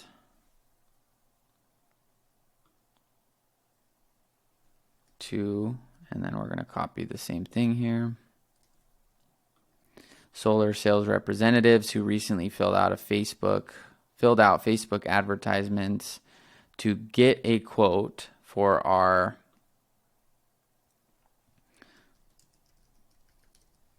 or we could just call this is basically what your offer is. And then this would obviously not be relevant since we're doing, text messages. The perspective you should be writing from is for a marketing agency who helps solar sales representatives. Our specific offer is, and then helping solar sales reps get more installations using Facebook ads and AI booking bots or something like that. And then please write follow-up text messages.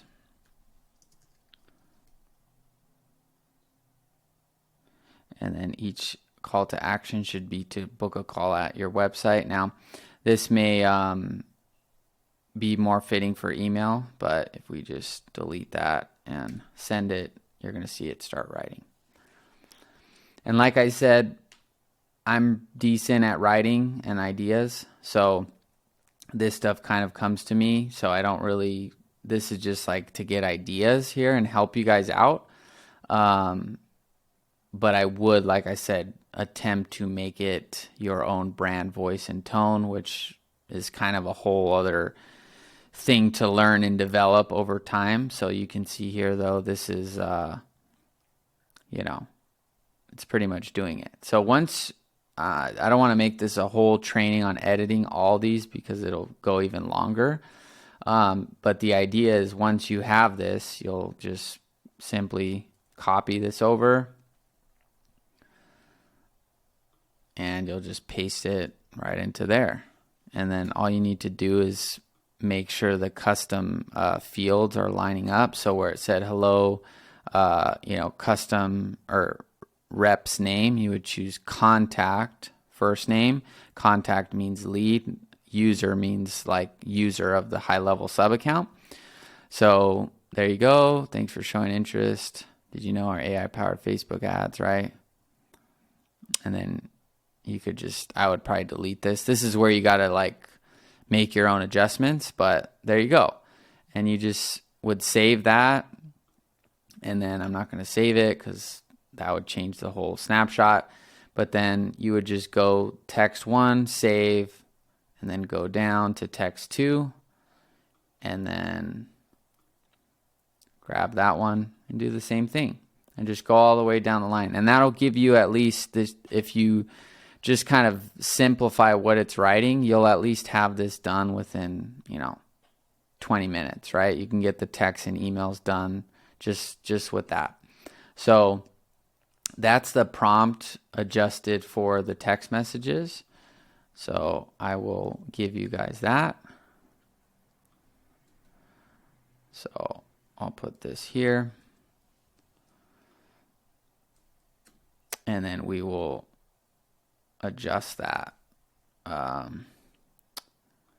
We should be able to just iterate on this and say, now you can say, great, now do the exact same thing, but emails, right? 7 emails and include email subject. And then it should just take the same thing and maybe make it a little more educational and a little bit longer. So there it is. So that'll get you those, 15 marketing pieces complete as a baseline to start without, like I said, having to think about all of this stuff. And if you're at least doing some of this stuff, like you're at least getting emails out and text, you're going to get some traction. And like I said, ideally you develop your own voice, your brand, things like that. But initially you need to just get something, right? And this can help you a lot. And the more you learn how to use ChatGPT, you can adjust the tone and all that. But this is the same exact thing. So you would just copy this, go to the first email, and you can paste it. You can paste it in right there. Make sure the spacing is good. Like I said, some of this stuff may be a little cheesy. So I'm just showing you how to get off the ground with it. But yeah, the ultimate answer is develop your own skill of writing well. But that's a whole other masterclass thing. So there's that. And then there's the subject. Boom. And then you'll fill this information out here. And you'll just map the right fields again, like I said. So that'll be the contact first name. And then this could be your agency name and all that stuff. And you can talk to GPT and say, I'll just show you this and we'll end it there. But I could, so that I don't have to manually change those things, I can say this. Watch, you'll see what I'm saying. So, awesome. For the emails, when referencing the rep's name, use this value instead, so I can directly copy and paste the email into my marketing system. For agency name, use this. And you could basically go through the main custom values you're going to need and add them into the prompt here so that it just produces it with the plug and play high level values. And then for agency name, use this. And you would do the same for my name, agency name, and just map out whatever values it's posting. That way you can see, there you go. Now I don't have to make any changes except this one. So I'll change this prompt for you guys so that when you see this video, you can just paste it more directly. But that's just so that you don't have to go in and actually adjust these values and map all these fields. So I'll do that for you guys, but that's it. And then once you've done that, you just copy that into here, and then put your name and your email and fill those in. Shouldn't take more than 20 minutes if you just follow that prompt and copy paste, and then you'll have your whole business basically ready to go. You'll have your website, you'll have your funnel, you'll have all the basic automations you need. Your calendar will be set up, and you'll also have, in this case, text and email automations that will at least be something. for when you launch paid ads. All right. So I know that was a long, intensive kind of training, but that's basically setting up everything you need. So we're going to be able to start getting into more of the fun stuff. We will kind of need to do this same thing for your client snapshot so you get them results. But once you have those two things set up, you start to get some momentum. You're going to be able to just focus on the fun stuff and marketing and all that good stuff. So I will see you in the next video and talk to you then. Peace. All right, so in this video, I'm going to be breaking down our paid ads strategy for agency owners. So this is the strategy that you can utilize to get your own agency clients. So this video is going to break down the strategy. I'm also going to break down the math behind, running paid ads for your agency and cover a few different things that are important to note before you get into paid ads. Now, the other thing to mention here is you should not be running paid ads if you, number one, don't have the budget from your actual business.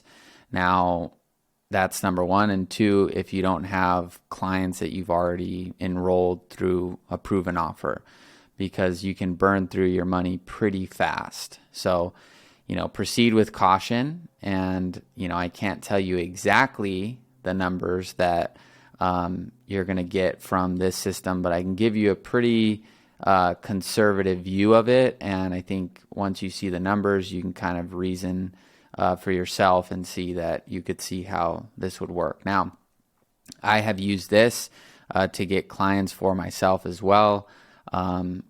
Over the career of me running ads for my own agency, I have made profit. And now I have YouTube and things like that, which we'll talk about. But paid ads can be a great addition to your business if you do it right. And if you start integrating organic as well, and ideally, if you can retain people from your paid ads, that's going to be where this really can come to life. And so I'll break all that down. But this video is just going to walk you through the strategy. The next video will walk you through the implementation of creating your Facebook ad, linking it to the funnel and adjusting your qualification bot so that you can get, people to respond and get them on calls, and then converting these people into qualified conversations. And then later throughout the program, you'll see how to present your offer and things like that. So this is just to walk you through the strategy and the math. So what we're going to do is we're going to run paid Facebook ads. So you have to pay for the Facebook ads. And I'll talk a little bit about this more in the implementation, but I'd highly recommend you getting on video for your agency and, communicating your offer via video, but we can also do static images as well. Then on the actual Facebook ad, we're going to use a Facebook lead form. And the reason we're going to use this is, one, it's the most simple technical way to start running paid ads and getting leads. You don't have to worry about pixels. You don't have to worry about a lot of other advanced things that really aren't going to matter when you're starting. Because when you're starting your business, you're not just one dimensional. You have to do sales, you have to do marketing, you have to do fulfillment. There's a lot of things you have to do. And so the idea behind the system is we want to make it as automated as possible so that you're really just setting this up, forgetting about it, and focusing on following up with the leads and converting them into the offer, right? We don't want you becoming, like an advanced marketer running all kinds of different strategies. It's just going to ultimately take you away from having conversations with people that are ready to buy. Now, that's a common mistake, that I had made, where I was over designing different systems and stuff like that. And, I think marketers can tend to do that, where they want to make this perfect system. But the reality is your end client, if you're targeting for a done for you type of service, they just really want to get on a phone call with you, sometimes not even a Zoom, and they just want to hear your offer, how much it costs, what you're going to do, what problem you solve, and basically how it works. So you don't want to get in the way of this by like making some super advanced system and trying to like perfect everything in the background, because I've had strategies that I've ran where I've seen this both with myself and I've seen this with actual clients where, I've designed VSL funnels with a long 40-minute video, getting people on booked calls, charging super high ticket, and then I've done the most basic lead form strategy that I'm showing you here and charge just a fair fee. And I was able to get more clients just from the more simple strategy with an easy way for them to talk to me than I ever did with an advanced funnel. So don't fall victim to needing to like make this perfect thing, because even with the most perfect thing, it's going to be imperfect, and sometimes it can just make it way more complicated than it needs to be. So we're just going to run Facebook ads to a lead form, and I'll be showing you that in the next video. We're just going to collect name, email, phone number. So we're going to get the best of both worlds with this strategy, because a certain percentage of people that fill this out will be redirected to your funnel, which we already designed, and they will book their own call. So you're going to get the best of both worlds. You'll get the leads up front that may not book a call, but still have the same intent, and just maybe sometimes it's the most simple things. Maybe they're in the mode of wanting to talk to someone right now, and your calendar is not available until 5 hours, and they're not available and they just don't book, right? So you don't want to over-index with just appointments when you're starting, because if you don't have the budget to really just, potentially lose out on those missed opportunities, then, it's just, you're going to miss people that just fill out the form and want to start a text conversation or, just basically start the conversation right now. So you want to be present and available for the people that are just filling out the form. And we don't want to waste time, right? There's things we can do over here, which I'll show you in the implementation video, that will kind of cut through the noise and see if people are actually ready to talk, okay? And both of the people I most recently signed up with ads, they never booked a call through the actual funnel. They just filled out a form. I texted them. We talked right there on the spot, and then they signed up. So I'm telling you, this actually works. But you will still get the people that see your availability, it works for them, and they can book in a call through the funnel. So you get the best of both worlds, and you don't have to worry about trying to get people from here all the way over here and paying way more and just having less people. As you get money coming in and you're profiting and you have margins and things like that, then you can potentially remove this and make it a little bit harder for people to get in contact. But like I've said, I've done both every which way strategies, VSLs, lead forms, funnels, surveys, all kinds of different things, and I actually had the most success where just people filled out a simple form, and basically I just started a text conversation and human to human, and they just were available, and then they signed up. Okay. And after that, we're going to automate with some text and stuff, and then you'll have your qualified leads, and then I'll show you in later videos how to present the offer and get people signed up. So that's just a breakdown of the strategy, just an overview. Ads to a lead form. After they fill out the lead form, we're going to put in your agency funnel link so they can book a call if they want. And then we'll have automated text and then your qualified leads. So that's the overview. Now here's the math, conservative math behind the system. So this is the same framework for what I share with my actual, investor clients. I've made some slight adjustments so that it would reflect more of an agency service. But other than that, the numbers are pretty much the same. So basically the way that this, calculator works, which you can play around with down below, is you have lifetime value. So let's say you charge $1,000 a month and you're doing a 3-month contract, or you're doing it month to month, and you're able to retain a client for 3 months on average.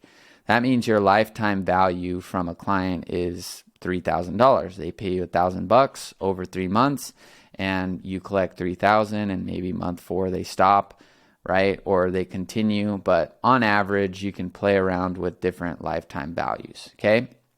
I have some clients where their lifetime value is, 100,000, 50,000, and 25,000. And then I have clients that their lifetime value is, $1,000. They stay for 1 month, or, I've even refunded people, right? So on average though, you can kind of play around with what your service cost, and, be conservative with how long you think they'll stay when you're starting out.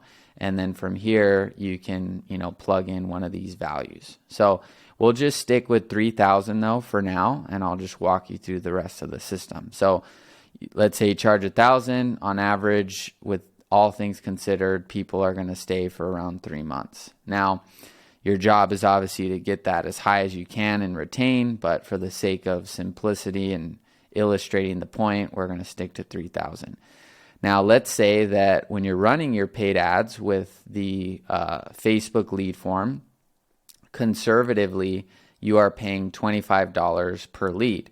Now, if you're doing like the entire United States, or, the entire country, then your lead cost is probably going to be lower than that, depending on what your ad says and what you're communicating in the ad, right?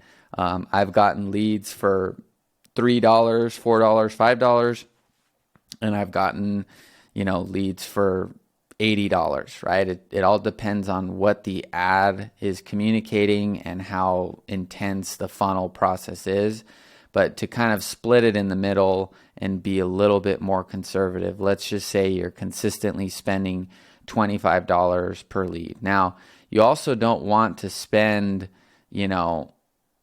get extremely low, cost leads, because that could potentially indicate that you're not targeting like a potential buyer for the service, right? So $25 per lead. Now, the way you want to look at this system is over like a 3-month time frame, because if you look at this, this is the same education I provide for my investor clients, which are, understanding regression to the mean, seeing what 3% conversion can look like, right? Which is, let's say you get 100 leads and you get 3 clients. It may take you 70 leads to get the first client, right? Which means if you're spending $50 a day, it may take you technically losing $1,400 to get that first client. Now, this is why paid ads can go either way. It can be extremely profitable when you dial it in, but it also, if you're not charging enough, you don't have the right offer, you're not converting high enough, then you can also just lose money. So this is why, you guys have to know this, because it's not just, oh, I put $50 a day in, I get clients, and that's always the way it goes forever, right? This is why organic, having YouTube, having free strategies, referrals, where you're paying your clients a referral fee after you've already collected money from the referral, is really good for your profit margins, because you're paying after you've collected money, versus with ads, you're designing your own system, which is beneficial, so you're in control of your lead gen, but you also are paying for those ads, and if you don't know what you're doing, you can literally just lose a bunch of money. Okay, so and I've done that myself, and I did that actually when I was charging a very high upfront fee, and I was doing that with like a strategy where I was trying to get people all the way to the bottom of the funnel. So I found more success, like I said, just getting people in the door and knowing that through the volume, right, it's just inevitable that if you have a good ad and you're communicating, to a qualified prospect, then you're going to get people that sign up. Okay, so don't over-index on over-perfecting it and getting super markety about it and trying to make a perfect system, because I've seen it firsthand. It can just deter your entire system from just getting you talking to people that engaged with your ad. Okay, so I've signed up tons of clients. I have old videos where I was just running, simple strategies, and I signed up like 5 clients within 1 week, and none of them actually ever even booked a call. They just filled name, email, phone, and I called them up. I would go in my car, and we have footage of it. I would go in my car and I would just mow through the list. This was before I had a CRM. This was before GoHighLevel, and I would just call every single day up and down the list, and that was how I grew with paid ads. Okay, so yeah, going off that though, let's just say on average it's going to take you about 40 leads to get 1 client. So in order for you to get 5 clients, right, you need 200 leads. And just based on the general framework of the system, where we're going to do a lead form to the funnel, about 15% conservatively, if everything's dialed in, which if you're getting a predictable lead cost and leads are coming in, this is just going to happen automatically. So when they fill out the form, they're going to go here, and about 15% will self-book their own appointment. It could even be more, right? But to keep the system conservative, 15 of those people, 15% of these people will just book their own appointment. And so with all that being said, in order to get 5 clients, right, you're going to need about 200 leads, okay? And so what this means is that you're going to have to spend $5,000 on ads. So it's going to cost you about $1,000 to get 1 client, okay? And some months it can be a little more, some months it can be less. And if you start dialing in your offer and stuff, you can get that down to, $700, $800 to get a client. Okay. But as you charge more and, make it harder for people to sign up, it's probably going to cost you more to get someone to enroll. Okay. So your daily spend, right, over a 3-month time frame, you can change how long this time frame is by changing this number here. So if you want to get 5 clients in 5 months, which is basically a client a month, then this will change your daily spend and your monthly spend. But your total ad spend is reflective of what it's going to cost you to get this number of clients. So if you change this to 3 clients, you're going to spend that much. If you change this to 10 clients, you're going to get, different numbers here. But to keep it pretty simple, we'll just do over a 3-month time frame. So to get 200 leads, 30 appointments, and 5 clients over 3 months, you need to put your budget at $56 a day.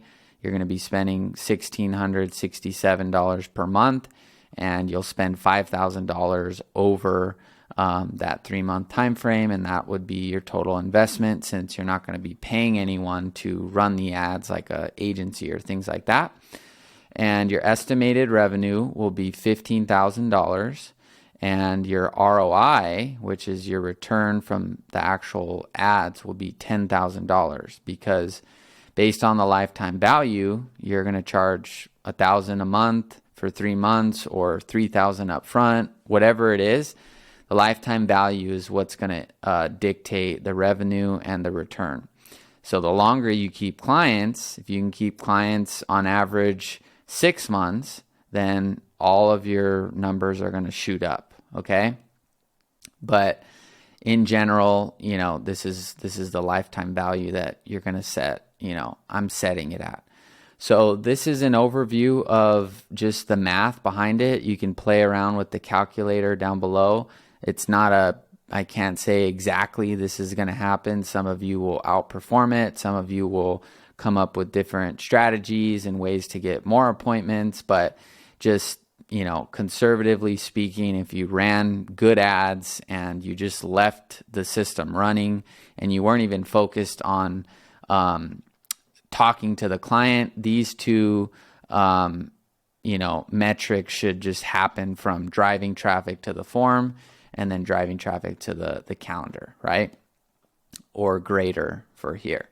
And then basically, in order for you to get those 5 clients, then it's going to take you 40 leads to get, 1 client. Pretty realistic, pretty conservative, right?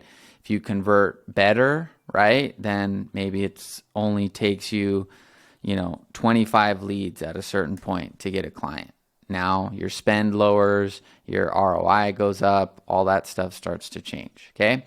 But this is a pretty conservative view of running ads when you're getting going, and that's really the math behind it. And like I said, these are just some things to look out for. You can screenshot this and read these, but just in general, all that it's communicating is that, when you're running paid ads, you are putting money into something. And yes, you're getting leads and names, emails, phone numbers, but until you actually collect money from those people, you are investing money that you haven't gotten back. So you have to be aware of that component, right? So don't just run into it blind and think, oh, well, I know what I'm doing and, someone's going to buy it.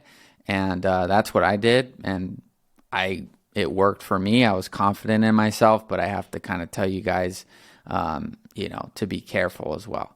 So that's just a simple overview. We're going to run ads, which I'll show you, to a lead form, to the funnel, and then we'll have our qualifying SMS automation, and then this is where you'll start talking to people that are interested. And that's like a realistic view over 3 months of, a kind of example lifetime value with a lead cost, and then, taking about 40 leads to get one of those clients. And that's really it. So play around with the calculator and, see for yourself, and then I'll see you in the next video. All right, so in this video, I'm going to be walking you through the implementation of the strategy I shared in the last video. So just to recap really quick, we're going to be running Facebook ads to a lead form, and then we're going to redirect people from our lead form to our booked call funnel, and then we're going to have our automated GoHighLevel text and emails going out to those leads. So this video is going to show you how to set up your Facebook ads, set up the lead form, link the lead form to the funnel, and link your lead form to your high-level sub account so that your texts go out to your leads and you can start getting some clients. So down below, you'll see a step-by-step walkthrough of basically everything I'm going to be doing with you, just written out, in text instructions. So you can refer to these to, follow along, but I am going to be showing you how to do this. So I'll start here from scratch. But basically, we are just going to first go to business.facebook.com, and we're going to select our business and our ad account, okay? And then once we do that, we're going to click on create, and then we're going to choose from our different types of campaigns. So we're going to choose leads. And now we're going to click on name our campaign, and we are going to just copy and paste this exact naming convention. So you're only going to ever need 2 campaigns max, cold traffic and warm. Anything else is just too complicated and probably just getting in the way of you getting leads. So cold traffic, lead gen. Then we're just going to copy this, which is how we're going to identify which audiences are working. You'll see this as we, get going. And then our ad is just going to be called ad number 1. Simple, okay? So we're going to click continue here, and we're going to click manual leads campaign and click continue. And what we're going to do is if your if your niche is related to real estate agents, real estate investors, mortgage brokers, you may want to select a special ad category. Keep in mind, this is for your agency getting clients.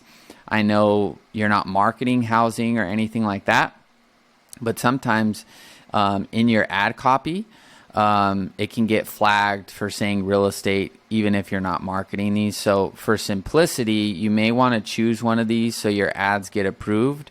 But realistically, you don't need to select these. And if your ads do get denied, you can, you can submit Facebook to review the ads manually, and they should approve them.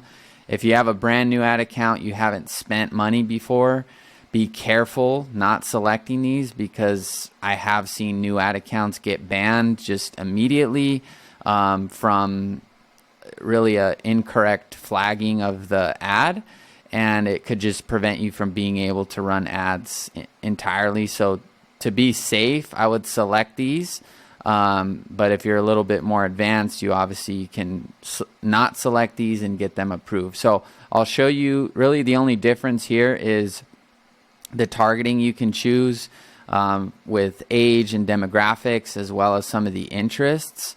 When you select these, any of these options, if you choose one of these options, you can't target by age or certain interests. So I'll show you how to set it up without this category, show you the different targeting options you can choose from, and then I'll show you with it and how this would change how you may want to run your ad.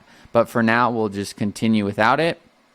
And then we're going to choose Advantage Campaign Budget. This is what I'm finding works best right now.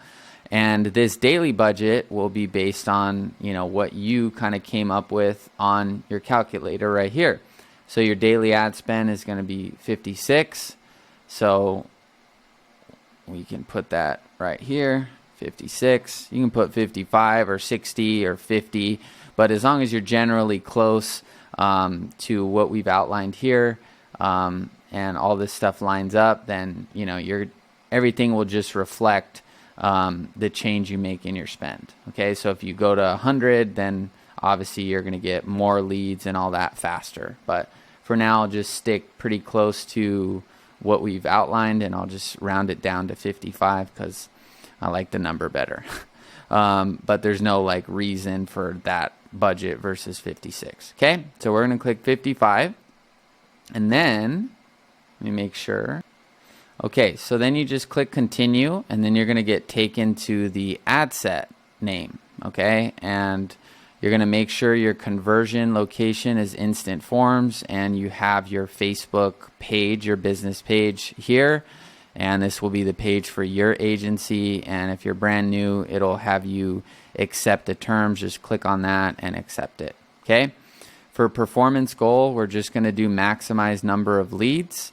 And we are going to do dynamic creative, and we're going to click continue. Okay.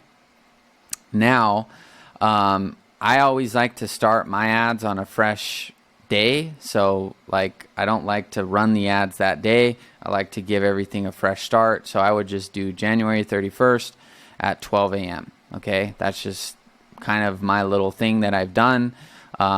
I haven't done direct split tests of this time and launching at this time on this date. I just like to, when I'm running my ads, give it a clean start.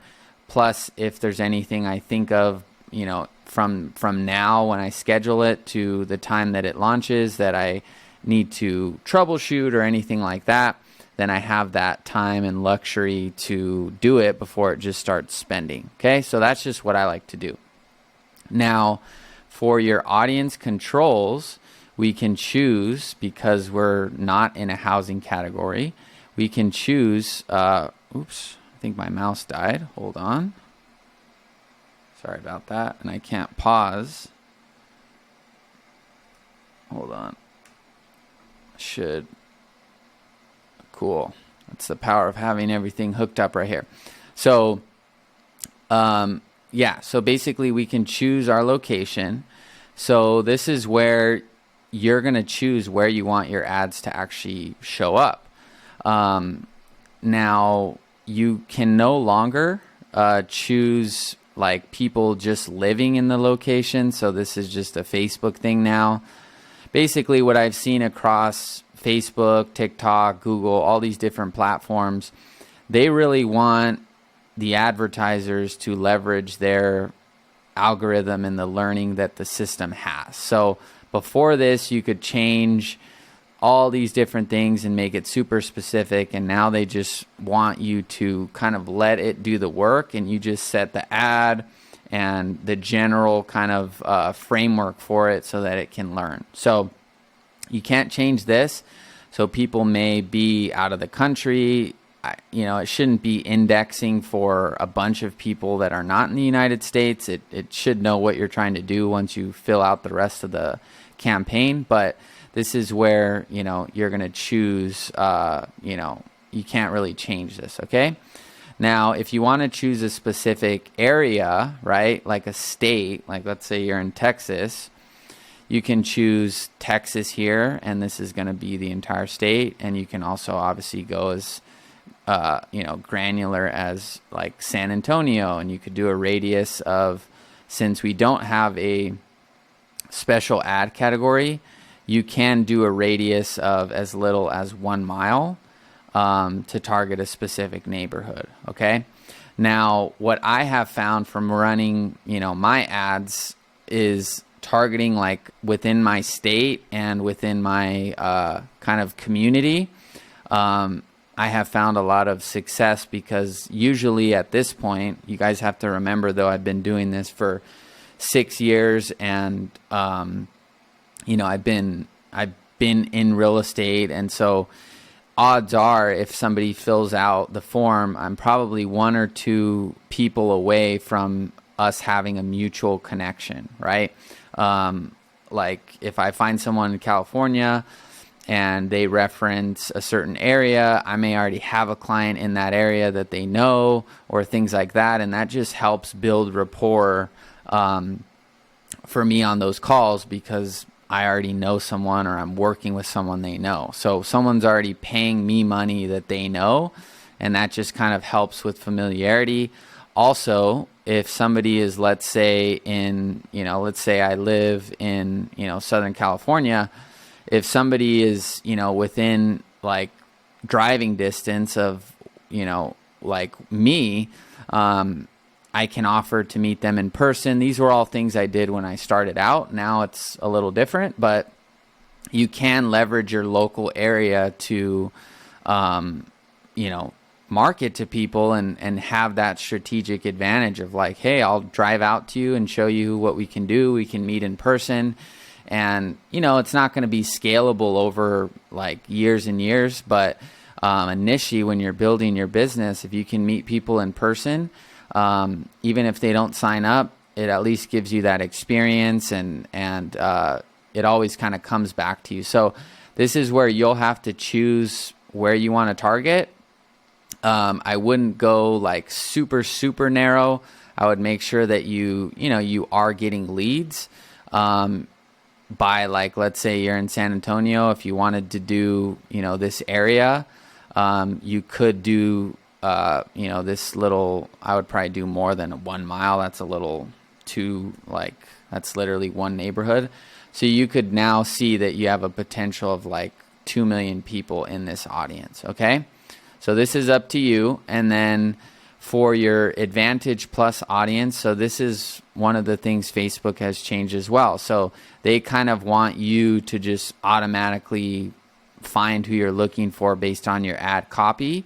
But I would still recommend, if you know who your target client is, utilizing these features, because this, although is AI and it is very smart, smarter than me, don't get in your own way of like, if you know that your target client is, let's say, maybe at least 25, and you don't have to go super, super specific, but you could just create a little bit of a structure around it and make sure that you're targeting more likely people that are going to be interested in your service. So you could do 25 to 65.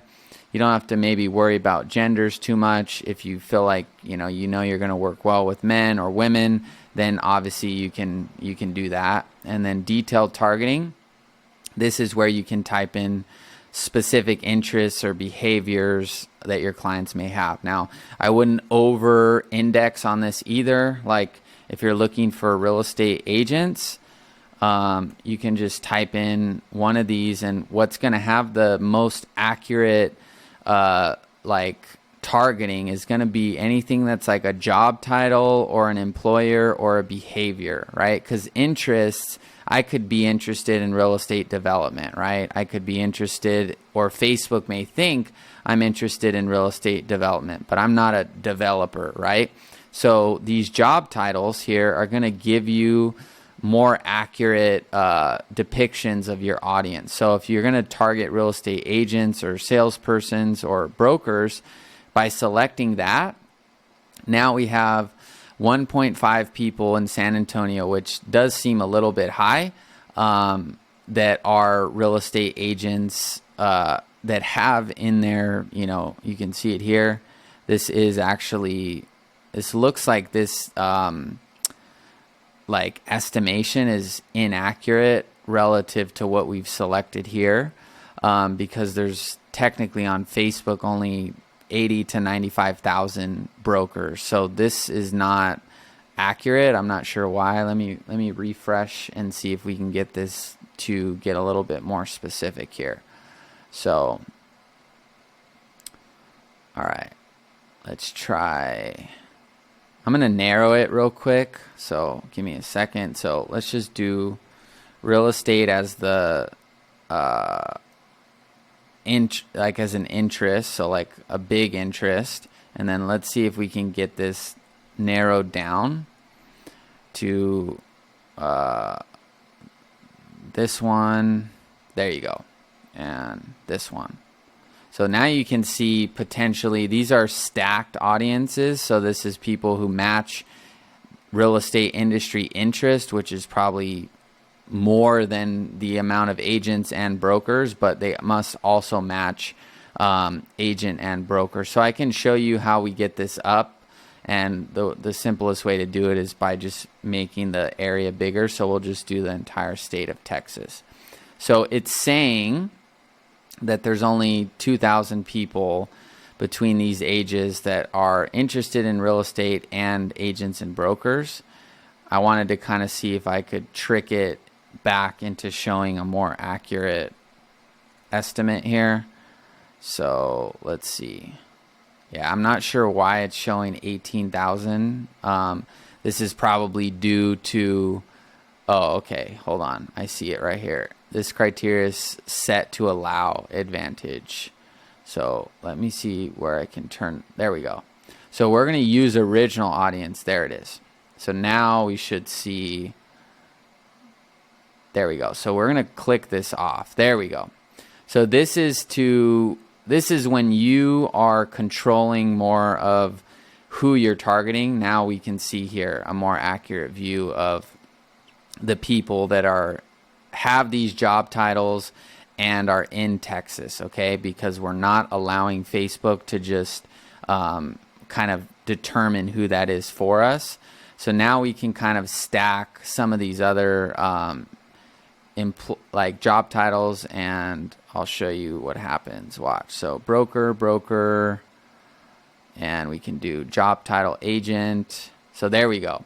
That's still a little small, but you can pretty much be very confident that this number is reflective of the brokers, the agents that are in Texas. Now, there's definitely more than that.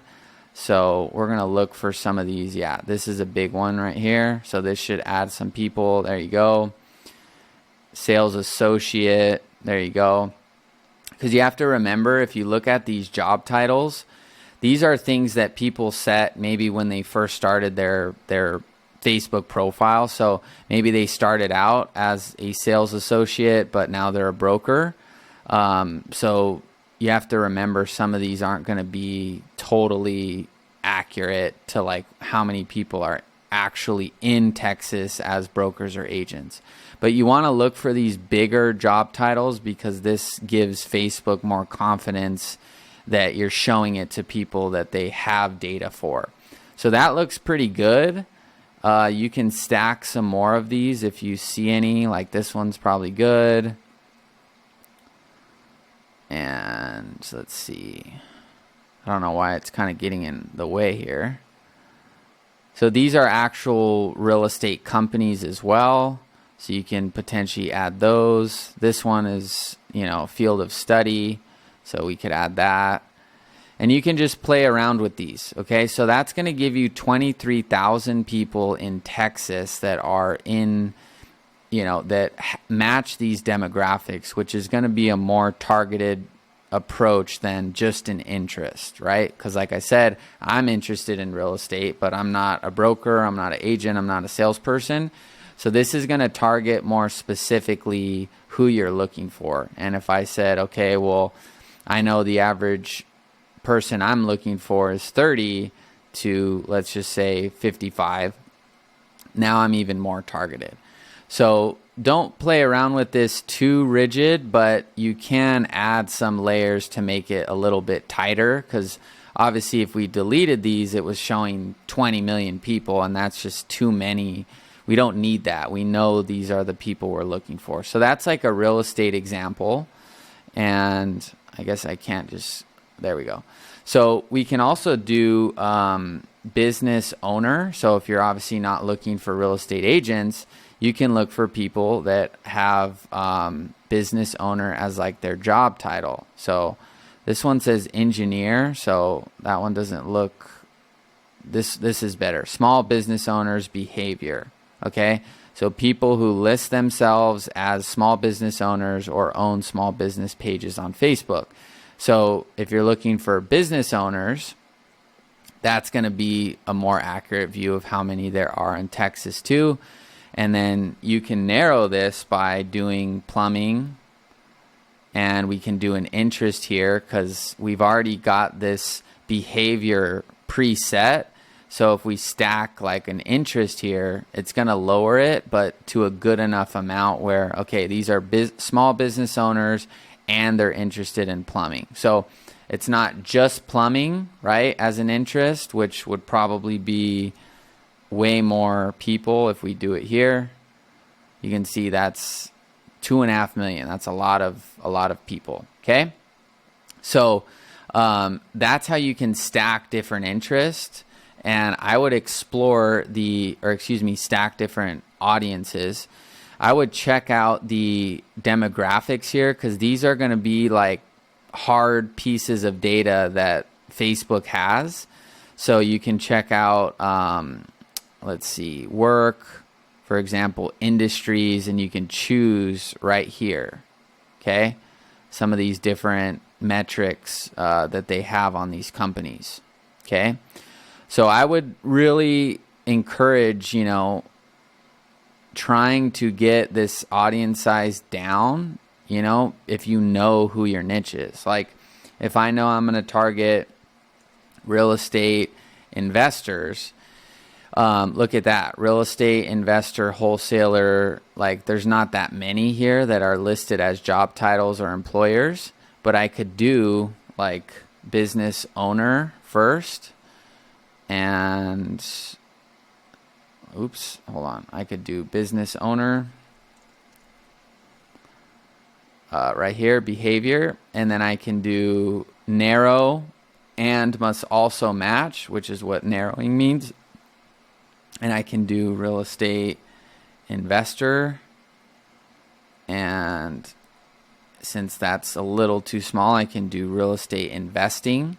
So now I've got probably a way more accurate view of investors, or it's going to be much closer than just small business owners or everyone interested in real estate investing, right? So that's how I would stack these and just play around with, like I said, once you type in and select small business owners too, you'll see other related ones, and you may want to add owner and CEO, and see if we can find some bigger ones that have a lot of data, especially if they're job titles, right? Founder and managing director. See, so now I'm getting, you know, most likely owners, and they're interested in investing. There's not a specific, you know, interest or demographic for investors that was big enough. But you can see here, now we've got probably a more accurate view of the people that are in our market. Now, if we adjust this to San Antonio specifically, we're going to see this is even smaller. So now we've got within 25 miles of San Antonio, about 10 to 12,000 people who are small business owners and interested in investing. So it's a more accurate guess than probably just everyone that's interested in real estate investing. So you should be able to play around with these filters if they're business owners, and then narrow by the main industry or category. So if you can do solar here, solar installer, some of these are populated, so you wouldn't need to layer them. But we can do, let's see, solar panel. See, so there's a lot of people here. So now we can see within 25 miles of San Antonio, that's probably pretty accurate, right? And we can add solar panel, we can add solar energy, and now we're getting somewhere. So you should intuitively kind of have a feel for, okay, like there shouldn't be 20 million people in San Antonio that are solar reps. So you should be able to layer a few of these and figure out kind of, you know, is this fairly accurate, right? So if the interest is not, if the demographic is not populating just from the first layer right here, like I think with solar it can, like job titles, let's see if we can find any, you know, bigger job titles here. Yeah, so see how these are very small? There's not going to be anyone here, okay, because it's too specific. But when we stacked the owners and then the interest in solar or the job titles, then we started to get somewhere. So you should be able to find who you're looking for right here in the industries. If not, you can stack small business owners and then look for a pillar interest, like I said, solar, or, you know, I think plumbing is in there. So plumbing interest. What are some other common niches people choose? I don't know if HVAC will show up. Okay, HVAC does. There you go. HVAC technician. So this already has enough people here. If we stack maybe a few of these. So I'm stacking all the job titles and stuff like that. And this is just in San Antonio, so it's a little small. But if I change this to the entire state,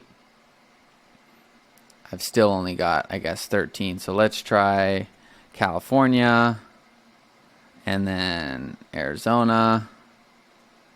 So if you start adding, if I add in the entire United States, there you go. So that's still a little small, considering there's probably more, you know, people that are AC technicians or things like that are in the United States. But you're looking for first job titles and demographics with, you know, a big enough audience size.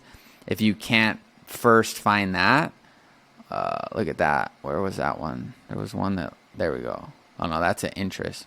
So you're first looking for the demographics and job titles, because that's going to be a hard value that the owner of the profile set.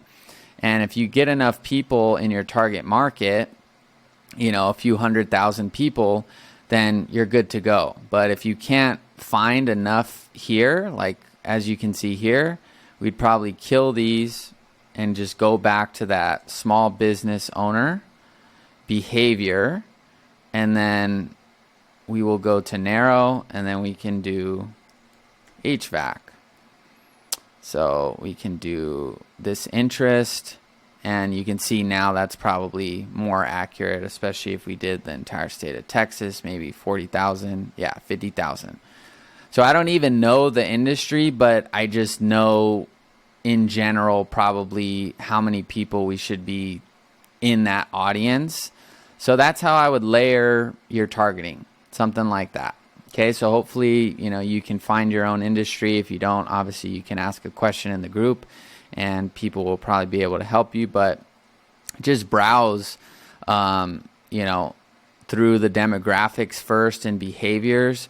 And then once you select that pillar interest as a second layer, watch, this number will probably increase to 80, 100,000, air filter. Yeah. So, I mean, some of these people are going to be consumers interested in this stuff, but they're not going to be owners. So there's a smaller percentage of people that are owners and just interested in HVAC just for the sake of it, right? So these are most likely people in the industry. So that's how I would layer that, okay? Now, for languages, I would just put English, and you can do all. And obviously, if you're targeting people that speak Spanish or something like that, then, just go in here and do Spanish, okay? And you can do your languages there. But for this, I'm just going to do English because that's who I would be targeting.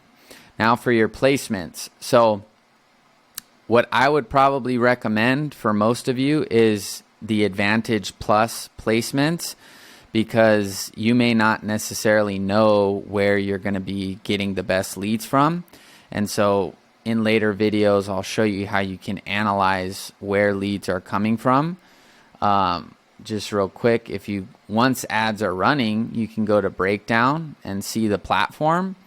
And within the ad set, you'll actually see Facebook leads, Instagram leads, audience network leads, and you can clearly kind of see where you're actually getting your leads from. Okay, so that is how I would do the placements. You have to test these, but for now, Advantage will probably be better so you can get data on where. And then once you have that data, if the ad set's performing well, just leave it alone.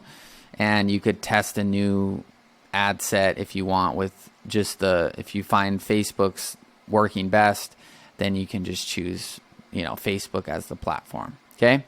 So we're going to go to next. And now we are going to make our actual ad.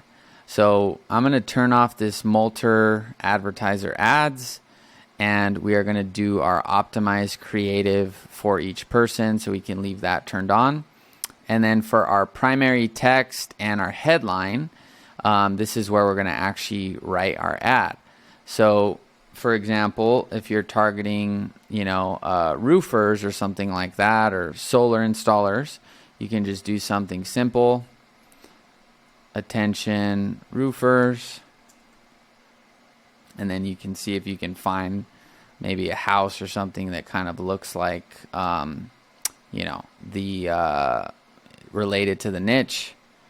And then you can just say something like, looking to generate more installations this year.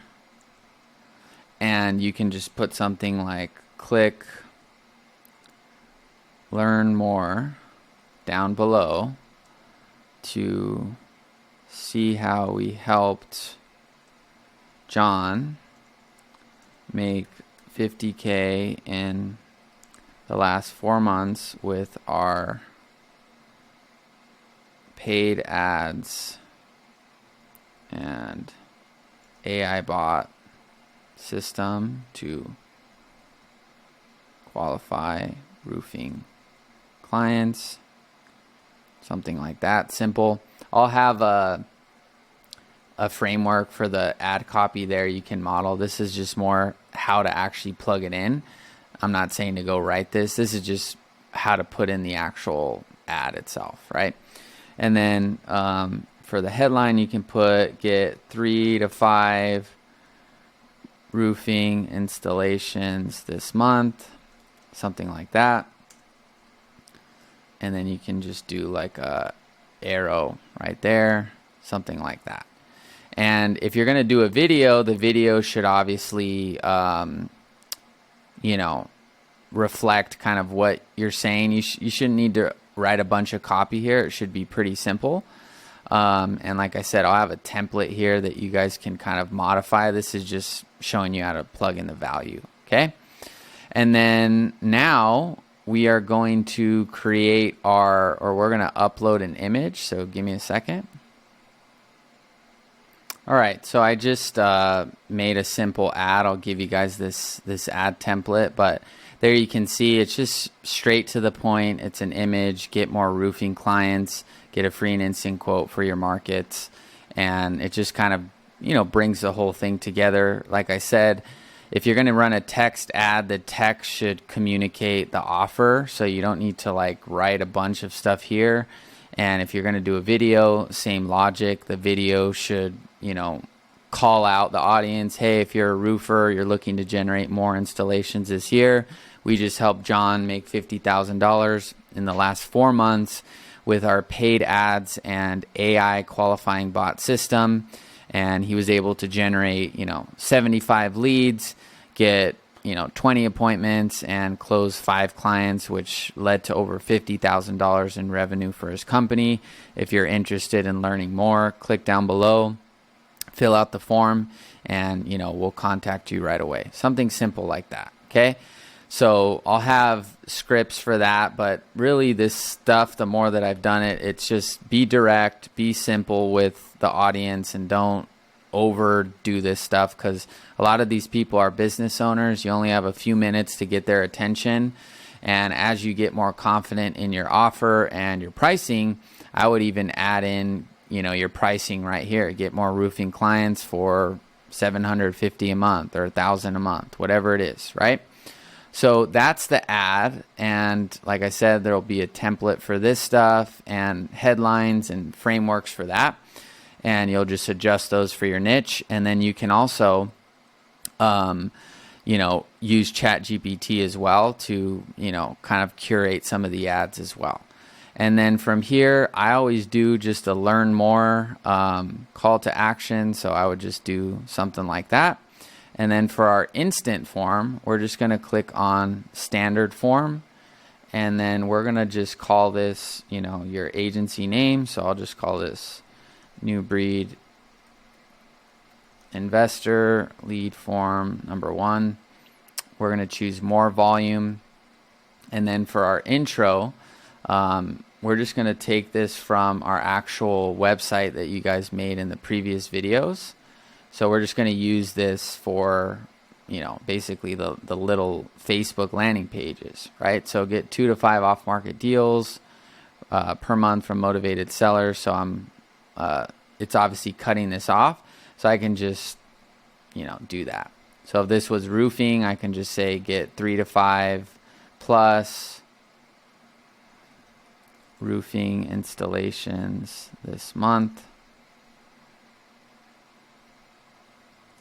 and then I can just do the house or something like that. And then description, you can just take this, you know, what you've written on your site, paste it right there, and just make sure the formatting's good. And then obviously this copy would be adjusted to, you know, what you made on your site, but that's pretty much it. So it's got pasted a little weird. Let's see how that looks.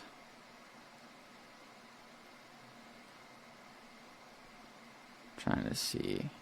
Yeah, you could potentially just keep it simple like that. Okay, and like I said, if you get more confident in your pricing, you can just say, you know, $750 per month, no contracts, you pay ad spend, we handle the rest. Book a call to get a custom quote for ad spend in your market. I'll have templates so that it's more refined, but this is just the idea here. Get 3 to 5 roofing installations. Our team will generate leads, qualify them, hand them off to you on a silver platter. $750 per month, no contracts. You pay ad spend, we handle the rest. Book a call to get a custom quote for ad spend in your market, right? That's it.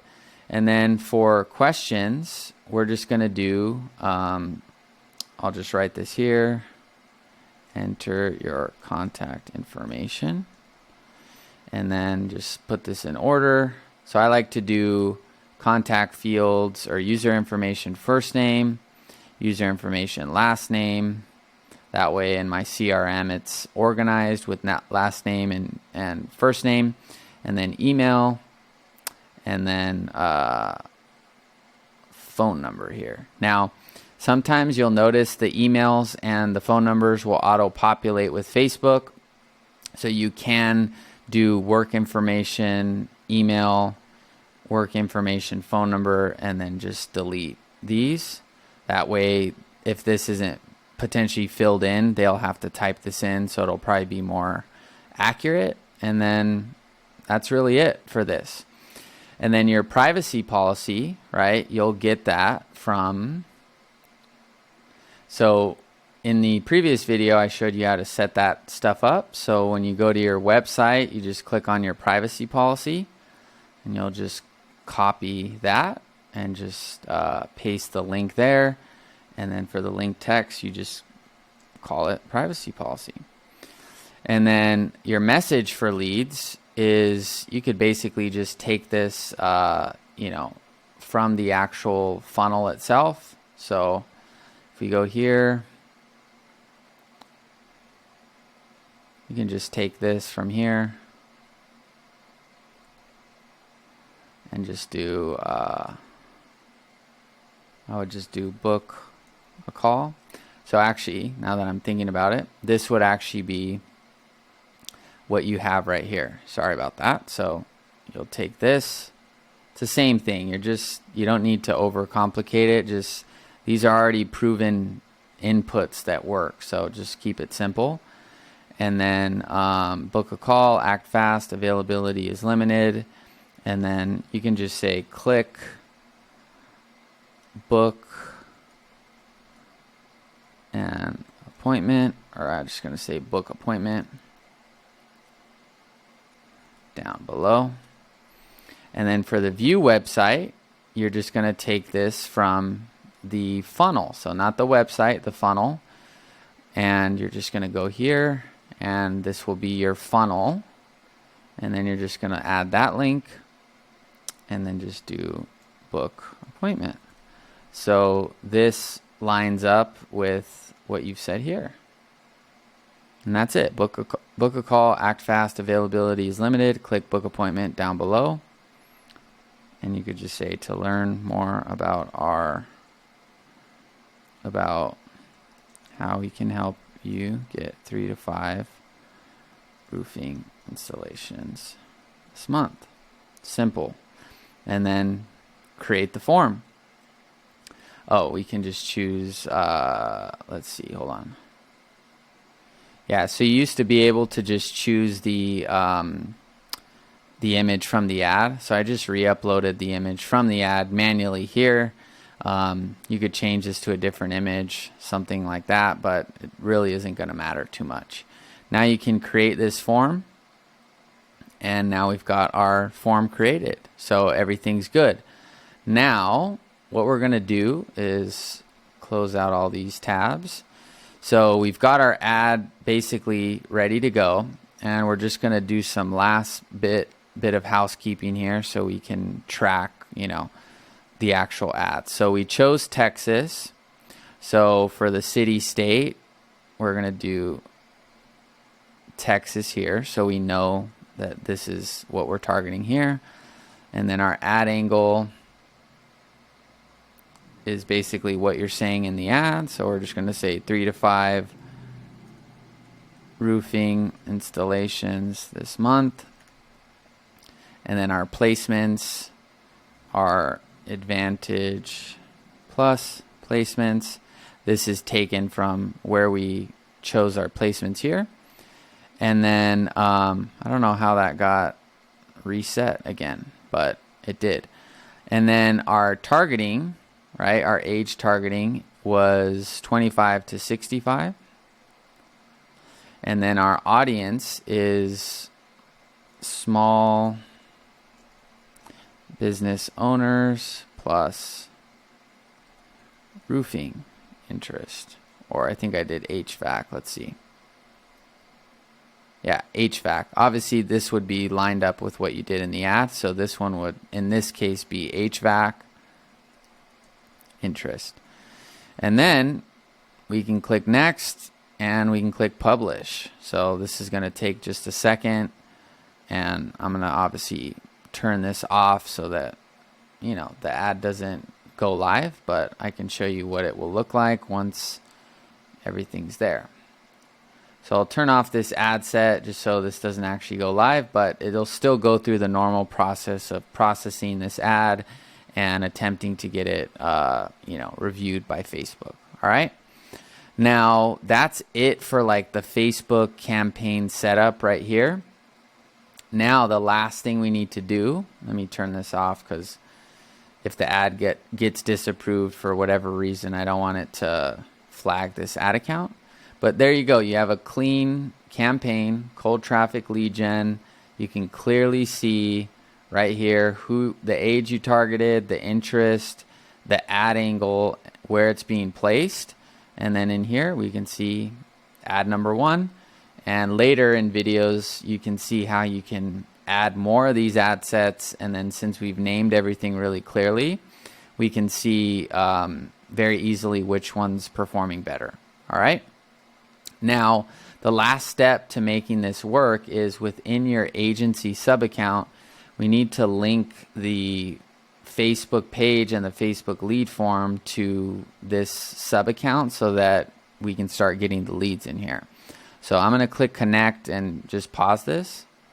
So then I've just selected my business page. Now that business page is what's linked in the ad set right there to Quinn Nolan. And then click connect Facebook and Instagram. And then if you want to see your ad account metrics in here, you can click this and I'll show you what it looks like. So I linked this ad account, which is the ad account right here. And now this is connected. And then all we got to do is go to Facebook form fields mapping. This is our newest form we just created. You can see the name of it right there. And it also should be on the top. And then all we got to do is click first name, last name, and then map the email to the email, and then map the phone number to the phone, and click save. And that is it for running the campaign, setting up the campaign, and then basically linking it to, you know, the lead form. And then in the following video or videos, I'll show you how to do the retargeting and also, you know, some little things you can add into your automation so that, you know, you can get more direct responses from your leads versus kind of chasing them down with a bunch of follow-up. So that's it for this video. If this ad went live, the leads would get generated. They would go into my sub account, and based on the automation that comes with the snapshot out of the box, they would automatically get assigned to this campaign because we have the Facebook lead form submitted trigger here, and then all of these you know, actions would happen. So in the next videos, I'll show you, you know, some questions or more direct things you can put in the text to actually get people to respond versus just following up with them. All right, so that's it for this video. All right, so in this video, I'm going to show you how to set up your retargeting campaign. So it's very simple. There's only 2 simple things that we need to do, and it shouldn't take you long at all. So once the original campaign is published, you can go to these 3 lines here, click all tools, and then go to your audiences here. And then what you're going to do is we are going to click on create audience, and we're going to click on custom audience. And what we're going to do here is we're just going to choose Facebook page, since we're running our ad from our business Facebook page, and we are going to choose our page here. So this is the page, and then for the events, you can just choose anyone who engaged with any post or ad. So this is basically all those people that we target in the original ad. If they engage, they click on the form or something like that, we can, engage, we can retarget them specifically, okay? And then for the retention, you can just do, you can leave it 365 days. As you start adding more traffic and spending, you're going to want to just make this smaller because you're going to go back quite far. But initially, if this is your first ad campaign, you can just do the first 90 days. That's basically 3 months of retargeting, right? So that should be good enough. If you want to do basically everyone for as long as you can, the max you can do is 365, right? If you do 366, it's not going to work. So you can just do 90, and then, like I said, if you're really starting to spend a good amount of money on ads, you can just do, in the last 30 days, right? Because now you're getting all the people that are, pretty fresh in seeing your actual ad. Okay, so for now, we'll just do 90 though. And then all we're going to do is copy the name of this and just paste it there. And then we can just do a description of 90 days.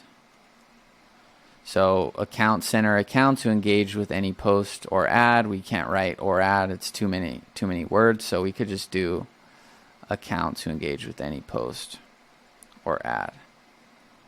90 day. And then create.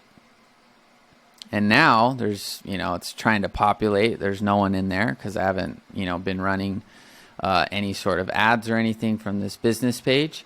So now we've made the audience, and then for the campaign itself that we just set up, it's very easy to set up the retargeting.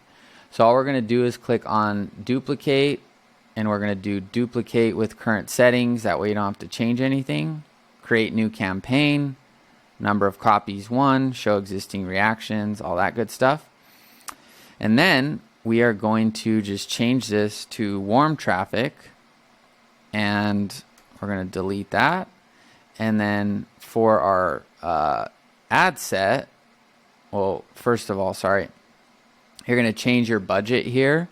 So you can do about 20% of, your total budget. So if your, budget is $50 a day, right here, you could do, $10, $20 to retargeting, and then you could do the other 30 towards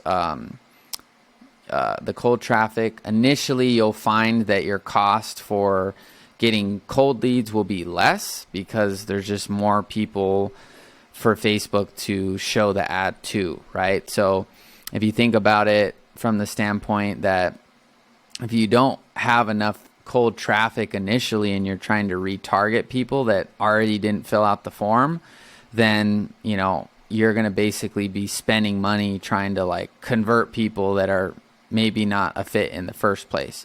So initially, you'll find your cost per lead is going to be way less by targeting people that are just cold. As you spend, you'll find that it can really help your campaigns by retargeting people. So I wouldn't initially start with a lot of spend here. I wouldn't go more than 20% of the actual budget. So if you're spending $100 a day, I wouldn't be spending more than $20 a day on the retargeting. So just to make it simple, I'll just do $10 here. And you can kill these campaigns too if you're finding it's just not even doing anything. Sometimes Facebook will retarget on its own and you don't even need this campaign, but this is more to just show you how to do it. So you just duplicate the existing campaign, and then instead of our interest, we're just going to do retargeting, and then everything else will just stay the same, except when we go down here, We are going to delete our interests because we already chose the interests on the first campaign. We'll turn off this advanced detailed targeting, and then for our custom audiences, we'll just choose the one that we created. And then from there, you can leave your Advantage Plus placements because they've already been seeing your ad, and then you can just publish the ad. And if you want to add in like, hey, we saw you clicked on our ad, but didn't fill out the form or something, you could do that. But it's fine to just show the ad to the same people, and if the original cold ad is working. So that's how it should look at most. You should only have these two. And then, like I said, you can clearly see, oh, here's cold traffic, cost per lead, cost per result. Here's warm traffic, cost per lead, cost per result, all that stuff, total spend. And then you can just see it real clear, apples to apples, how these things are performing. So that's how to set up the retargeting campaign. You just make your audience and then duplicate the original campaign, and that's it. And if you ever want to change the ads in the retargeting, then just make sure you do it within the warm traffic campaign. So that's it. All right, so in this video, I'm going to show you how to create a simple sales presentation for your offer. So in one of the previous videos, I outlined how to find proof of concepts. So proof of concepts are basically, instead of you, thinking up an idea on your own and thinking, okay, maybe this niche will work or maybe these ads will work, we actually go into the Facebook ads library and find, proven ad campaigns that we can, with very high certainty, predict are working. And we're doing that through a combination of factors. One is we are finding an advertising page that has multiple ads that look similar. So in this example, we found a page that had, close to 100 ads or more, and all the ads looked very similar, and the ads looked very similar in multiple different areas. And then we went even further to see that they were using a Facebook lead form, and basically those ads had been running for quite some time. And so when you're coming up with your sales presentation, you're basically presenting your product, right? And so when you're starting out, if you're at absolutely no results, have no idea how to get clients results, using the finding proof of concepts video, you should be able to find and piece together advertisements, that basically are working. And so in this video, what I'm going to do is walk you through the entire presentation of the offer. And if you have questions about how you can basically make this your own, basically you can create these ads as mock-ups in the Facebook ad library, or in your Facebook ads manager, and screenshot these ads and make these ads custom to your clients with your actual ads. These are not my ads, these are just examples. Now, the way that I present my offer is exactly how I'm going to walk you through. Now, I present my offer using our live ads. So I show, our live ads to the potential client, and I just take them through the actual funnel and snapshot. So you can also do that, but that would require you to have your, fulfillment snapshot set up so that you could actually demo it live. And so this document is a very simple way to get started without having to worry about, setting everything up or making sure that everything's working and live in an actual account.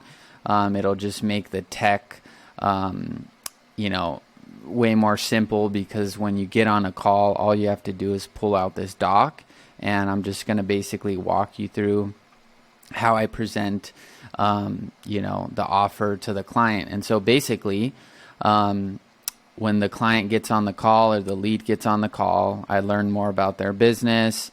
what markets they're looking to target, what other paid ad strategies they're using right now, and just get an overall idea of their actual business and where they're at. And then once, I basically can determine that they're a fit for the service, assuming that they have the business model we help and, they have some other things in place, then really I just present to them what we do.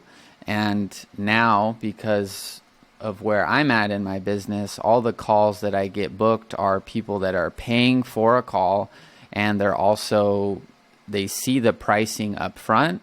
So all of that stuff is already out in the open, and you can potentially do this as you get more clear about, what pricing is converting and all that stuff.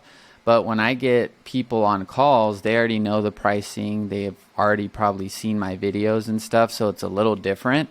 But either way, this is how you present the core of the offer. Before I even was getting inbound leads, I would present this the same way that I'm showing you here. So first, you qualify them and make sure that they're an actual fit.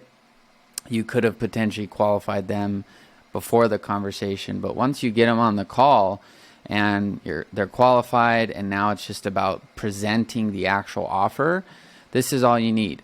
So basically what you do is you open up this document, you swap these images out with your own, ad creatives, and then you can say, so the first step to our system is we run paid ads that look just like this. And if you have any sort of UGC creators or videos, you can play a few of those videos here as well. But basically you're just showing them, hey, these are just some example ads from live clients we're running, and this is what they look like, and they show up on Facebook. Now, once the, potential lead sees the ad and they click on the ad, we take them to step 2, our proven funnel. So this is where we take, your leads, and this is going to be dependent on your guys' niche, but you'll just take them through the funnel, and you can show them slide by slide, or you can pull up the actual live funnel. Like I said, this is the same thing. It's just as screenshots, so you don't have to worry about, moving around in your sub account and stuff, but you're just going to show them. So we take them to a funnel like this, and we're going to collect, for my niche, it's their address, their name, their email, and their phone number. And depending on your markets that you're selecting and your budget, we can add other qualifying questions as well, like reason for selling and time frame for selling, as well as if the property is listed, or any additional qualifying questions. So we'll qualify those leads with an initial survey that looks like this. And then after they fill out that survey, they're going to go to a calendar page, and we set up this calendar page, for you, and it's based on your real availability, and the leads can then book an appointment with you inside of the actual calendar.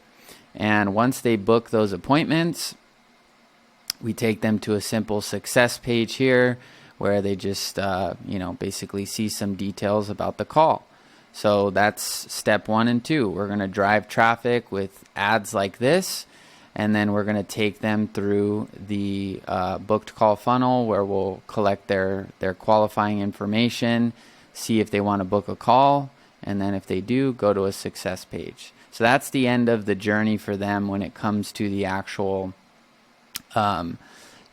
advertising and paid funnel. Now, on the back end, we have a qualifying bot that will qualify your leads.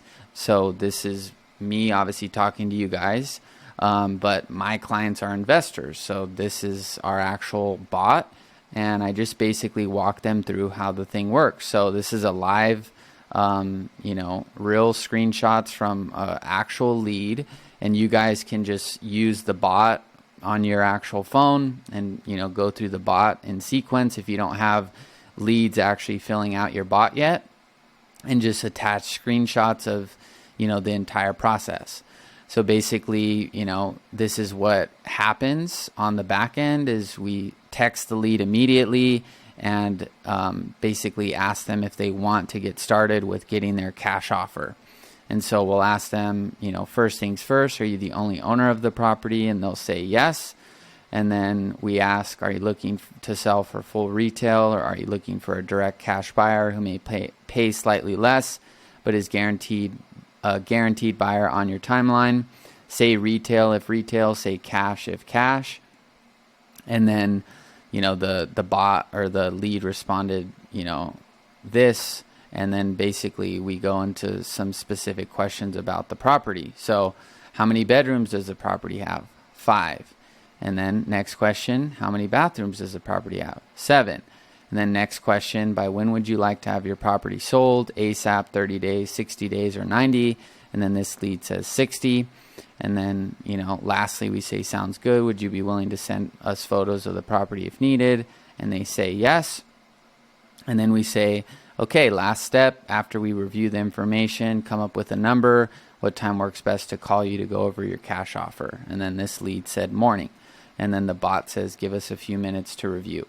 So that's really simple, a simple illustration of our system. We run Facebook ads and we take them to the proven funnel. And then we have our SMS bot that will qualify the leads. And once they go through this qualifying sequence, then we'll send you a notification and you can jump in and engage with the lead. And what we charge is $1,500 per month, or, like what I charge, it's $1,100 per month. We recommend your ad spend would be $50 per day. And now let's get into a little bit more specific, projection of the system for your business. So this is where I just take the investor into the actual calculator and I just say, okay, so, what's your average assignment fee or, profit on an actual deal? And they'll say, well, it depends. Sometimes it's 50, sometimes it's this. And then I just say, okay, well, just on average, what would you say is like an average deal when it's all said and done? And they'll say, 25,000. Then I say, okay, cool. So based on the markets that, we discussed, we're going to put you at an average lead cost of, let's say, $75 per lead. So based on our system, it's going to take you about 40 leads to get one deal. So if you look at this over like a 1 month time frame, you're going to spend $3,000 in ads to get one deal at a cost per lead of $75 per lead. And with our service fee included, it's going to be $1,100 for our service fee plus the ad spend. So every single month you'll invest around $4,100. $3,000 goes to ads, $1,100 goes to us. And if your cost per lead is $75 and we maintain that cost per lead, you'll basically be getting 40 leads within a month and you'll get that one deal per month. And then from here, this is where I just pretty much let them ask questions and things like that. But really, this is all you need to do is walk them through what you're doing very simply and concisely, and then break down their specific numbers and show the numbers of your system and just show them this is what they need to invest and what your service costs, and that's pretty much it, right? And then what you can do too is say, well, if you want to get, 3 deals in 3 months, we can change this over here to 3 months. And basically, you're going to need to spend $100 a day. You'll still spend that same $3,000 a month. And over 3 months, you'll have invested $9,000 into ads and then $3,300 into our services. So you'll have invested $12,000. You'll have 120 leads, 23 appointments, and if all goes well, 3 or more deals. And this is what your revenue will be from the system, and this is what your ROI will be. And then this is where they'll just ask you different questions, and you'll just need to be able to answer them. And most of these answers should come from the document foundation of your business, and it basically, everything should be here, almost everything. Like, okay, well, how do I know the leads are going to be qualified? So Number one is we ensure the leads are verified homeowners, right? So this is where you'll swap all these out. I don't want to make this like a objection handling presentation, because it really shouldn't be that. It should really just be, this is what we do right here, right? I'm illustrating with actual, real life examples, the ads we're running, and then I'm showing you the funnel, and I'm showing you what the bot will do, and then I'm showing you an accurate projection of what it's going to cost to make this work in your market. So they shouldn't really have questions about really anything that is not on this document, right? Like maybe they're wondering, well, how do I get notified? Well, that's right here. When a lead is generated, you're going to get a text, email, and app notification notifying them of the lead generated. So if you want to add some of what's here, since I already covered this, into the presentation, you can just common questions or things like that, so that you can just answer them right there on the spot.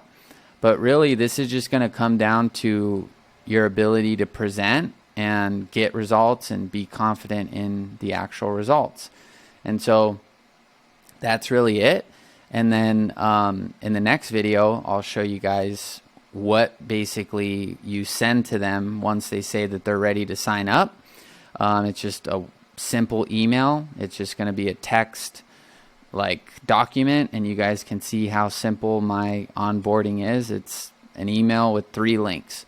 And if they say, okay, cool, I want to get started, then just say, all right, so I'm going to email you a link to review the agreement, right? It's a month-to-month contract, so you can review the agreement there. After you review that and you sign it, then there's going to be a link to pay the service fee. So that's $1,100 per month, and you'll just pay that right there on the link. And then once you pay that, that's going to set up your account and all that other stuff that we need to do. And then lastly, there's going to be a third step, which is to book a call. And you can just book a call with me as soon as tomorrow, and we'll get your assets transferred. It shouldn't take more than 5 to 10 minutes. And then we'll have your ads launched next day. And that's it. And then I'll show you guys that email, but that's really the presentation. There's not really much to do. The only difference that I do now is I just show our live ads, I show our live funnel, I show how it works, but I don't like go through it and fill it out and demo the bot and all that stuff. I just show it right there and just tell them, because I'm not going to pull out my phone and demo the bot and stuff like that. If I were to do that, I would rather just have that on a separate funnel, and they could just do that before the call or something. But you don't want to get them thinking about the bot and how it's responding and all that too much, because that's going to just potentially create issues and confusion. You just want to show them the straight line path. Ideally, or really what you're showing them is like the perfect situation of ads, funnel, and then straight into the booked appointment bot. And if you can just show it to them like that, at least they're going to walk away knowing how it works. If you start showing them the bot and waiting for it to respond and then trying to explain all that other stuff, it's just going to like delay the whole thing and make it confusing. So it really should just be 5-10 minutes. These are our ads. If they have questions about the ads and what you can write here, you can just say, yeah, we can customize these ads for you.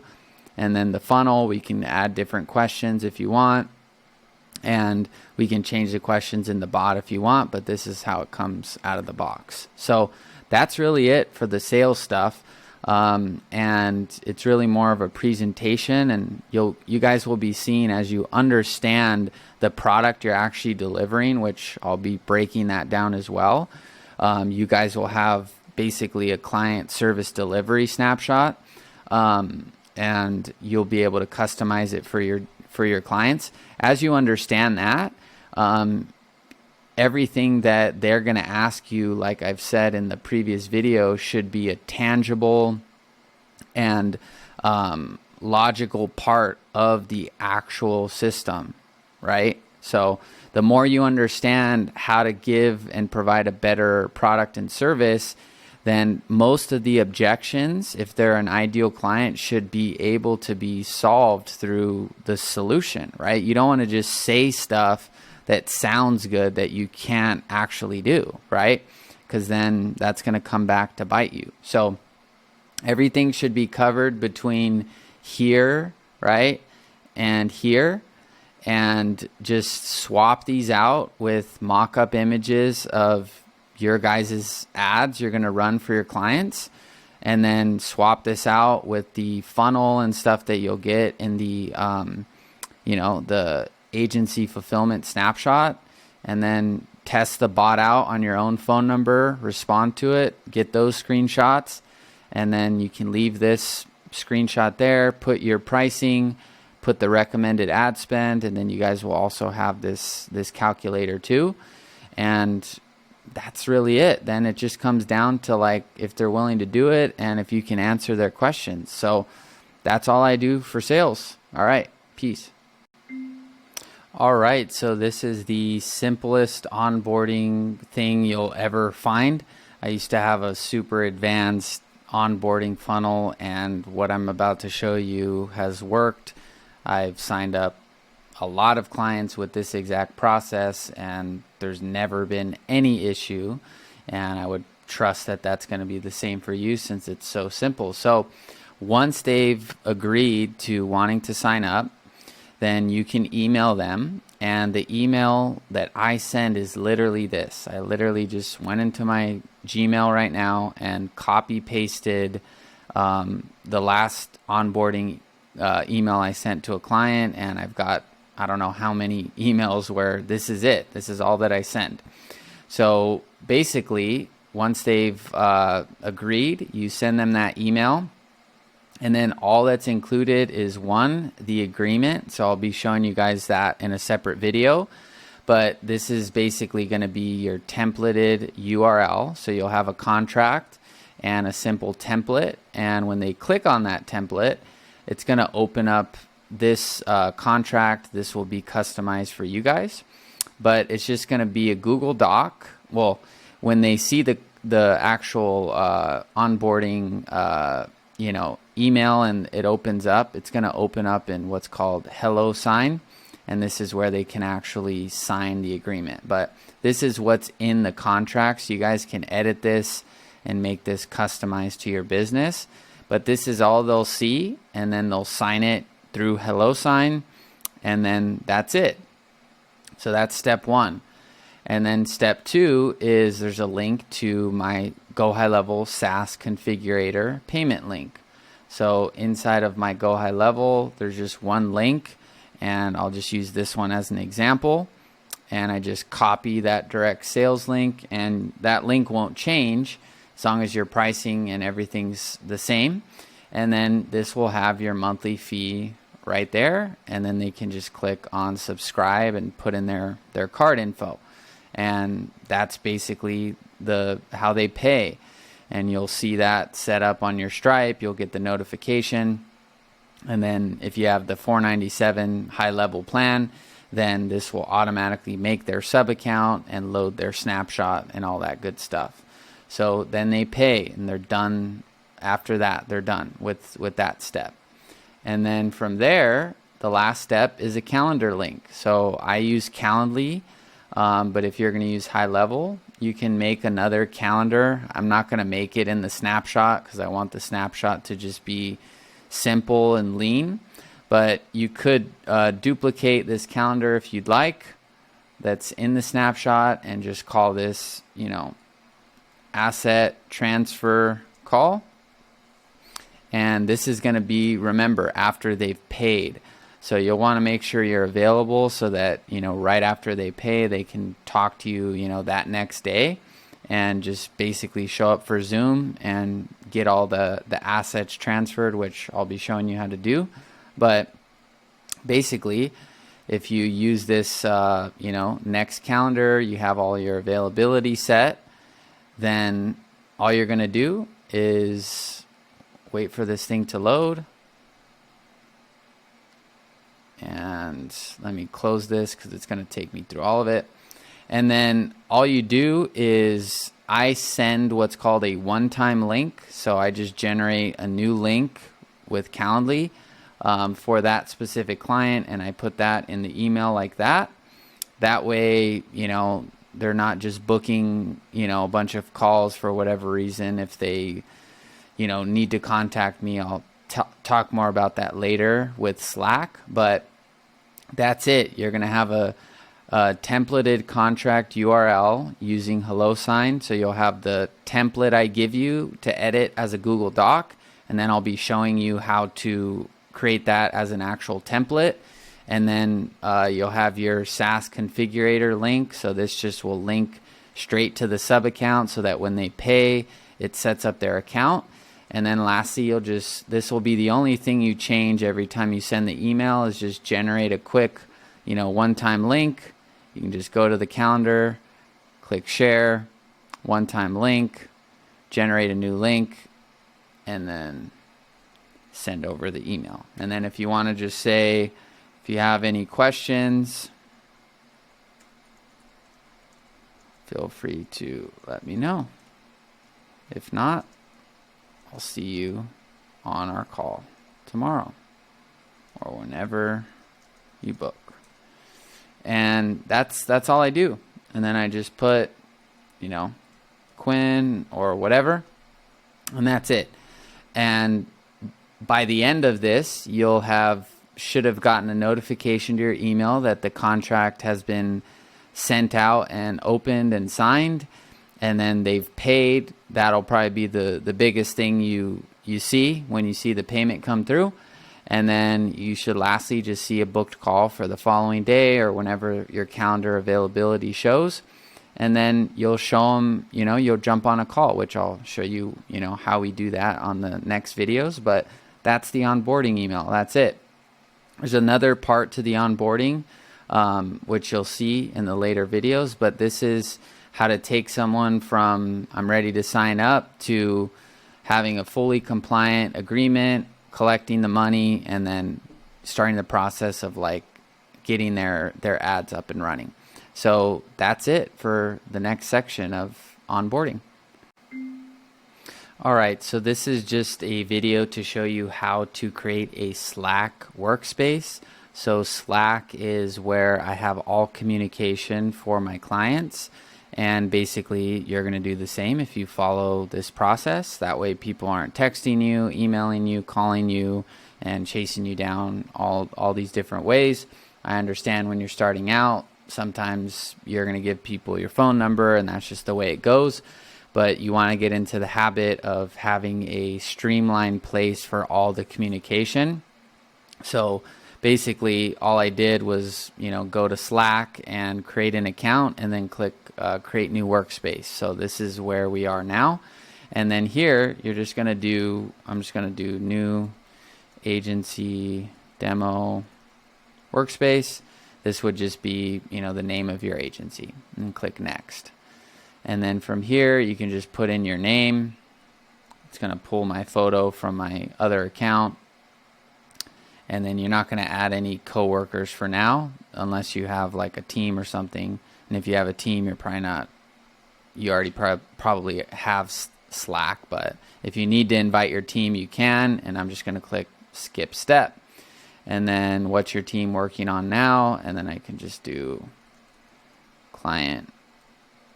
Oh, it's trying to make a channel. I think, can I skip this? I'm just going to put clients for now. We won't have this channel. So we're just going to delete this channel. We don't need any other channels. I'll show you. So we're going to delete random. It's going to auto create that as well. So delete this channel as well. So once you have this Slack workspace created, which is really simple, then I'll show you in, the actual, I'll show you how to make a channel right now for a client.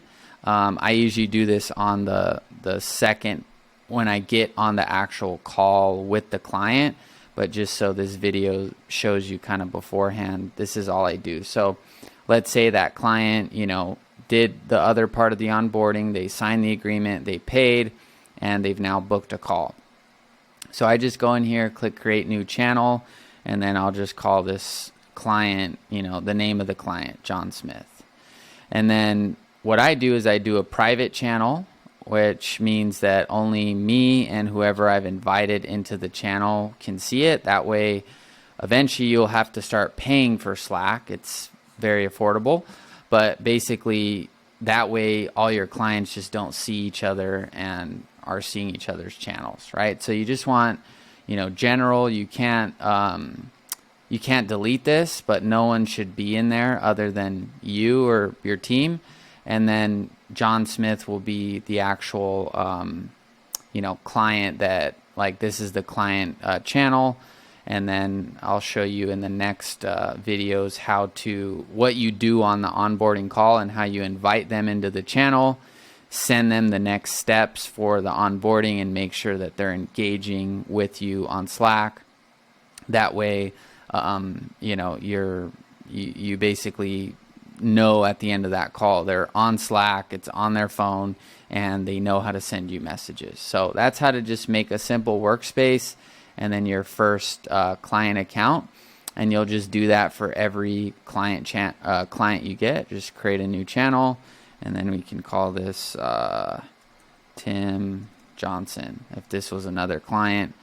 And then now you would have two channels, John Smith and Tim Johnson. Tim and you will be in here, and then John and you will be in here, and then everything you do for the client will just be here, and it's all documented and nice and clean. Okay, so that's how you make a workspace and then make a private Slack channel.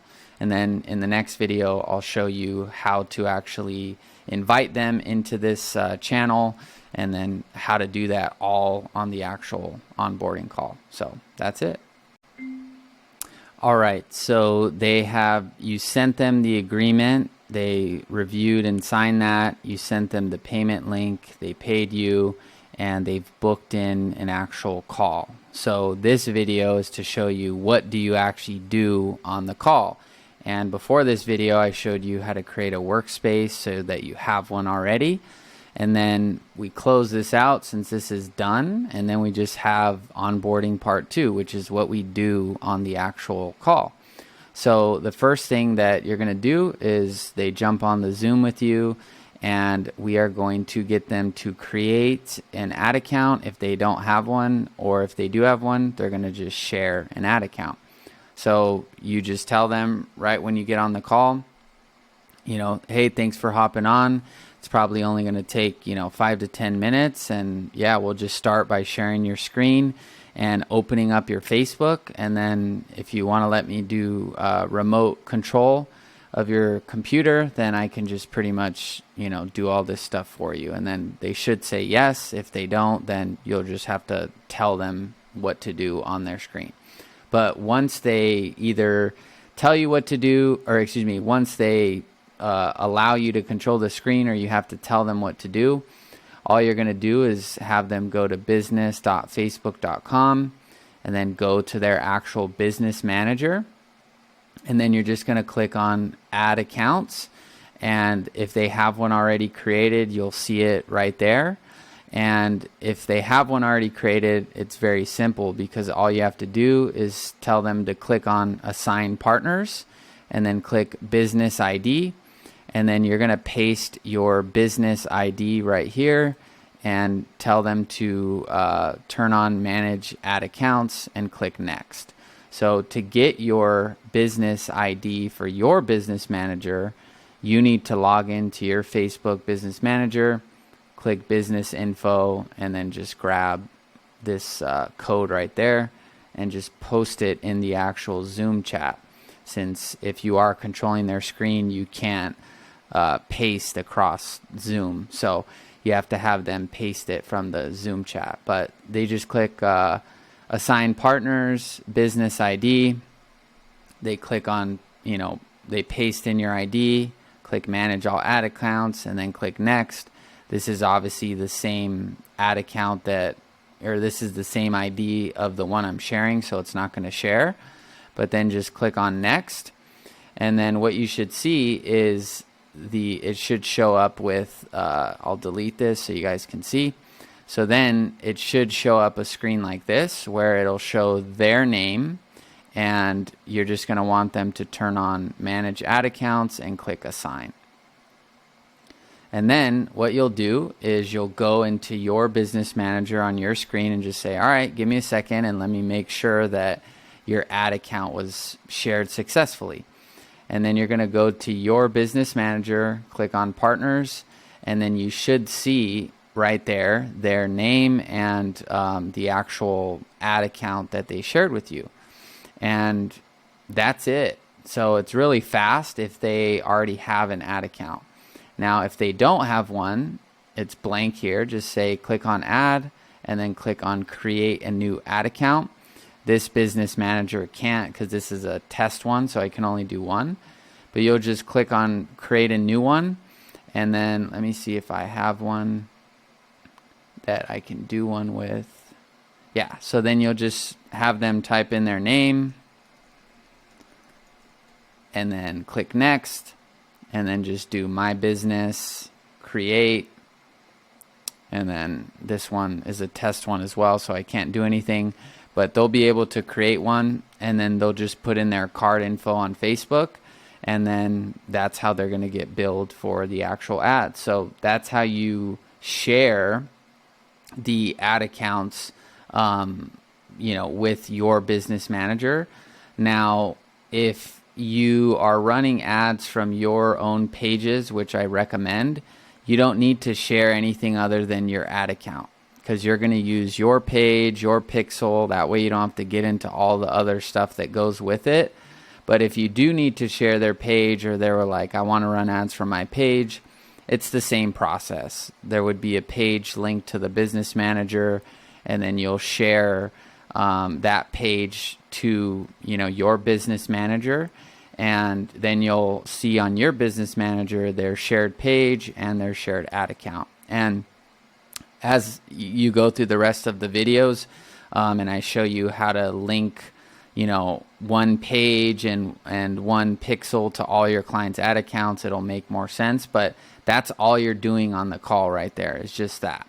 And then from there, what you're going to do is you are just going to say, okay, cool. So I've got your ad account and everything's been shared successfully.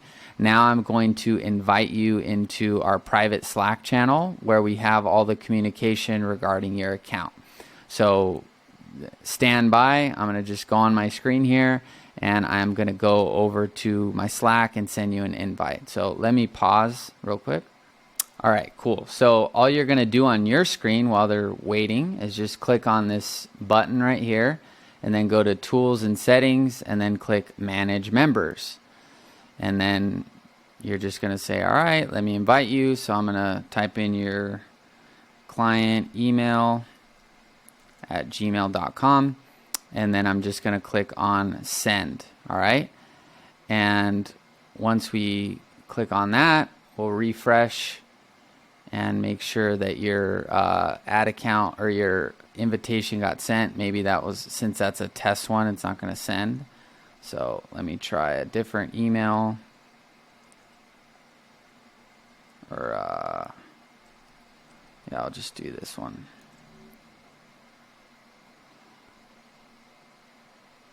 So it should show you a member here. There it is. Oh, it took a second. So the first one went out, and then what you do is you just click on change account type, and then you're just going to do, when you have a when you get your second clients, you're going to choose single channel guest, and then only invite them to their private channel, because if not, then all these clients can see each other, and you don't want that. So you'll just click on single channel guest and then save, and then they're only going to be in that channel. And I believe that is a paid feature. You don't have to do it to start, but your clients will see each other, and I'd recommend that not be the case, but that's up to you. So that's what you do, and then they should get an email, and then they can join. I'm going to delete this because that's a fake email. And then from there, what you're going to do is once they're in the channel, you're just going to copy this over and you're just going to send it into the channel and say, all right, cool. So I just sent you right there. I don't know why it's doing that weird. You don't have to do the, let me see if it'll number it like this. Oops. So I just, let me see if I can paste it without the, I don't know why the numbering's weird. But there we go, I'll just do it like that. So then you just send them this and you say, all right, cool. I remove these previews because it gets confusing. So then what I do is I just say, okay, so I just sent you a message right there on Slack. Let me know if you got it. And they should say, cool, I got it. And then just say, all right. And usually they're sharing their screen still. So I'll just have them pull this up on their desktop. If they're on their phone, then that's fine. But I just show them either with my screen or theirs. All right, so I just sent you these 2 next steps for the account. So I've got your ad account, you've got your billing information in Facebook, so we're good to start setting up your campaigns. But in order for you to market through our system, you have to be compliant. So we have 2 simple next steps. And one of them is that, you just fill this out. Should only take you, 5 minutes. And then this will give us all the information we need to make your ad account compliant, or excuse me, your high level account compliant. And then the other one is just information about if we need to add any users to your account and stuff like that. So you don't have to do this with them on the call. You can, if you're starting, to make sure that they're getting it done. But all my clients get this done within 5-10 minutes of this call. So all this is, which you guys will get this template, both of these. I can make these in high level if you guys want. For now, I'll just give you the jot form templates because that's where I have mine. But I can make them on high level if you guys want. But all this is, well, at that point, you just end the call and just say, all right, cool. So we're good to go. Fill those 2 out. We can't launch your ads until we get those forms completed. So just fill those out right after this and we're good to go. And they're like, all right, cool, thanks. And then you just hang up the Zoom. And then just so you guys are aware, this is just an A2P form that you guys will copy and paste what they put here and put it into their sub account so that they don't have to go in and fill it out because it can be confusing. So they're just going to fill this out here. I've had no issues with this getting filled out. And then the onboarding form is just basically, like I said, I'll give you guys all this. You can check it out. But basically, if they need any users or stuff like that, initially, we don't have to go back and forth and get all that information manually. So this will just, auto populate depending on what they choose, and they can just put in their name, all that good stuff, and all the stuff that's needed for you to make their GoHighLevel sub account compliant. And once they do that and they're in Slack, then you just tell them, all right, so you'll hear from me once you fill out those forms and I've got everything set up and I'll just keep you posted here. And then that's how this second call ends. And then obviously next videos will show you how to set up their sub account, set up their ads, set up their entire system, and we'll go from there. But that's all you need for this call. So, all right, peace. All right, so in this video, I'm going to be walking you through the client fulfillment snapshot. So this is basically a snapshot that you guys can utilize to provide the actual service for your client. And just to break down exactly what it is that I do and how that's going to translate into the client snapshot that you guys are going to be given. It's very similar to the process that we created for your agency.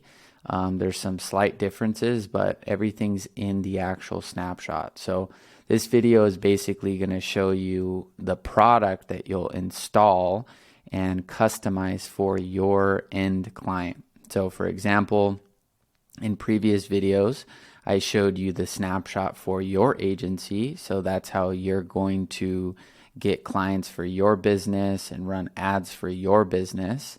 And then once you actually get clients, this video is to show you just an overview of the product that you'll install for your client. And this is the exact same product that I have for my clients, except it's just, all of the content and stuff has just been stripped because you guys are going to have different niches. So this video is just to walk you through the snapshot, and then in the following video I'll show you guys how you can actually customize it and basically create and customize the product for the client. Once you've done that, then when you get a client, you'll install that same snapshot for every single client, assuming you stick with the same niche and kind of follow the process that I've outlined in the previous videos. And then you'll, have a very simple way to onboard clients and start to get them results. So this video is just going to walk you through an overview of what's in the actual snapshot, and the link for the client fulfillment snapshot will be down below. So let's go through the strategy real quick, and then I'll go into the actual sub account and walk you through just kind of an overview of how it all works together. So what I do is I run Facebook video ads for my real estate investor clients, and we're targeting homeowners that need to sell their properties. So we have our Facebook video ads, then we have our survey page, our calendar page, and then our thank you page. Now, the only difference between the strategy that we use for your agency is you're going to have a lead form before the actual survey. With your actual client, you're just going to have the survey here. And the reason for that is because you want to, if you're starting out, you want to give your clients the best, leads possible. And so if you start adding in, like a very easy way for leads to fill out forms, then odds are your clients will just get more low quality leads. And so really you want to leverage the technology of the survey and some of the other things I'll be showing you to just get your client more quality leads up front, even if they pay a little bit more. And the way that I found works best is through a survey. So I'll be showing you guys that in the next video. How do you guys customize all this stuff? But this is really the strategy, and really the snapshot that you guys are getting is simply designed to make this work. And this goes back to, what it is that I offer to my investors, and this quote that I provide them that the system will produce for them, right? So the snapshot really is just designed to convert Facebook video ads into leads, and then get them into booked appointments, and then take them to a simple thank you page. So it's virtually the same thing. There's just no lead form in the middle. Okay. So let's walk through the actual snapshot itself. So it's going to be very similar to the one that you have for your actual agency. It's just going to have some different pieces, which I'll show you. So the first one is the custom values. And like I said, this video is an overview of it. So the next videos will show you how do you actually set up your client. Okay. So this is just so you can get familiar with what the product is, and then how to make it, all work together. So if we go into the settings and we go to custom values, we're going to see right now there are 8 custom values, and I'll, like I said, be showing you guys in the next videos how to fill these all in. But basically we just have our company name, so that when your client onboards, you can just input their name right here, their business name, and it'll go through, all the funnel. It'll be applied to the funnel, and it'll also be applied everywhere else that their business name is needed. This way you don't have to go through the whole system and manually plug in their name. And then we have their logo.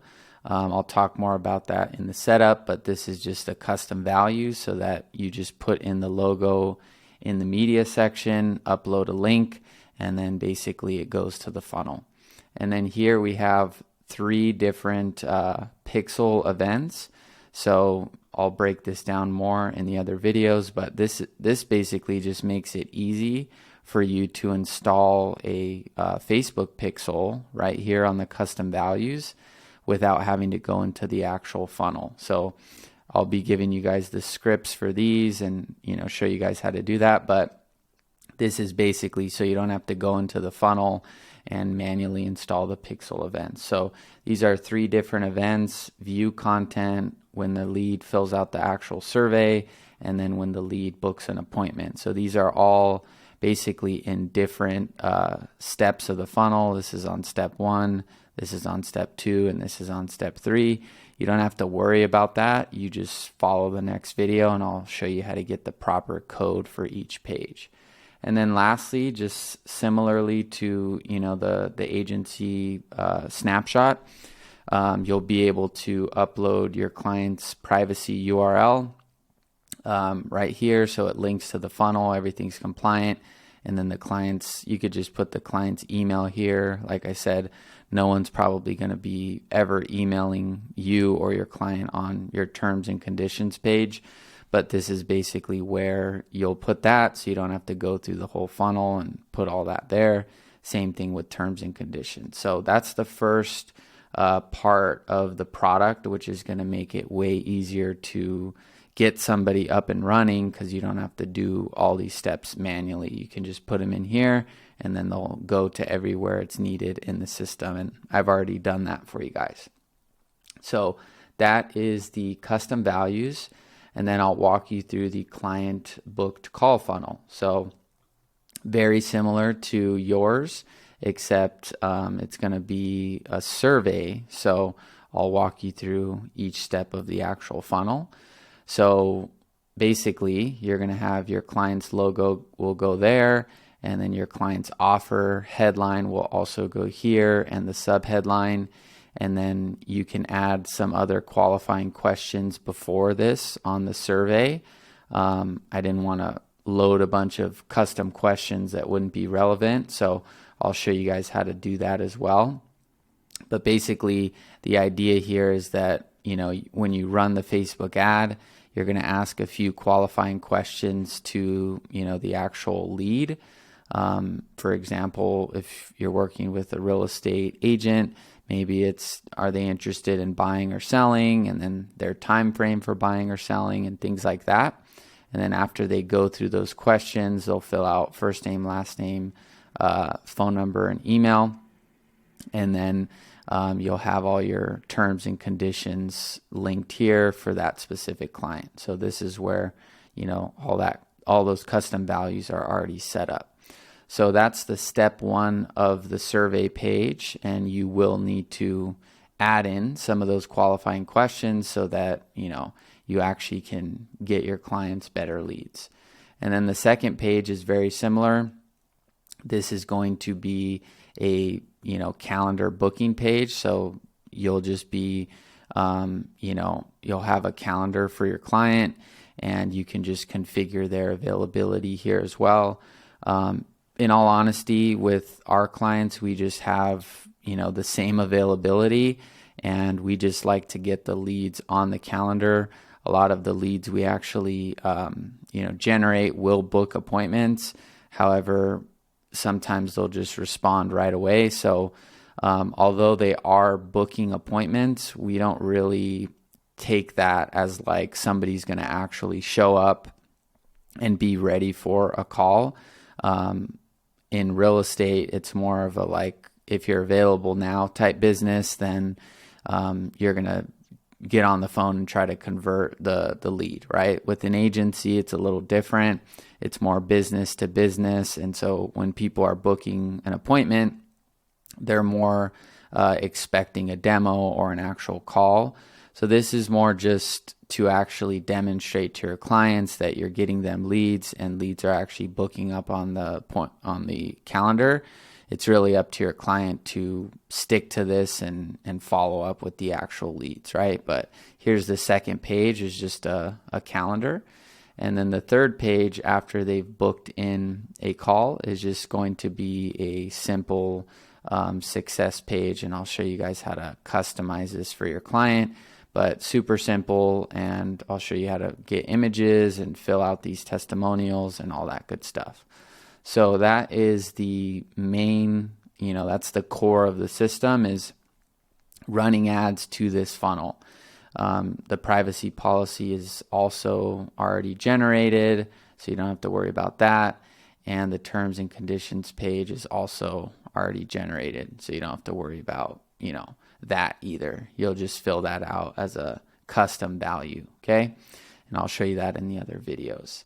And then the Facebook conversion API. So let me move this down here, because this is more of an automation. But basically we have our calendar here in the snapshot. So this is just a calendar so that the leads can book their own call with your client. So that's in the snapshot as well, pretty self-explanatory.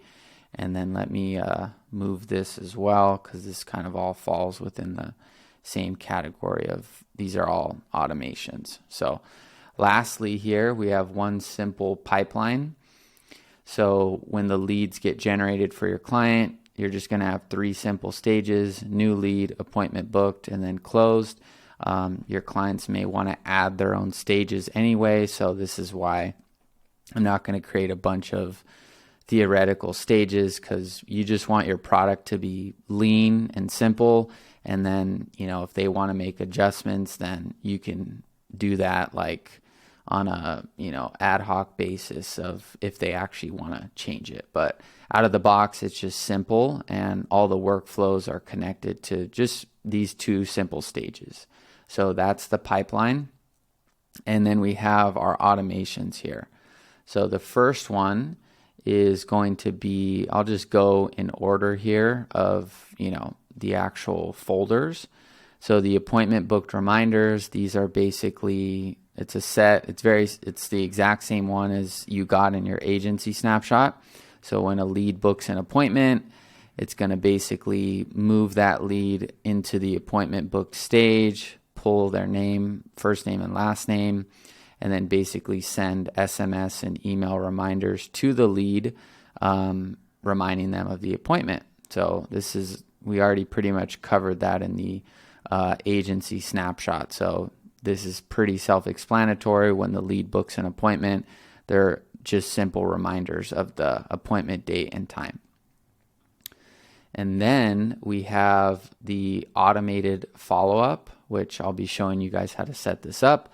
But basically, when a lead fills out the survey, we are going to move them into the new lead pipeline stage, pull their first name and last name, and then basically start texting and emailing them to follow up and help our clients get in contact with the actual lead.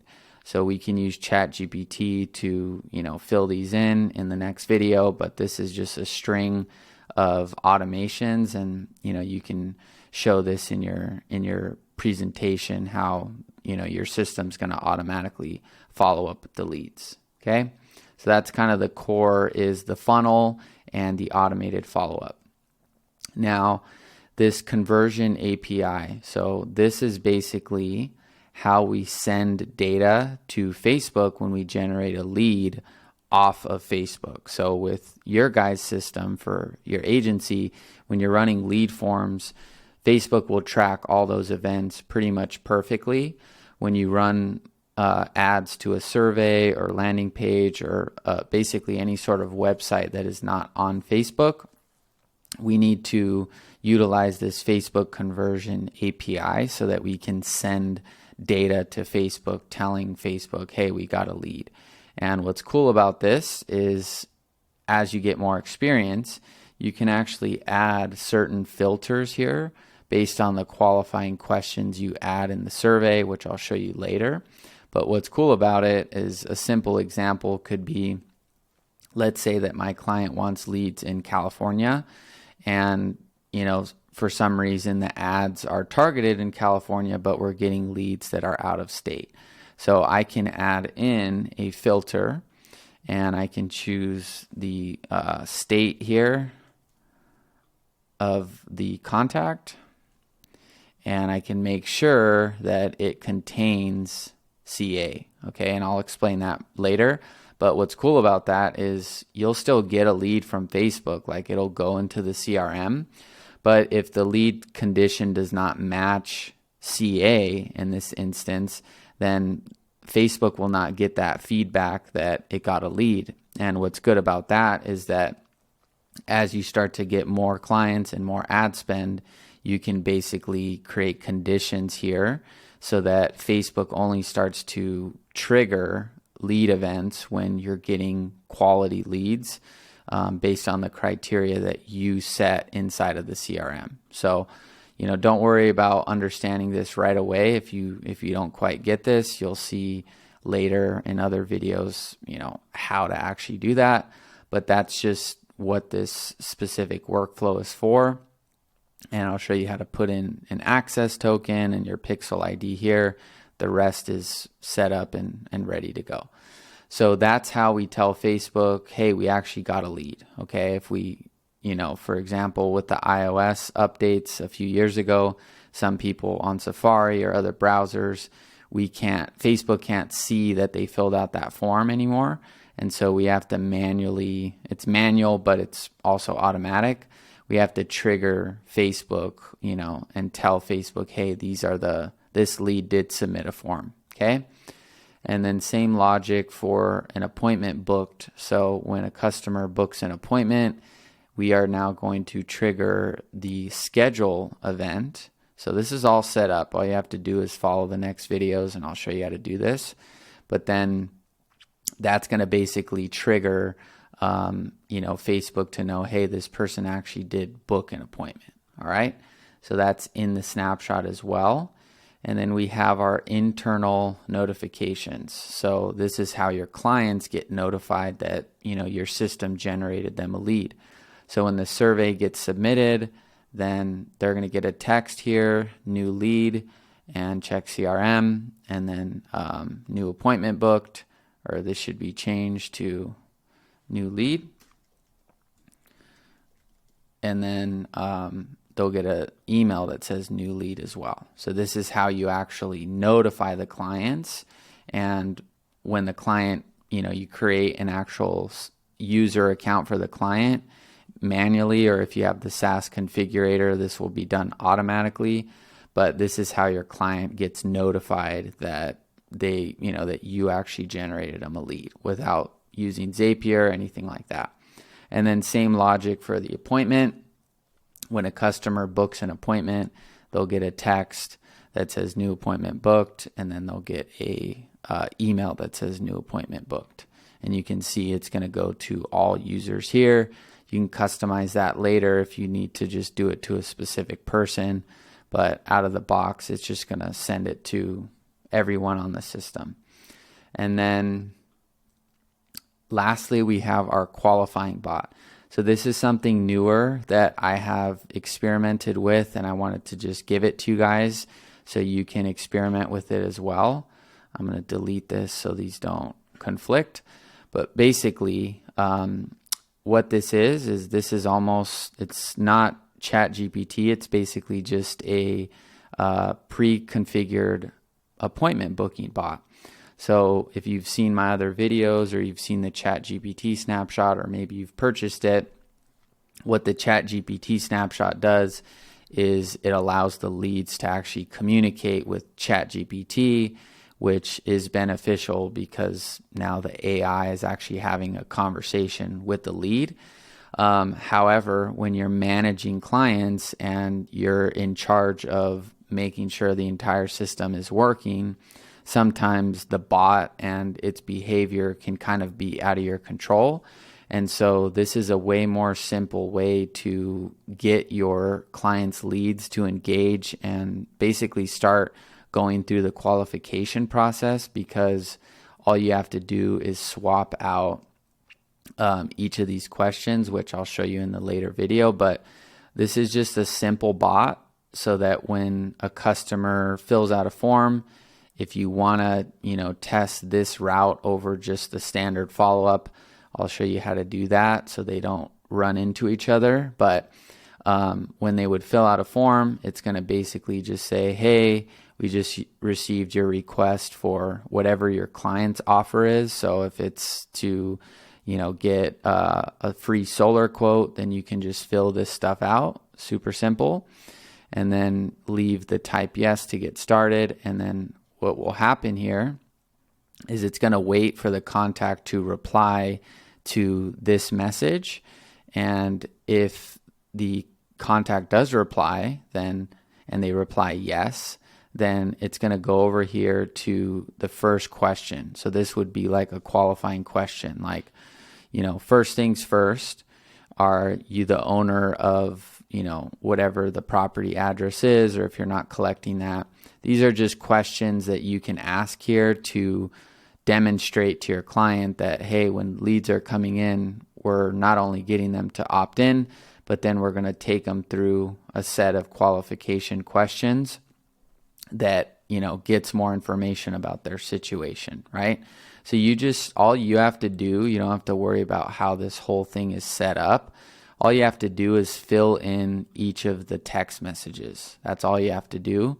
If you're more advanced, you'll obviously understand what this is. But the way that I've used this is just to, when the lead gets generated, make sure that the lead is the owner of the property, confirm, their reason for wanting to sell. I can ask them, how many bedrooms the property has, how many bathrooms. And then by the time they go through these 5 questions, we just ask them, okay, cool, when would be the best time to contact you? Morning, afternoon, or evening? And then it's going to wait for them to respond. And then it just says, give us a few minutes to review. So you can customize these, and I'd recommend testing it out for yourself. And I can show you guys how to do that. But really the idea here is that you don't have to worry about Zapier. You don't have to worry about ChatGPT. You don't have to worry about it sending something that you're not in control of, because the only message that will get sent to the lead is whatever is programmed here. So the downside to this system is there's no AI. There's no brain behind the actual responses. It's just designed to kind of take them through a set of automated questions here. And you can even tell the lead right here, hey, this is an automated, this is like an automated quote system, type yes.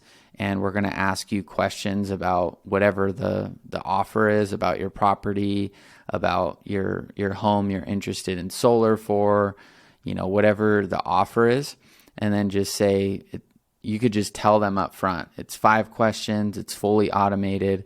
Once you fill it out, we'll have one of our representatives reach out. But I wouldn't pretend this is, an actual human, because people know. And I've actually found that I've had people where, it just simply says this is automated, and just the idea here is that you're going through these set of questions so that when someone does actually reach out to you, they're going to give you a quote or whatever it is that, the offer is.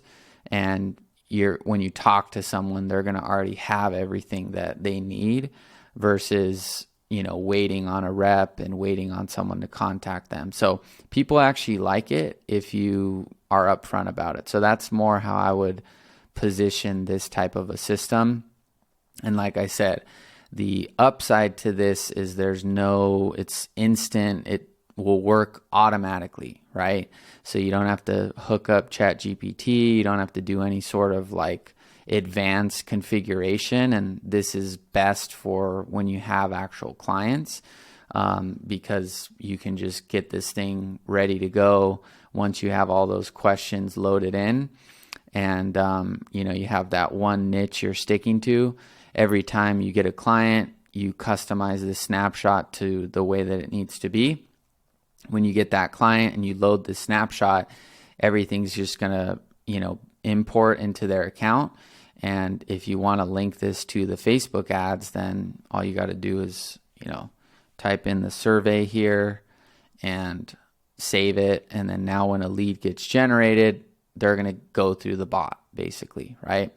And the downside is just that if the lead says, well, who am I talking to or whatever, it's not going to like say, oh, this is John Smith, and it's not going to use AI. It's just way more simple to get people like straight line through. They filled out a form, see if they're qualified, and then once they're done with this, then you can notify your client or something like that by putting a notification down there, and then your client jumps in after seeing a whole thread of these messages being sent.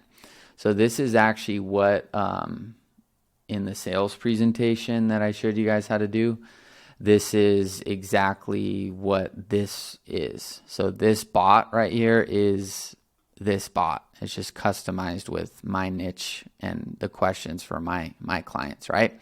But this is a real screenshot of an actual lead engaging with the bot. And so if he said, hey, well, who is this, or where are you located, it would have just went to the next question. But I've spent quite a bit of time building bots, and I've just found if you just ask someone a direct question, they're not going to usually go, super far outside of what the question is, right? So sometimes as marketers, you think you need to kind of prepare for every little situation, but the reality is, this guy said something that kind of didn't fit the script of the next question, but he ended up just going through it. And so what you'll find is, the people that are serious are just going to go through it, and it's going to be fine. If people are making it really difficult, then that's where your client can jump in or whatever. So this is more optional and experimental, but I did want to give this to you guys so that you guys can test it out and see how it works. But in my experience, it worked fine. And, different clients prefer different things. But what's cool about this is, like I said, it's just once you have these customized and everything's fit for the actual client, you can just, as soon as the snapshot's loaded and they're approved for A2P, the bot's going to run. Don't have to worry about a prompt. Don't have to worry about Zapier. Don't have to worry about GPT. So this is what's cool about this. But like I said, there is no AI behind it. So if a lead says something totally out of scope, then it's just going to go to the next question. So you can change some of those things, and I can show you guys how to do that. But out of the box, it's just going to go through those qualifying questions. So that's really it. There's custom values here to make it easy for you to plug in all your clients' info. We have our booked call funnel. This is what's going to basically get leads for our clients. This is what we're going to drive traffic to when we're running their ads. And then we have our calendar, which is self-explanatory, our pipeline, self-explanatory, the qualifying bot that I showed you, and then just, setting up the API stuff so that your clients are getting good leads, and then just some simple follow-up automation and the appointment reminders when people fill out the form or they book an appointment. So that's really all you need. In the next video, it'll be more methodical breakdown of setting it up, like somebody just paid you and they're onboarded, and now how do you actually set it up so that it's actually like ready to go and it's actually going to work. So that's it for this video. The link for the snapshot's down below, and then make sure to watch the next one, which is going to show you, how to actually set it up for the client and then edit it so that it's like a product. And then once you do that once and you get your clients good results, then you just duplicate the same snapshot and apply the same onboarding, same ads, and then you're really going to start to get some leverage. So that is it for the walkthrough. See you in the next one. All right, so in this video, I'm going to be showing you how to set up your client's sub account. So this is after they have paid you, or they've agreed to a free trial, whatever your offer is. This is what you are going to do to set up your actual client so that they can get leads. And this it's going to be basically two parts. There's all the stuff we do in high level, which is what this video will be. And then there will be following videos showing you how to run, the ads for the client. But for now, we're going to focus on basically creating their sub account, installing the snapshot, and all the process that I go through when I get a new client. Now, if you have the $497 plan on GoHighLevel, then you will see here that these first two sections you do not have to do, because if they pay through your SaaS configurator link, it will automatically create their sub account and add the client as a user on the sub account. So I'm going to show you how to do it from scratch, because not everyone's going to have the $497 plan. But basically, if you do have the $497 plan and they have already paid, then you can basically start at section 3, which is where I start because I have the $497 plan.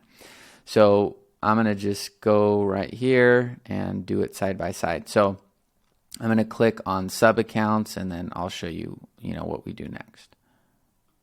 All right, so I just clicked on sub accounts, and then it just says create new sub account underneath this window.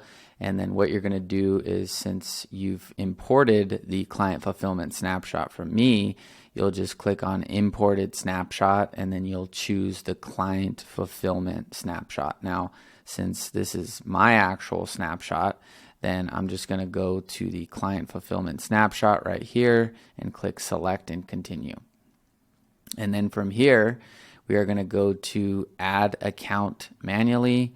And then we're just going to fill in the name of the client, the last name, their email, their business name, basically all of this information right here. If you didn't collect this on the onboarding form or you don't have it, you can just put in placeholder information for the time being. That way you can at least get the sub account created, and you can fill out get the sub account created so you can go through the rest of the process. You don't want to wait until they give you this info. It should have been collected in the onboarding form, but if for whatever reason, you didn't, then don't wait until they do this, because there's a lot of other things you can do in the meantime and fill this in later. But you'll just fill all this information in. So this is super simple. And then you'll click on save. And then I'm going to open up the client fulfillment sub account, since I've already got that snapshot loaded. And then from there, I'll take you through the next step of the actual onboarding. Now, once you've created the sub account, I'll show you what you can do. Well, we've already loaded the snapshot, so never mind. All right, give me a second. Okay, so now I'm in the actual sub account, and this would be the sub account that you just created for your client, okay?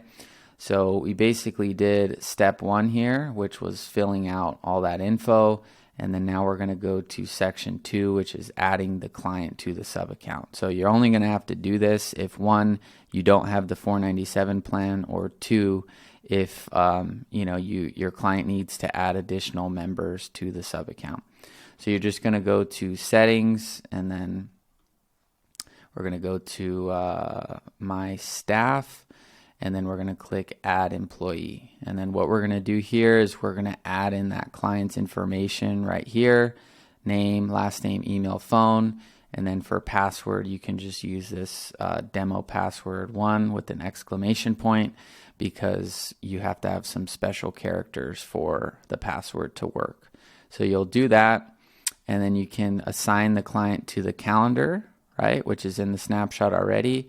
And then these are the user permissions that I use for my clients, okay? So I just turn off all the toggles, because it just makes it easier to turn them all off versus try to figure out, which ones to turn on and leave on, or turn off and leave on. So I just turn them all off, and then I just go down this checklist. So we're going to turn on dashboard stats, workflows, and opportunities. So dashboard stats, and then workflows, opportunities, contacts, settings, call reporting. So contacts, settings, call reporting, and then appointments and conversations. So appointments and conversations. Now the rest of these things your clients do not need. They don't need to build websites. They don't need membership. They don't need these other things. They don't even need to see the funnel or the website. If they ask you, you can turn it on. You don't have to like hide it, but clients usually just need to see the leads coming in and the conversations. Okay, so use at your own discretion. If you want to give them other features, you can, but to make the system work, they don't need any additional things here. Okay, so that's that. Now setting up the user's availability. So we're just going to leave this user as a admin here, or actually I do leave it as a user because then they don't see all the settings back there.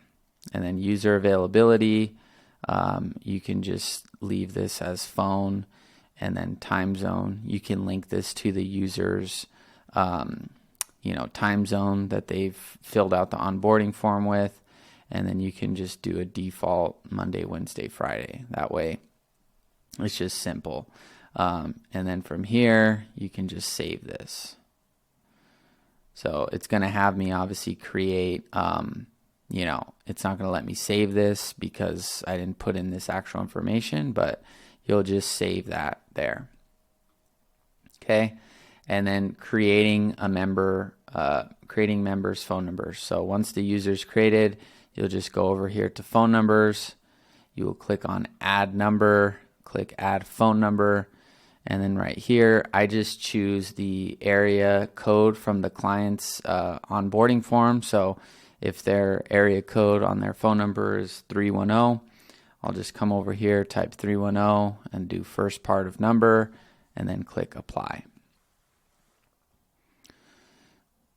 And then there's no numbers available here, so let's try a different one.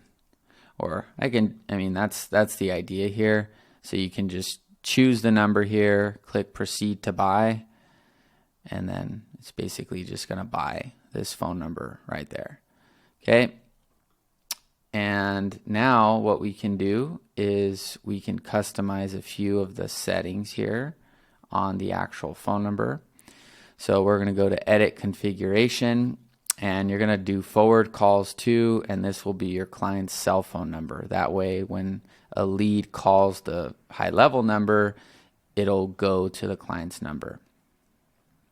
And then I turn on the whisper message. So I just put call from new breed investor. So that way when the client gets a call from the lead, a bot will basically say this message so the client can hear call from new breed investor and they know it's a lead from the system. And then I turn on the call recording, and then you can turn on ring incoming call to all users. Now there's no users selected because I didn't make that user account, but you can just make sure that when they download the app, they're getting, you basically just want to make sure they're getting notified, and some of these things you have to just turn on, and then they'll tell you maybe later, oh, turn this off, I'm getting called twice or something. But this is just to make sure that you're maximizing the potential that they're getting notified. So you would just save that, and then we'll go to assigning the phone numbers to the team member. So once you've made, I'll just make a test employee, hold on. So once you've made the test employee, which we did up here in section 2, then we're going to assign this phone number to the team member. So we're going to just go down to edit, and then call and voicemail settings, and then we're just going to choose that numbers we bought, and then we can forward the calls to the web app and the mobile app, make sure they're getting notified, and then just click save. So that's that. And then now we're going to get into the actual like setup of the product. So that's just like getting your client an account created so they can log in and all that stuff. And you can click on reset password here, or I don't know why it's not. Maybe it's hidden because of the view. Usually there's a button to reset the password, but you just basically want to trigger an email so that the client gets, an email showing the login. I don't know why it's not doing that. But when you type in a new password and save it, it should just send that client an email. Okay.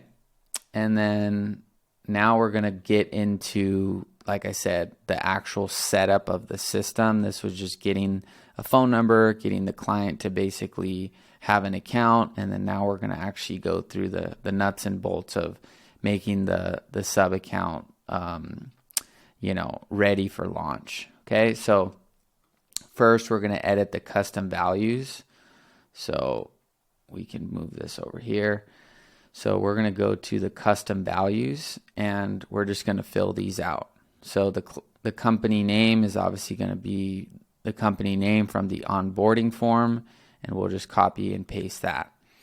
And then for the logo, if you follow the process that I use for our clients, we just use our own kind of branded page and branded logo.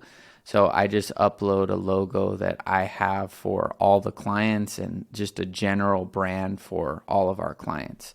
If your client has their own logo, then the process is going to the media, clicking on Open Media Library, click on Upload File, upload their logo, and then click on their logo and click on this link right here, and then put that in the logo custom value. So you'll just paste that in right there.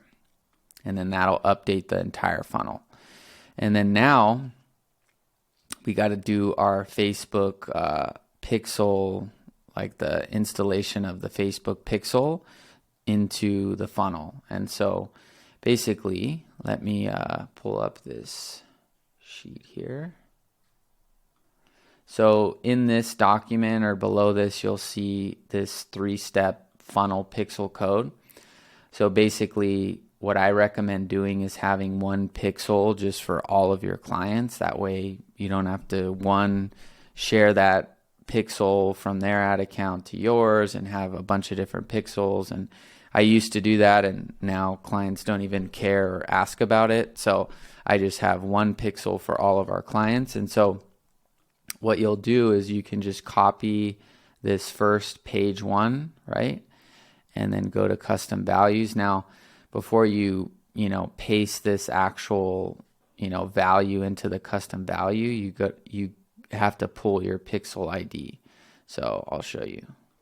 All right, so when you go into your actual business manager and you go to your events manager, you will see this is like a test pixel. I didn't want to have to edit out all these other information. So you just copy this pixel ID. It's called dataset ID. And then what you can do is just paste the ID right there, and then right there. And that's all you need to do. And then you'll copy this ID right here, and then this will go into the custom value. So that'll be that one. We'll wait until that one loads. And then you'll do this again. And once you stick to one pixel for all your clients, you just have an internal pixel code document where you'll just copy and paste the same ID. You don't have to keep, copying and pasting the actual pixel ID since it's going to be the same one. So that will basically go right there. And then we'll do the last one right here. And this is already in the funnel, so you don't have to worry about placing it anywhere, which is cool. So there you go. So that's those custom values. All right. And then lastly, we need to finish up with the privacy policy terms and the support email. So we're going to link our domain to the client's funnel so that we can actually grab a live URL. But I showed you guys how to do this in the other setup. So you just add in the domain, let GoDaddy, confirm the records, and then the domain will go to the sub account. And then what you can do is go to sites, funnels, booked call funnel, and then you can just go to settings, type in or select from the drop down from the domain to make sure that it's that it's linked to the funnel. And then we can just copy, we can open up these two because we'll need these, and go back to the custom value, and we'll just paste in the privacy policy, which is the same one that I've already got, but we'll just paste that in right there. And then for the client's email, you can just click edit, put in the client's email right there, and click update. And then for the terms, same thing, copy that, go to edit, and then boom. And just like that, the client's almost 90%, their account's pretty much 90% set up. So all the custom values are going to make it way easier. And we can close this out now, and we can go to the next thing. So we already linked the domain. So the next process is to submit the actual A2P. Now, once you do that, which there's a video and a document for that, I'm not going to do that in this video. Once this is already ready to go. So if we look at the funnel right here, this is already ready to go, right? This is where you'll need to put in your client's offer headline and offer subheadline, and you can edit each of these pages to make it accurate. And then what you'll do is once you have this client sub account fully set up and customized, then you can snapshot this actual sub account. That way for your next client, you don't have to ever change the funnel or any of that. You just fill in the custom values. But on your first client, you are gonna, want to fill this in because this isn't gonna convert anyone. So that's very easy. You guys know how to do that from the other video. Just edit and go in there. And you can, and if you need a little bit of help on that, if you watch the Finding Live Proof of Concepts video, then you will have found the ads that you wanted to model. And so if you need help with the headline and stuff, you want to reference your live proof of concept, and basically you can model the headline from here and the subheadline from here for the actual funnel page. And then these are qualifying questions you can create in the survey, which I'll show you later. But if you need to reference your proof of concepts for the headline, then that's what I would do for that. And then we're going to be complete with this part of the process. So we've, basically set up the sub account, added our client as a user on the sub account. We filled out all the custom values so that everything's, unique and ready for this particular client's business.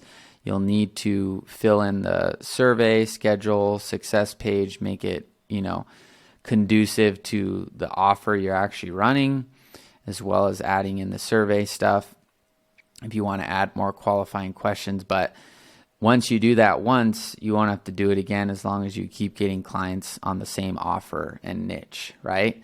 And after you've done all that, then you're going to go through and do the A2P submission, which there's a video for, and pretty much copy paste instructions so you won't have any issue there.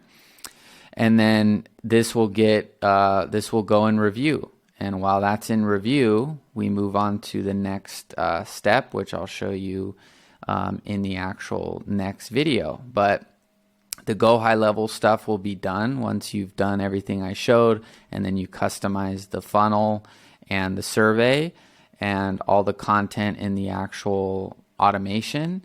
And then from there, we're going to get into the next video, which is actually setting up their Facebook ad campaigns and using UpHex and all that stuff. So the GoHighLevel stuff is done. Now we just gotta basically, run the ads and then wait till this gets approved. and then the ads will go live. So that's it. All right, so here's how to fully configure your pixel, like setting up the conversions API and just kind of the best practices. So once you're in your data sources in your pixel, you're going to click settings, and then you're going to go down to turning these on. So I would turn on the advanced or automatic advanced matching, and then also turn on the track events automatically with code. And then what we're going to do is click set up the conversions API gateway. So we're going to click on set up manually, and you're going to click get started. So this is a lot easier than it may look. So I'm just going to show you how to do it. So you're going to click on continue. And then what you're going to do for our system is there's really only 3 main events that we're using. So we're using page view or view content, and then we're using lead, and then we're using schedule. So just follow along and you'll be good to go. So I'm just going to choose real estate, and then what I'm going to do is choose lead and then schedule and then view content. So this is already pre-selected. So I'm just going to, leave it as is and then just add these additional ones. So you just select those and then click continue. And then now you just go through the process of like clicking a bunch of times. You just click, click, click, click, click, click, click, click, click, click, all the way until these are all complete. So what you're going to see on the top right is basically this best practices. Cool. Don't click continue. Go to the next event and then do the same process. And once you've done this, you'll move on to the next step. So we're just going to click on all this.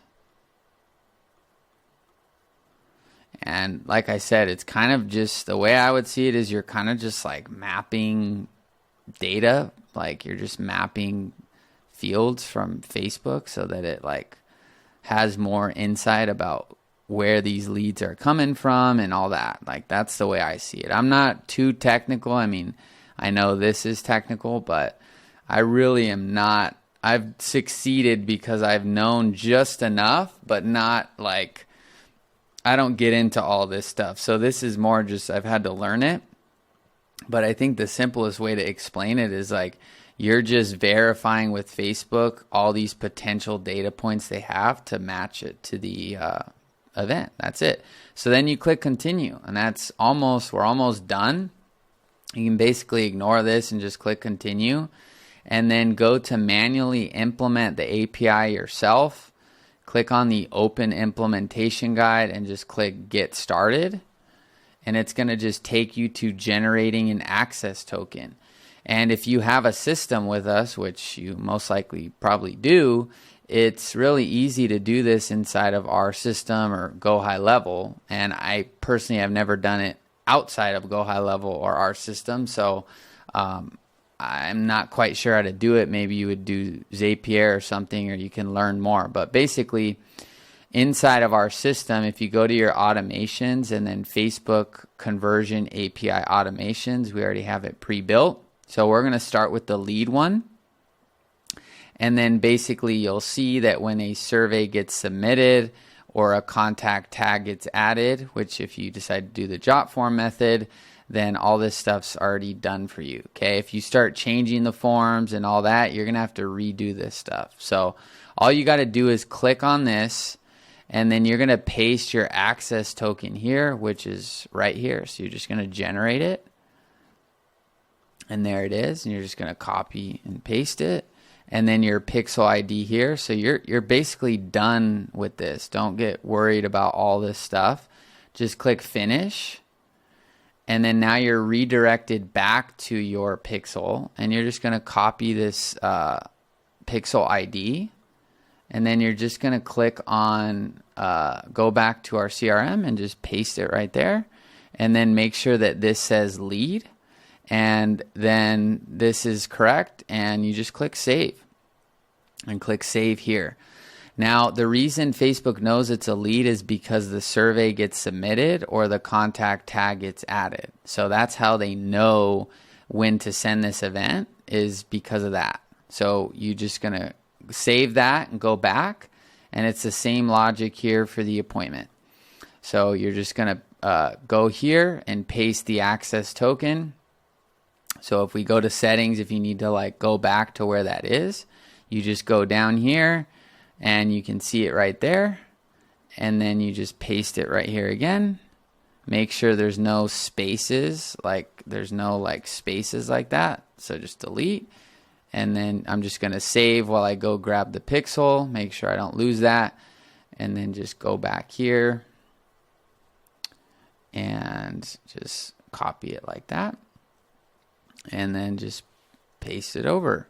And then this is schedule, just save it and save it. And then this is a schedule because somebody booked an appointment with the GoHighLevel calendar. If you use a separate calendar like Calendly, you'll need to create a Calendly Zap to GoHighLevel and then add a tag. And then you would add the tag thing here and whatever you call that tag and save it. And then basically it would link to that.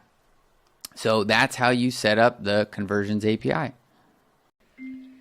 All right, so in this video, I'm going to show you how to run the Facebook ad campaign for your client once the A2P is approved.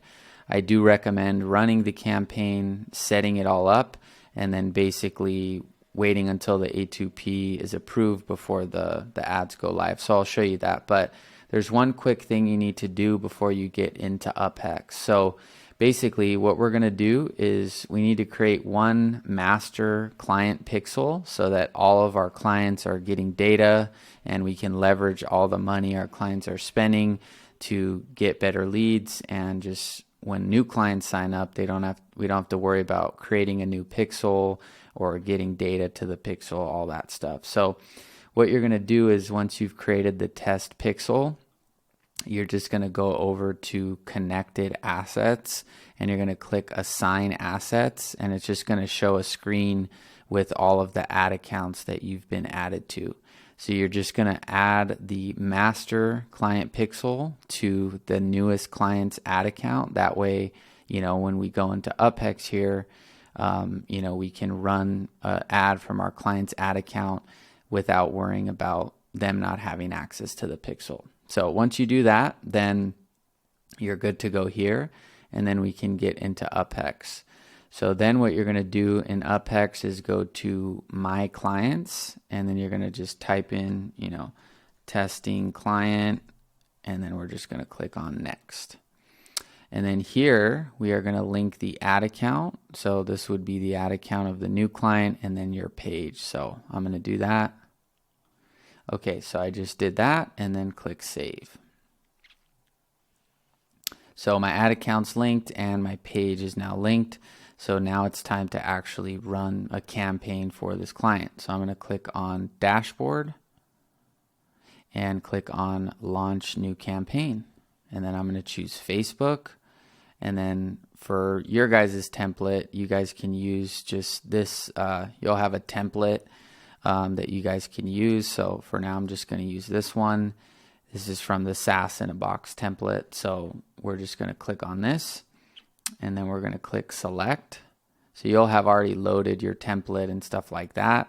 And then you're just going to fill in the template here. So for this type of template, I'm just going to say Austin, because the ad hook is Austin, Texas. So I'm just going to put Austin here.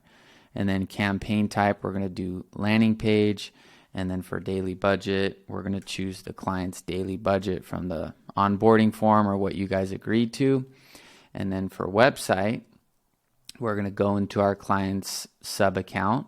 We're going to go to their funnel, and we are going to go to the first page in the funnel. And obviously all this stuff needs to be filled out. And we're just going to copy that, and then we're just going to paste it into there. And then now we're going to go to optional info, and then we're going to add in our client's location. So if I were running this template, I would be targeting Austin, Texas. And then I'll just click on that. And there's really nothing else you're going to need to do here because you would have already loaded and created the template.